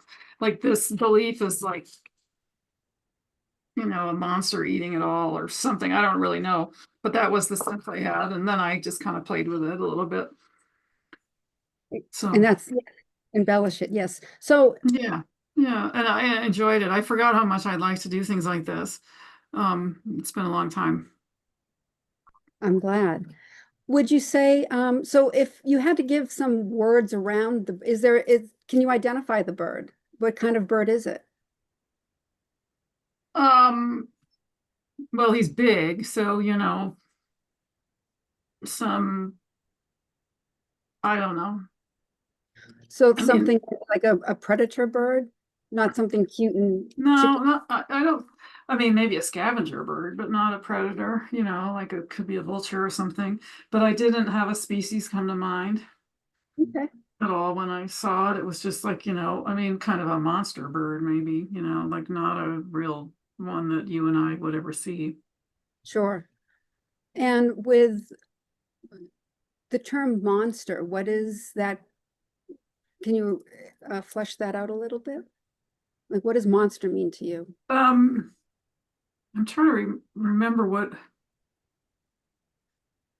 I mean, things like hobgoblins and fantasy monsters, or what I believe are fantasy monsters. That I mean, something is coming up, like remembering reading Dante's Inferno or something, like way down in hell. There's all these things that aren't people, they're monsters, and some big giant bird that eats your liver. Isn't that what there's some, I mean, I don't even know what I'm remembering right now, but there's some monster that eats your liver, I think, over and over again. That might be Greek mythology. I have no idea.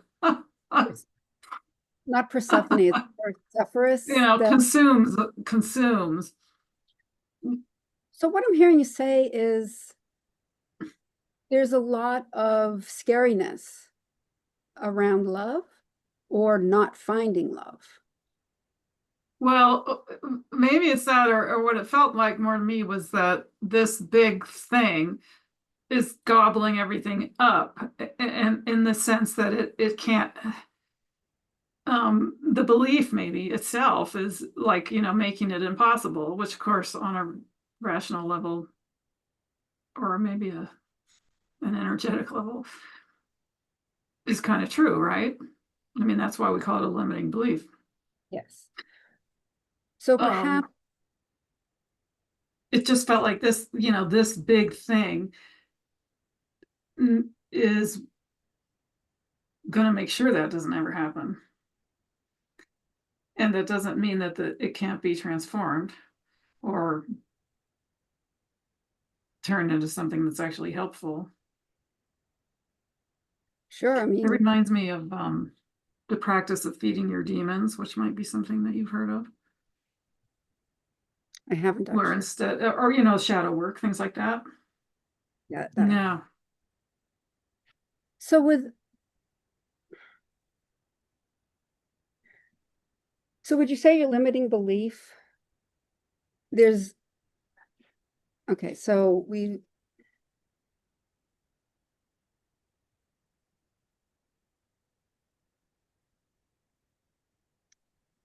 just trying to get to it. Your limiting belief is that you'll never find long-lasting true love.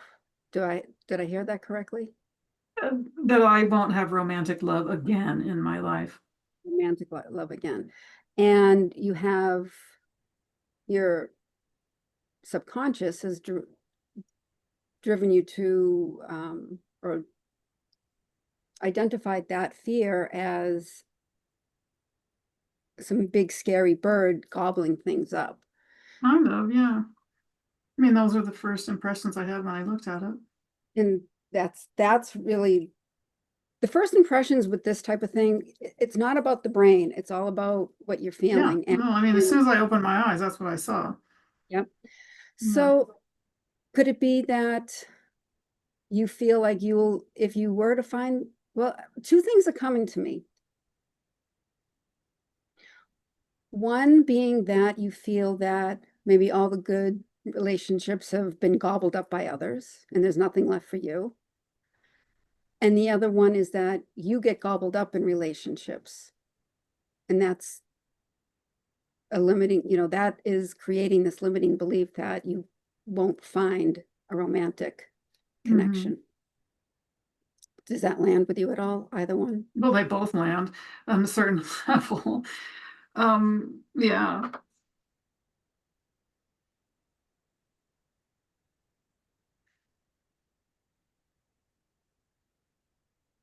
I mean, I think that there's more investigating to do around the bird. Agreed. And that it's not necessarily like a bad thing or a wrong thing. It's just a thing that needs some attention.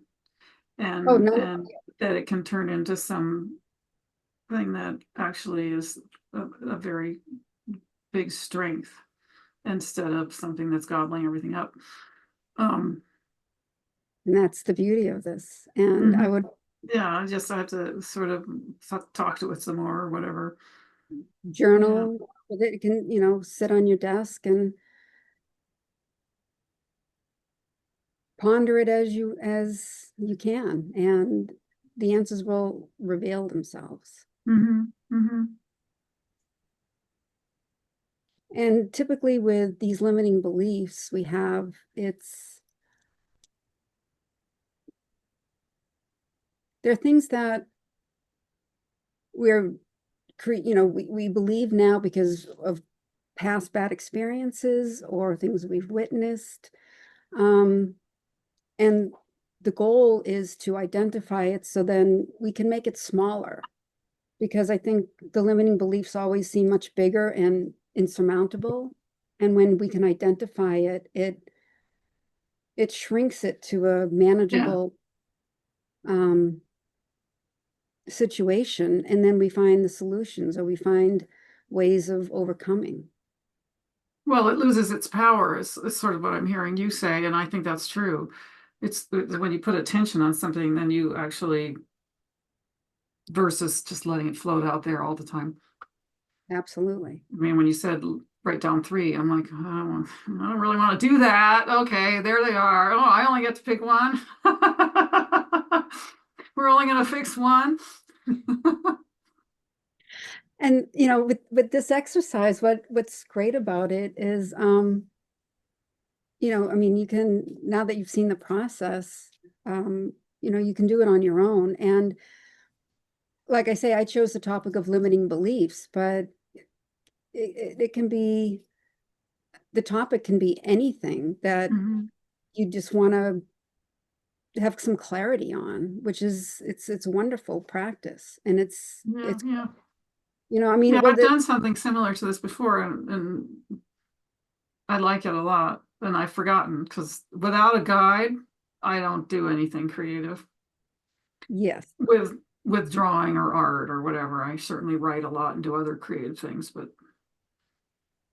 so far I don't pick up colors and do anything with them if I don't have somebody telling me to do something. Well, I will invite you to my workshops and we'll have you do that. I will come if I can. Yeah. Because I've missed it. I've had somebody for a while that I was working with on stuff like this, and she stopped doing it. Okay. So as far as this particular question for you, the limiting belief on this, do you feel we can leave it here for the moment? And my free offer, I should say, at this, not my free, but the $97 offer is to have a more private consultation in this. And we can go in using different modalities. We can unravel this thread together, explore it more if you wish. And that is what I can, that is what I'm offering today. Yeah. So, because the exercise itself is brief, it took all of 4 minutes. It's the unraveling that can take time, and that's perfectly valid. And again,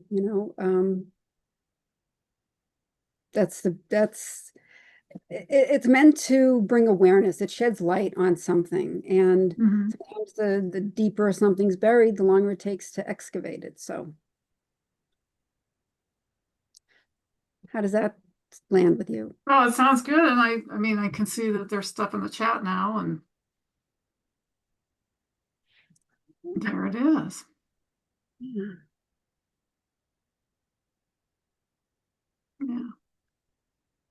Well, thank you for coming up and sharing. Oh yeah, thanks for chatting with me. Of course. We still have 10 minutes about-ish, 7, I guess.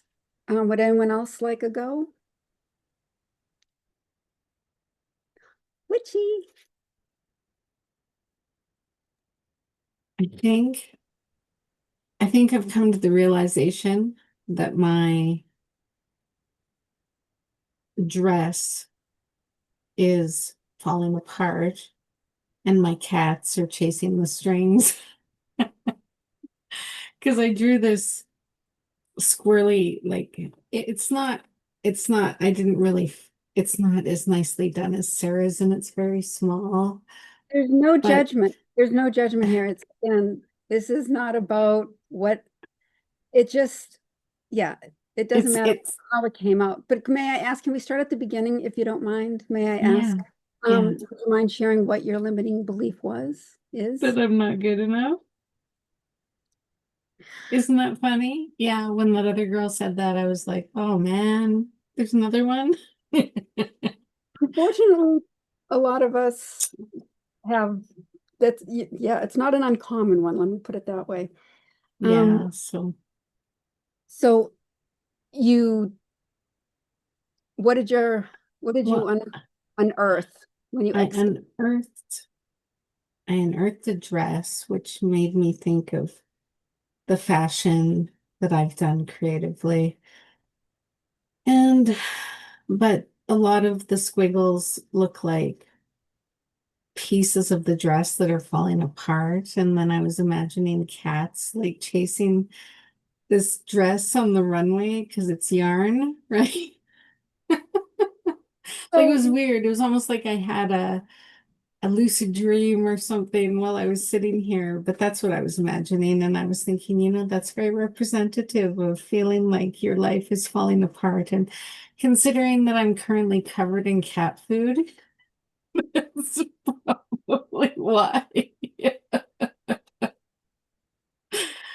Uh, Well, it's timely. That's um, so I mean, I think you've recognized a lot for yourself. That's remarkable. So what I'm hearing you say is that you feel you see yourself as unraveling, and sometimes, yeah. how does that make you feel when you say that? It makes me feel like such a loser. I know a lot of people do it though, so I shouldn't feel that way, but I feel like I shouldn't be doing that. Like it's not very strong of me to do that. Well, I think that's a judgment that is unnecessary for yourself, and Yeah. that's part of the limiting belief. Being so here it is. You're on a stage. Yeah. You're on a runway where people are judging you. So you're tying in, your limiting belief is about how you judge yourself, and how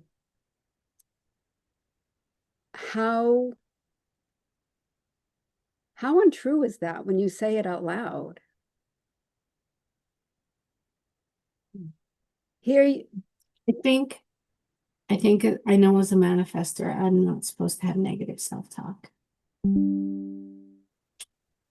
But at the same time, and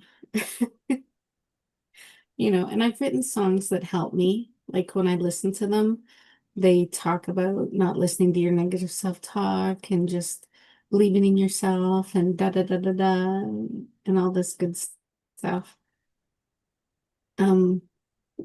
But I do still slide into it sometimes, the self-doubt and stuff like that. And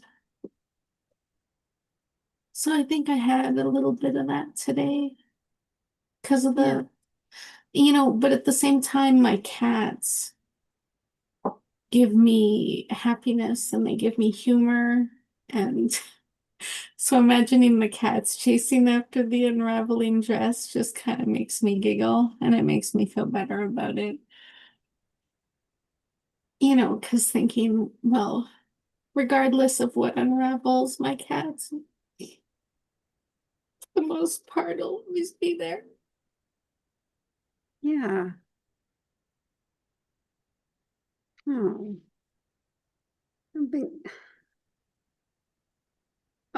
Which I just want to hug you right now. Thank you for being so vulnerable. I think that's a really big revelation for you. And from someone who,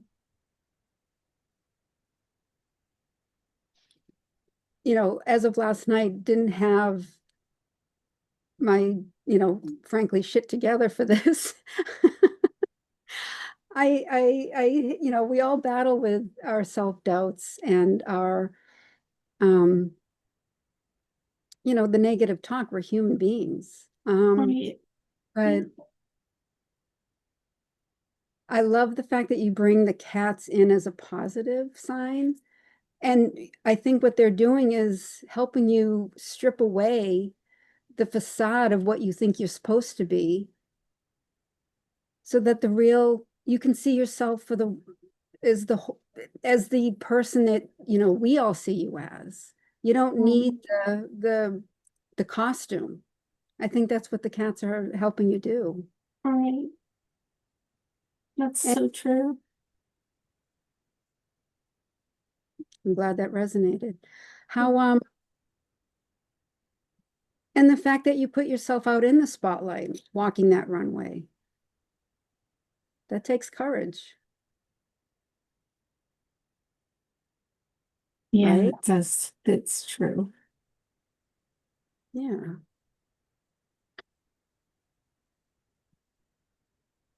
That does. Yeah, I agree. Well, I think you've done an awesome job today. You and Judith, Kate, and Sarah, and uh Sharada, Sharada, Sharada. I always say her name wrong. But I think everybody's done such an awesome job today. Tuna was great. He did a really good job. I'm going to do some tarot for people, for anybody who wants tarot for the next half hour. I'm also going to repost all the offers at the very end. So if you missed the people earlier and you still want their offers, you'll be able to get them. And yeah, that's my evil plans. Maria, is there anything else you'd like to say to everybody? No, just thank you for all those that came up and were vulnerable and shared. And this has been an amazing experience, Witchy. I just can't thank you enough for supporting me and being here today and giving me that boost of confidence that I really needed, because I was really close to bailing. And I'm so glad I didn't, because I'm so glad you didn't I take would have care. been very disappointed in myself. And so I am so really thrilled and honored that you asked me to do this, and that I did it. Really, I'm very proud of myself. But so I hope, others who partook of this little exercise, if you'd like a private session to unravel some of those or different limiting beliefs, take me up on my offer, and I'll see you there. Yeah, I highly recommend her. She really helped me see what was happening with my cats and my weird drawing. But yeah. So anyway, okay, you guys, you know the drill. Hands up for those people who want readings, and I will take everybody one at a time. And ooh, this is awesome. Okay. I gotta move my keyboard some way where I usually do my cards.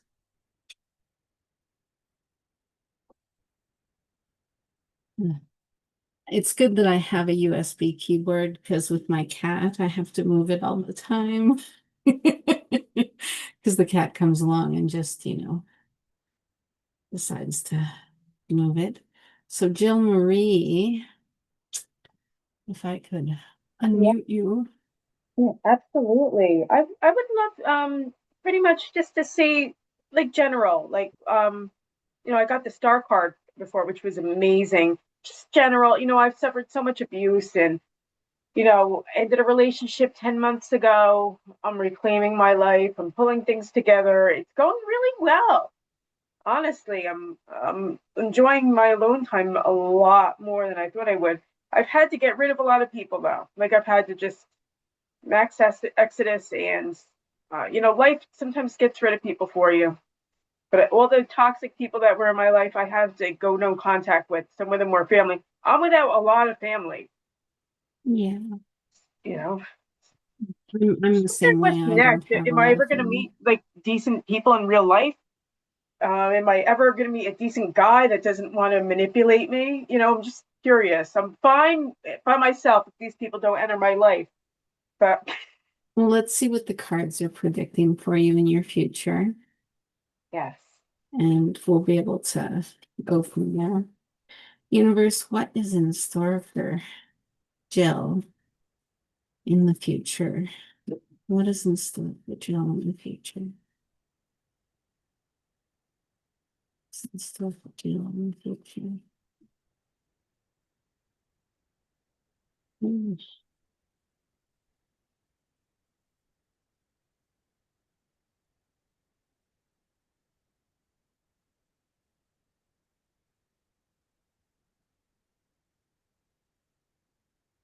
Hmm.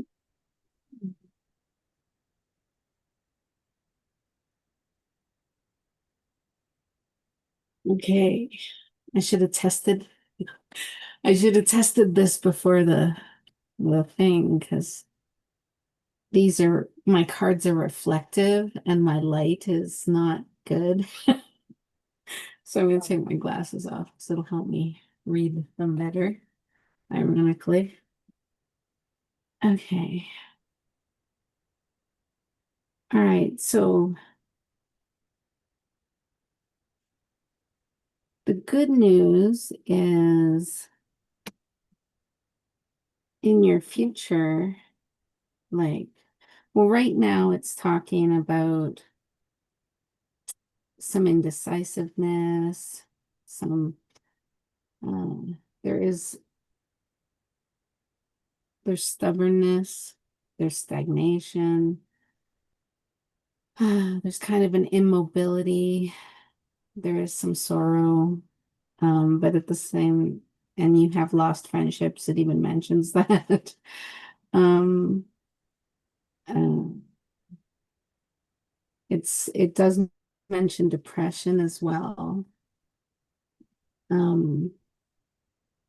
But in the immediate future, you have the King of Cups, which is an ambitious, intelligent, practical man who's an entrepreneur. He's wealthy. He's got patience. He's got strength, stability. He's wanting commitment.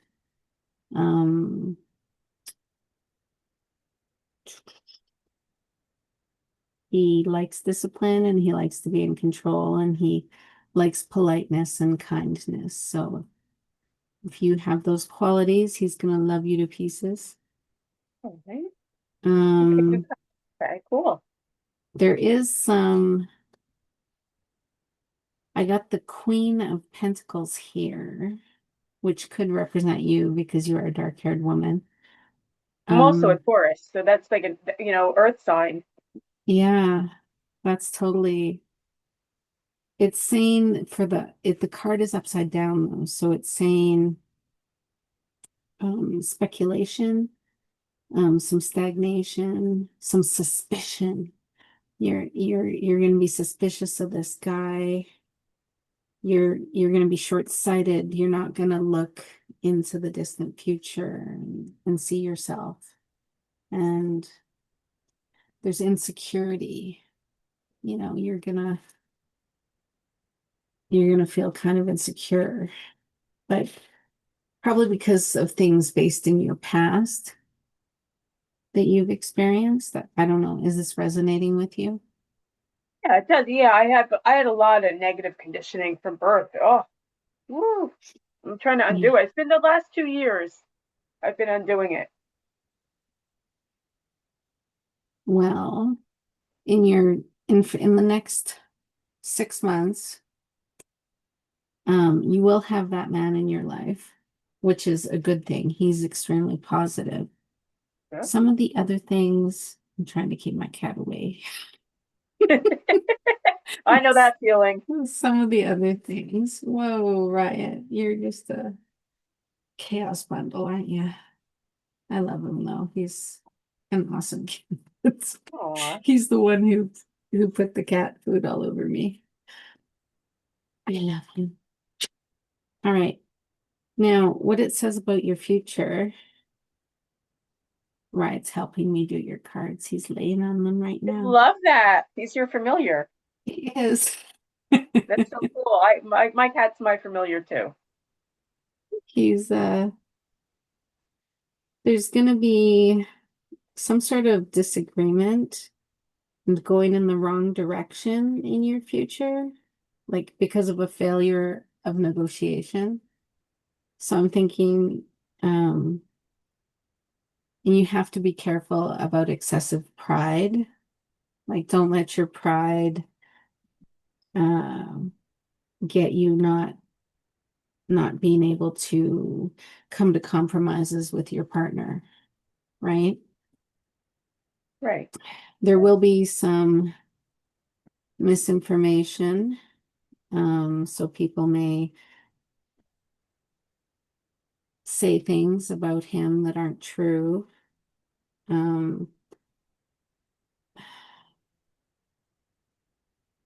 There's some kind of emotional blackmail that might be happening from someone. And an unreliability. It's gonna be difficult these next 6 months, okay? But you can change it because all you have to do to change it is to try to raise your vibration, which I think we've talked about that before. With the humming, right? Remember that? With the humming definitely helps. I know it totally That's the helped me easiest way today. to raise it, you know, and then you take it from there. But just to like, you're feeling overwhelmed in the moment, I could just go, Yeah, That's that'll work. easy. That'll work so well during arguments. No, I'm just kidding. Don't use that during arguments, but Just use keep it focusing, generally. raising my vibration the next 6 months, just focusing mostly on that. Yeah. Overcome. See, you're gonna be unsatisfied because your expectations are gonna be high, but what's happening isn't. And the change of being in a relationship again is going to be unwanted, like from being alone. Because you get used set in your ways being alone, and then all of a Yeah. sudden you're with a partner and you got to make compromises. Yeah. And you gotta I'm enjoying being single a lot more than I thought I would. I was married for years, for a dozen years, and then a 6-year relationship. I've been with men for a long time, and this is my first break in like over 20 years. we just got to be careful because a lot of the negative stuff that is coming up in the next 6 months is going to be self-inflicted. Like How so? it'll be stuff you can avoid because the cards are saying that you're going to be too prideful to compromise. You're going to be like, when I was single, I could do this, this, this, and this. And now I'm with you and I can't do this, this, this. You know, like you are gonna have to meet him halfway, Mhm. sort of thing. Yeah, so in a relationship, yeah, I'm willing to do that. I'll have to keep that in mind because, you know, you're right. I am very, like, I love how I have freedom right now. You know, I mean, I'm a mother, so I don't have total freedom, but I have much more free than I was when I was in a relationship. Yeah. And you I don't know why, but the word betrayal was mentioned. Well, my last boyfriend certainly did betray me. Yeah, so you're gonna be worried about that with this new guy, and it'll actually cause problems in your relationship if you're not careful. Have to be Like careful with that. you have to remember to not look at him like he's your ex. Right. Yeah. You know, Different you gotta see him in a different light and try to build a future. Yeah. Yeah. That's what the cards are saying. Great. Thank you. You're welcome. I'm glad someone's coming into your life. He sounds like a really nice guy and he has money and I mean, how could you go wrong? That's nice. I would like a nice partner, you know, a nice guy, you know, just not someone that's going to want to manipulate and play games. These games. I'm not a game player myself, you know, maybe bingo, but that's the only game I want to be Well, there's none of that in your next 6 months. No game playing, none of that. It's all going to be about pride and a willingness to compromise and overcome things together as a couple. Like you guys got to be a team, not like fighting like you're the enemy, sort of mentality. Yeah. So does that help you? Yes, it does. Thank you so much. You're That so gives me a lot of welcome. hope. That's good. Okay, kiss me. Familiar. Riot. Okay. Maria, you're next. What would you like to know? So I have a cousin that I've been close with since birth. Right. And last month she kind of just ghosted me. And we used to talk like daily. Right. We didn't have an argument. I'm curious if, I haven't reached out because I guess I'm just a little hurt by our last interaction. It wasn't so much a fight. It was just we were trying to make plans to get together, and I could just kind of tell that she wasn't really into it from the jump. And at the end, she just said, "Oh, this is getting too complicated, and I'm shutting it down." And I'm like, it wasn't complicated. Yeah. And now it's like, and now it's been like 6 weeks. I'm like, so what are you looking for? Are you looking for an answer to a yes or no question? oh, Or are you looking for like a future spread or? yeah, where do I go from here with her, I guess? Because I miss her. She's come to me in 3 lucid dreams, and yeah. I just haven't felt like it's the right time to reach out to her and try to resolve, like be like, hey, what what happened? Where Right. Okay.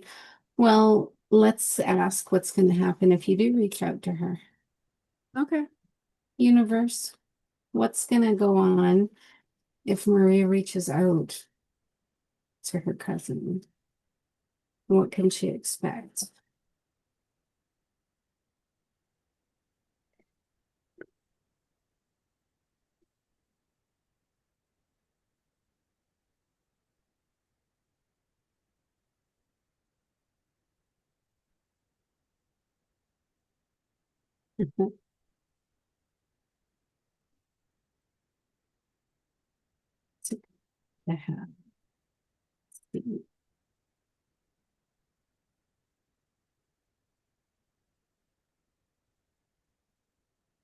Okay, there's a mixture of stuff right now.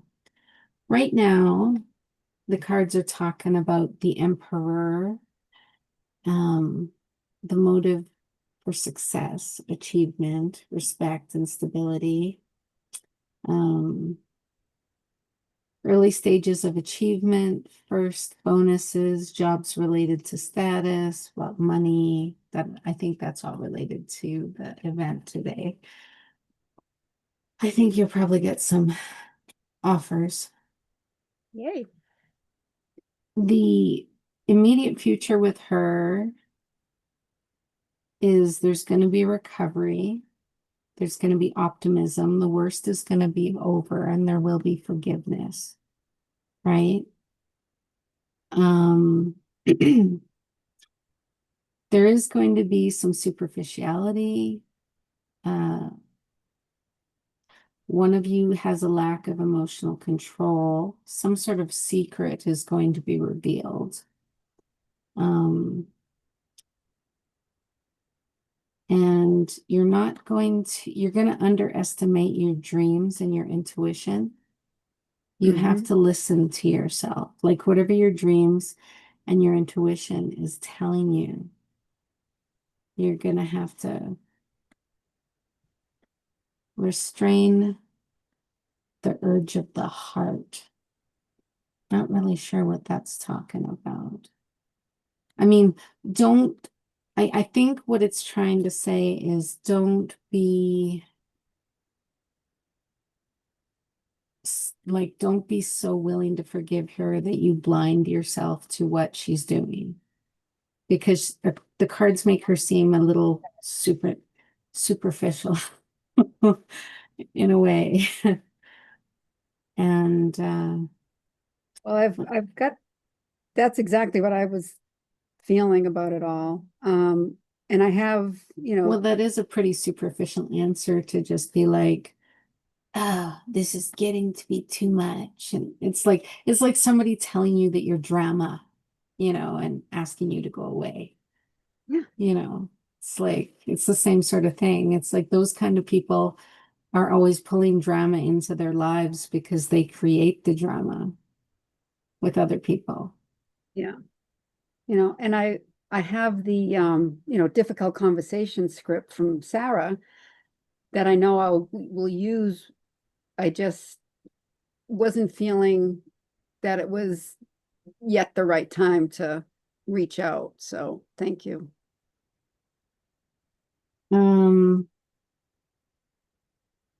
You're gonna have, let's see, in the next 6 months with her, there is gonna be hope, the dawn of help in the near future. But you have to be very careful about excess, like any sort of, she might be addicted, or she might have a drug problem, or she might be obese. Any sort of excess you're going to have problems with. Yeah, with her. honestly, she's none of the above. Okay. She is ridiculously strict about, almost unhealthy strict with her diet. Oh, okay. Well, I don't know. That's what the card is saying. It also mentions betrayal. So hopefully she won't do that, because that would really suck. Can't True. imagine what she could do it about, though. I guess just be careful if there is anything she could betray you with, because she might be leaning that way. Okay. There will be some relationship problems with her. There's going to be some loneliness, some separation, some kind of suffering. But eventually, like I said, there's going to be hope. There's a new dawn. Help is in the near future. I don't know who or what is going to come and help you, but there is hope that it is going to get better, sort of thing. So we've kind of just cycled this. you got to do your best with her, Lily, because it sounds like she's a handful. Thank you. I'm glad it's funny because of all the questions I had in my head, that one just kept forcing itself. And I'm like, well, that's a silly thing, but yeah, let me ask. And I'm glad because you've shown me the cycle that we've always been on our whole life. And this isn't the first time we've had like a pause in our relationship. And normally there was like an identifiable situation. And this time it was so kind of subtle. It was just like, that's so strange. But thank you, because that actually some people are more selfish than others, and she may just be a little bit more selfish than you, so it's harder to connect with her on the same level. Yeah, that makes sense. Because you're very loving and very kind, and you seem like a really nice person, sort of thing. And she sounds kind of judgmental, and the cards have expressed that she's harder to deal with, that you have some obstacles there, but it is doable, and there's hope because you are family. Yeah. Thank you. You're welcome. Next is Sarah.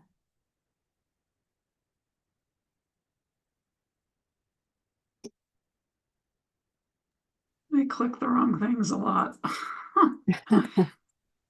So I just thought we could maybe see what you have to say or your cards have to say Okay. about my monstrous bird and my limiting belief. And however I should word that, you just let me know. I think you want to ask about your romantic future Yeah. and just see what's going to happen, whether the big bird is going to shit on you or whether he's going to. Well, the big bird's going to become my best friend, and That's good. no matter, yeah, I mean, some of the Yeah. pieces feel like they're settled, but I just, I'm interested in seeing what you find out. Universe. Okay. Universe, what is in store for Sarah and her romantic future? What is in store for Sarah and her romantic future? Oh, you have the Emperor. The Emperor just fell out. And let's see what the cards are saying. Cards are saying,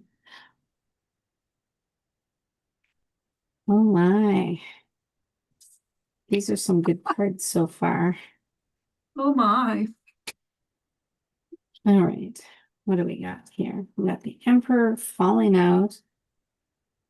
We got the 6 months into the future. Okay.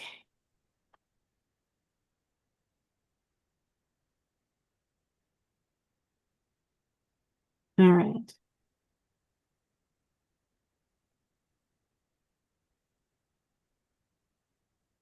When you meet the Emperor,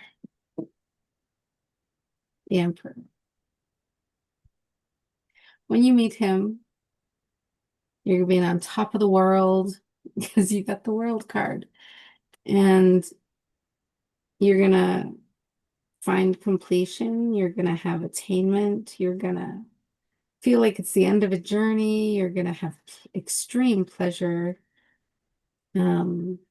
You're going to achieve your goals. You're going to have success, ideal state.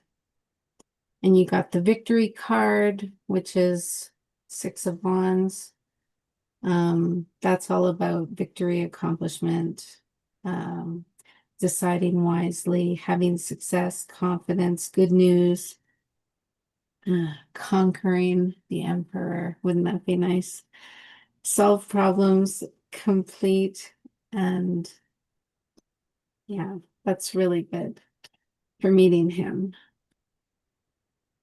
Now, in your immediate future, we have bureaucracy. Bureaucracy. And bureaucracy. And there's mediocre feelings, some ingratitude, maybe some irrational boredom, if that makes any sense. There's some indifference and some rebellion. Rebellion's always good, I think, personally, but there's there is gonna be some dishonesty with the Emperor, unfortunately. He might be a little vulgar, which is fine with some people. I mean, I think half the men I've dated have been vulgar. I personally don't mind it, but let's see. They might be a bit clumsy. They're definitely going to be a workaholic. And then in this next 6 months, you're going to have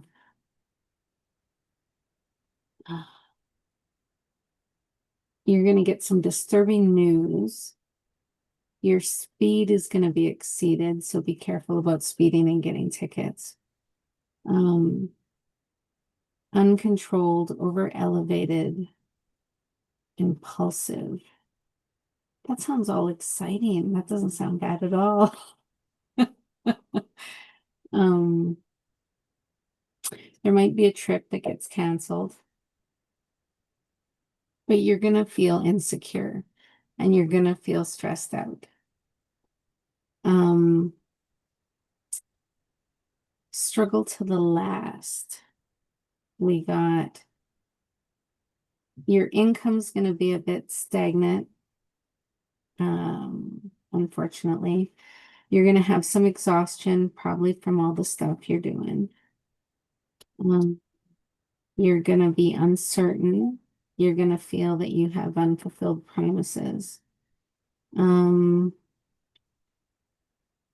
Be careful about making an unwise decision just because you're feeling that the promises have been unfulfilled, because that can be turned around. Actually, it is being turned around by the other cards that are here. I'll read about them in a minute. There's some sort of disturbance or collapse of a project. You have to be careful about bad investments. Not getting paid for completed work. That's a possibility. And you're going to feel like something is missing. Then you have the Three of Swords upside down, which is an awesome card. It's all about recovery, optimism. The worst is over, and forgiveness. So you will forgive the Emperor. And there's going to be early stages of achievement. First, bonus, jobs related to status. A chance to make money, professional development, competitiveness, and attention to details, which you're very good at. So that's how everything's going to turn out in the next 6 months with the Emperor. I don't know if it's going to be somebody at work. I mean, he's an emperor, so he's got to be like some sort of dude that has power, you know, that has clout of some form. So keep your eye out, because you will be really happy and you'll feel victorious at first.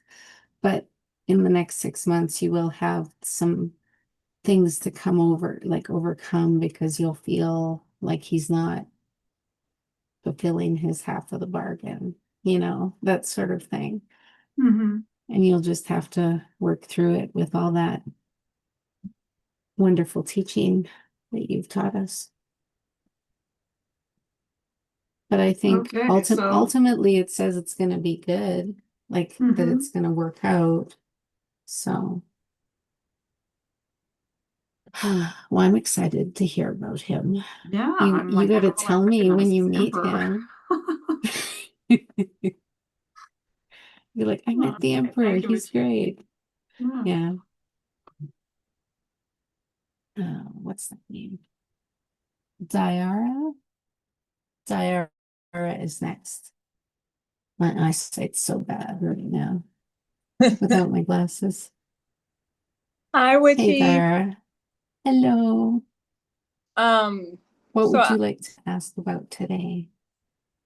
can I get like a future outlook? I finally quit my job. Well, actually, Trump made it easy when he did the whole sweep in the DRP. So I've been Oh, chilling.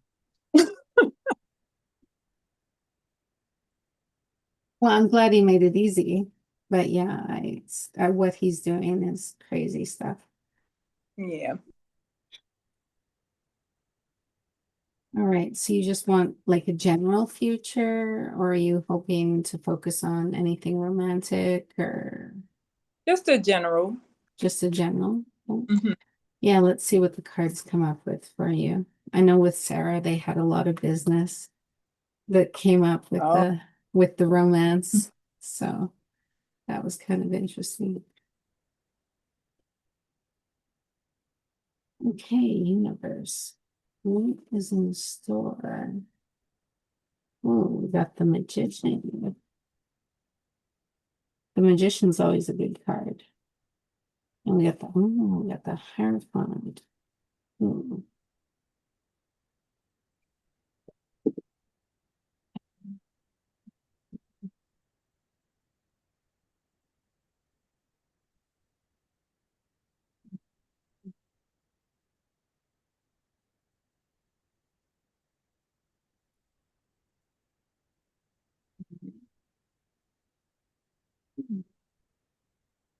Right now, you have the Magician, which means you can pretty much manifest anything that you want to.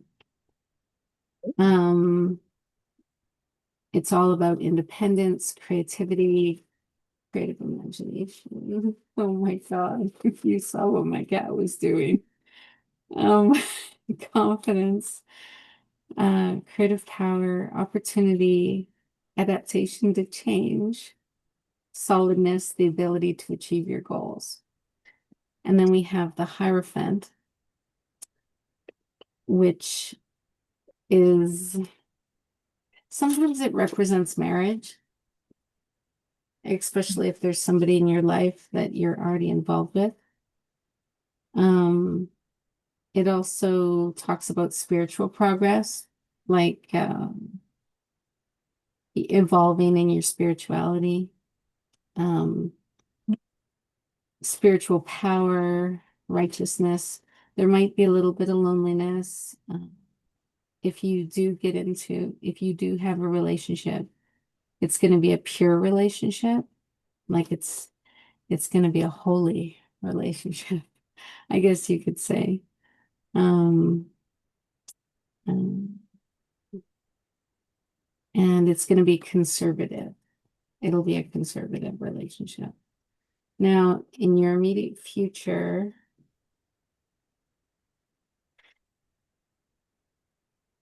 we have some really sad cards in your immediate future, but it's okay because we can overcome this stuff. You got the Five of Cups, which is sometimes a breakup.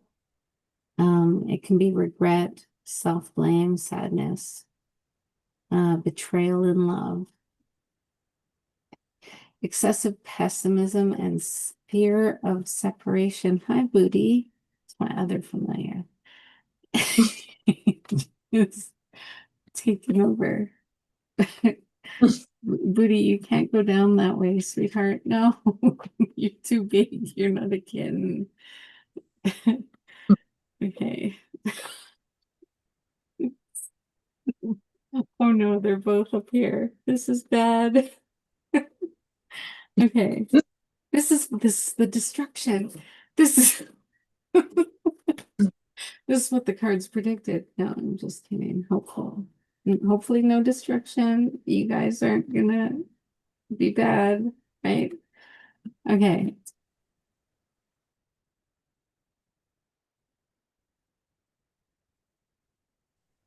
Okay, keep it. All right. Okay. Okay. So, the other card is the Ten of Swords, which is like hitting rock bottom sort of thing. It's gonna be a breakdown, the end of something, either a relationship or you're gonna stop suffering.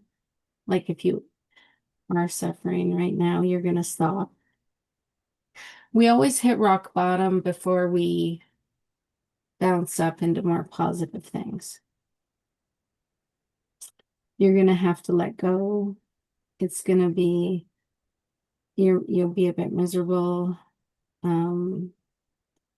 There's gonna be some kind of bad condition. So make sure that you get regular checkups because there might be something health-wise that you need to check out. Everything's surmountable though. Like even if you do have something, it's all surmountable because there's medication and there's all that good stuff that we have today. There's also energy healing. Okay, so in the next 6 months, you're going to be balancing many obligations at the same time. You're going to have an allocation of resources. You're going to have creativity, which is nice.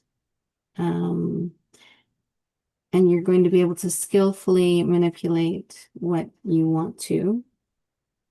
And you're going to go with the flow, which is like the Two of Pentacles. Can you see that? Okay. Yeah. Mm-hmm. You're also going to take a break, is what the Four of Swords is saying. Can you see that? I don't even know if I can see that. Anyway. That's colors. I know it's like holographic, so it makes all these funky colors. It's hard to read sometimes. Take a break, need to innovate, restore your health. Yeah, see, that's another health warning, like that you're going to be able to restore your health, which is good. Rest, time out, relieve stress, inactivity, solitary meditation, reflection, reassessment, and recovery. So whatever it is health-wise that's wrong with you, you are going to recover from. Delay. Unable to get out of trouble, which is not good. You may go against the crowd. There's nothing wrong with that in my mind. Lack of progress. You might feel a bit stuck out or stressed. Stuck out or stressed. And there might be one problem after another. But you're going to leave. You're going to explode. You're going to have a turning point because you got the Eight of Cups. And you're going to leave the past behind. You're going to have a change of job, which will be really good. And possibly a relocation. I'm not sure how you feel about that. I know myself, I hate relocating, but sometimes it's a good thing. You have to not be impatient with yourself when you're learning, when you're doing work, like when you're doing your job, your new job that you're going to be getting. You're going to have self-criticism, which will cause you to have poor workmanship, which is not good. So don't criticize yourself. Don't beat yourself up if you're not getting something right away, because you will figure it out eventually. You just got to keep repeating what you've been taught again and again, and then eventually it'll click. And yeah, so that's